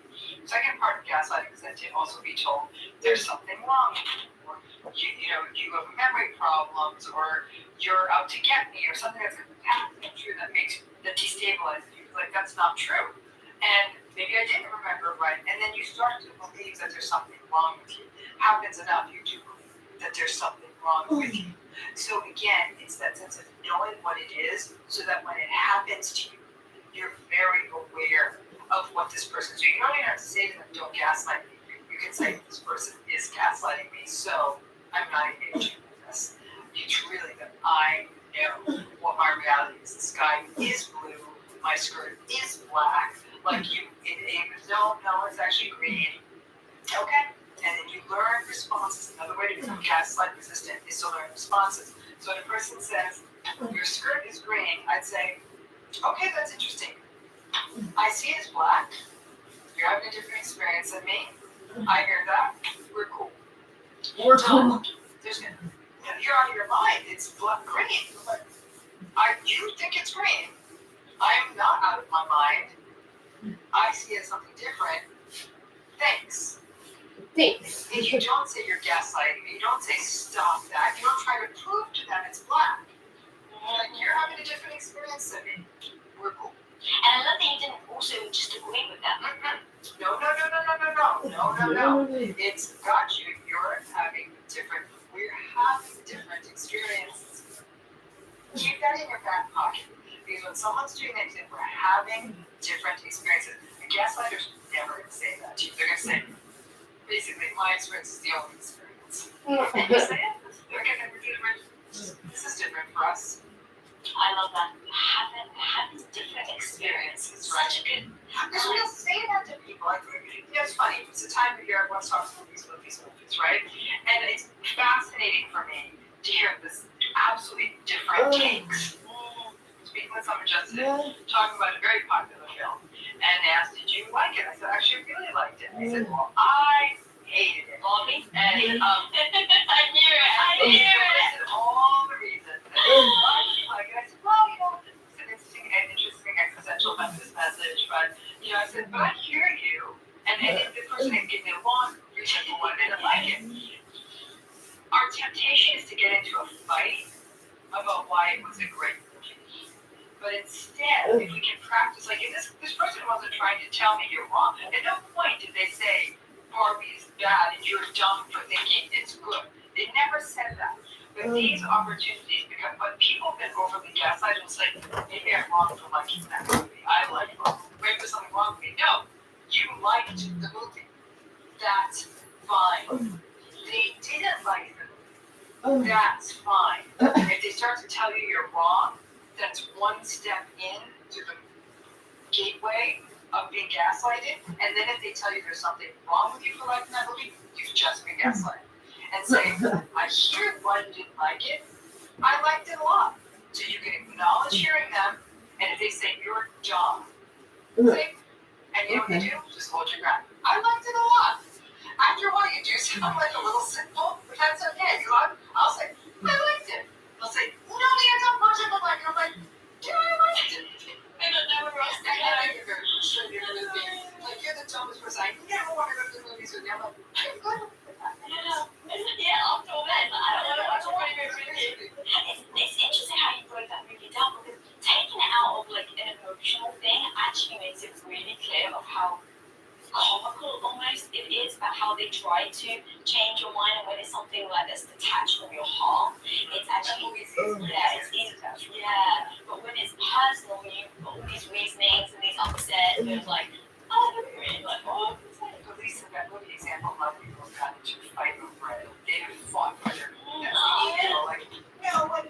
Best one here. You're right. No, like, you're like, here's what we do. And I'm like, What about me? Other something for me and you to share with you right now. How often are you visited by that negative voice in your head telling you that you're not smart enough, that you're not good enough, experienced enough, not thin in plan? One of the most powerful things you can learn to do in life is to turn that negative voice into your bestie. And I want to teach you how to do that and so much more in my 4 steps to becoming confident workshop. And guys, the most amazing thing is you can actually register for completely free for this workshop. So click the link on the screen and the CDs on the inside. So now we've already built our gaslighting resistance, which I love that you just taught us. So then the second one that you say, in order for us to build the narcissistic resistant blueprint, let's say, is listen to your inner critic. So in this book, because it's not even focused on moderate narcissistic relationships. It's important for me to make that distinction because there's a whole realm of very severe narcissistic relationships, more of what we've seen in the realm of malignant narcissism, that are characterized by dynamics like coercive control and exploitation and intimidation, stuff that's scary and dangerous, right? Well, when that happens, it's terrible. I was not going to be able to write one book that hit the whole spectrum of experience, because that's when we're talking about safety, we're talking about protection, sometimes we're talking about legal and criminal issues. That's not this. This is the vast majority of people will show up in one of my offices. This idea of the moderate narcissistic relationship. It's enough to really throw you off balance, to make you uncomfortable, to leave you betrayed and sick, but it's not the terror. The people in these relationships are typically not experiencing violence or things like that. Now, there are also mild narcissistic relationships, which are annoying and sort of stunted and ridiculous. It's like, it's a partner that will say, like, no, like, you have to take like a million pictures on our trip and post them all on Instagram. I just want to take a vacation, grow up, and so it can feel sort of vapid, cotton candy, silly, immature. It's just like a person who's adulting. And that's not that harmful. It's annoying. This is harmful, but it's not dangerous. So going back to the second inner critic. The inner critic has, some of its origins in other models that are very heavily used in therapy, like internal family systems work, and even parts models like fragmentation theories around trauma and all of that. But this idea of the inner critic, if we take all of that and sort of turn it into something that people could understand outside of the therapist room, is that inner voice that's telling us, like, oh my gosh, you're so dumb. Do you really think you could start a YouTube channel? Who would ever be dumb enough to watch you? That's the voice inside of you. You're like, that's a mean voice. Where did that come from? That inner critic in some strange little way is trying to protect you. And what is it trying to protect you from is the idea that failure and harm and all these other things could come, and it's equating all that. You take this chance, and a terrible thing's going to come, may not go well, and then what? Right? And it's almost like your anxious friend saying, I don't know, I don't think you should go on this trip, it's kind of dangerous, it's icy roads. So I tell yourself, like, I'm good, I got the right tires, please let me go be myself. So your inner critic is actually trying to keep you safe. That's what it's trying to do.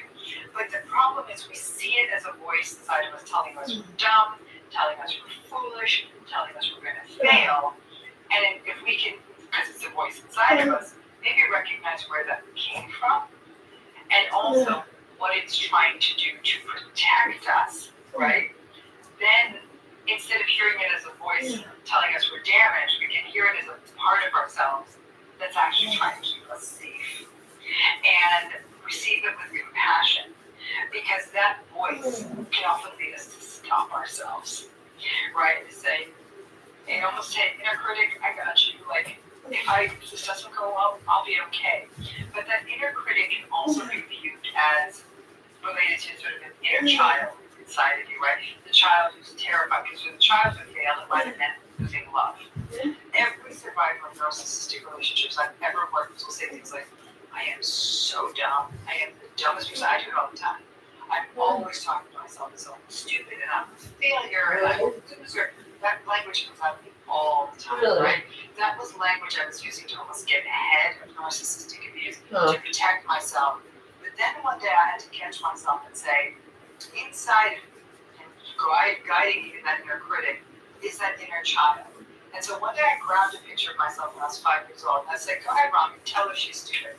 I burst into tears. I'm like, oh my gosh, like, maybe someone said that to her. I don't know, but I'm like, I can't tell her she's stupid. She's a sweetie. And that shut it down a lot for me. I still do it from time to time, but that idea that I was telling that child inside of me is still trying to try things, feel safe, very scared, and likely silenced by narcissistic voices. When we can recognize that vulnerability exists within us, and instead of being mad at it, treating ourselves as damaged, to cherish that and say, had that 5-year-old self of us been nourished, nurtured, and cherished at that time, we would be in a very different It's never too late.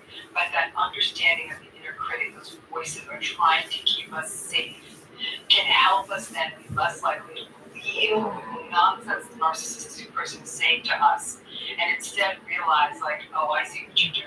I've been here before, and I am not allowing this to happen again. But it's understanding the function. Sometimes this negative self-talk is really just to keep ourselves feeling again safe and in control in situations where we don't feel safe. At the time that inner critic voice developed, if you failed to move that, okay, and that's where that voice really comes from. Oh, that's so strong, so strong. Again, and the last thing that we can do on building our resistance is to understand the sympathetic nervous system. Yeah, so this relates to what I was just saying: fight, flight, freeze, fawn, submit, and all of these functions, these parts of how we respond to situations that we experience as threat, are designed to make us to leave us feeling safe. The sympathetic nervous system is really, really designed as an alarm system that was designed to detect actual threat and respond to it. Think of it as like a burglar alarm in your house kind of thing. But the burglar alarm goes off every time a leaf wags in the wind, right? So it's always going off. You're like, oh my gosh, this is costing me a fortune, and this is ridiculous. And that's a little bit what an overactive sympathetic nervous system does. For example, people with post-traumatic stress disorder, sympathetic nervous system is completely thrown off because once we experience something like a trauma, we internalize that the world feels more threatening. The same thing happens to people who have long-term narcissistic relationships. Things like conflict become terrifying. Sharing of ourselves becomes terrifying. All these things that are actually normal things become scary because they were places of shame or humiliation or minimization or devaluation or gaslighting or whatever. So what happens over time is that, when people always use this term trigger, what it really means is that we have this physiological, physically held somatic reaction to certain stimuli in our environment. An example would be someone raising their voice. Maybe someone's raising their voice not out of anger, but like, come on, you guys, come on, like this is a great idea. And then someone in the room is starting to get trembling because what they heard was a raised voice, which might have been the voice of the narcissistic father, right? And they're having this sort of reaction within themselves. They're feeling it physically. And then what happens is we have these different kinds of sympathetic reactions. And the fight reaction, some really interesting work here, most pointedly Geneva Fisher's work here, that the fight might literally you take the fight. But sometimes the fight is anger. It's like, this is unfair. The sense of like, what the hell's happening is unfair. And when we feel things are unfair, we feel the physiological heart races like, oh, we don't like that feeling. The freeze is when someone's coming at us and maybe saying things that create those old, familiar, sort of triggered feelings. In the freeze, we can't find the right word. We're stuck. We can't respond. A lot of people feel shame in those times, saying, why did I just stand there like some kind of fool? I feel like an a-hole. I was just standing there. And that, not realizing that was your nervous system. Then there is the flight, which is either to withdraw, to pull yourself out, to check out, to dissociate, right? So you're again, once again, you're sort of pulled. It's not so much that sort of stuckness as much as you just you go out of there. Then there's the fawn. We attempt to win the narcissist over, especially when they're really coming at us. Like we try to be what they want. Some people might even say that they felt like they were almost trying to be seductive with the narcissist just to get them to please them. Because if you pleased them, they wouldn't be a threat. And then the submit response is like a person just gives in and capitulates, and it almost becomes like sort of depressed. They just sort of lose their will. But all of these responses are safety responses that have gone awry. They've gone too far. And some of these responses, like fawn and freeze, people will often feel shame about. The fight response, they'll feel like, well, I'm the one to blame, right? It brings you into this idea that you're somehow complicit. The thing that we have to remember, and Geneva Fisher says this beautifully, is we have to be curious about these responses, because as they're happening, we stop and realize, what is this about? Why is this happening? And then to really realize that that predominant response has an ancient sort of origin for us, right? And it's all part of this idea of trying to feel safer at that time. But by understanding these responses in ourselves, instead of being angry, how can I be so foolish and outspoken, is to say, I was really being activated at that time, and I understand what that response was about. If anything, it tells us more about the circumstance we're in, that this is an unsafe situation. And that's something I really try to get people to in these relationships. I need you to identify that this pattern. It's not safe. You're not safe doesn't mean you're going to die. Unsafe is a danger. But you no longer really feel comfortable in your body. And many survivors of narcissistic abuse will say, yeah, I never felt comfortable in my body around this person. Like, I told myself the stories I needed to keep this relationship going, but I never kind of felt right. These are people who report GI problems, nervous system issues, heaviness in their chest, clenching of the throat, weakness in the limbs, tension in the limbs, headaches. They were carrying all of this in their bodies. And then when the threat would increase, they feel it in these other nervous system responses. But it's to recognize that these are all alarm signs, that something isn't right. And many times our sympathetic nervous system tells us, like an early warning system. For me, I carry it in my throat. I carry clenching in my throat. And sometimes I feel a heaviness in my chest or a clench in my gut. When I start feeling those physiological signs when I'm with someone, like, okay, something, I'm not good in my body here. Something's happening here. Let me pay attention. And then I'm a fawner. I'm very aware that fawning is my safety response. And I have no shame about that. It's to catch myself when I'm doing that and say, slow down, sister. You don't feel safe right now. So you might do better to just sort of show yourself some grace, step back, you're just trying to feel safe here. So it's a way by understanding, basically your body is telling you about a red flag before you've even shaped the beginning of it in your mind. And what I think is so strong is those flags for yourself is going to be different for everybody. And as you were saying, I was like, my face gets warm. Yeah, that's it. My heart starts racing, and then my gut just tenses like a knot. 3 things for me happen. I know that I'm having a response to something. And that's how people, if you can get out of there for a minute. Get your breathing is huge on getting your nervous system reoriented. Using your breath, breathing, grounding, sometimes just the hands to your chest, feeling your heartbeat, just counting the beats, bringing them down, orienting to your body.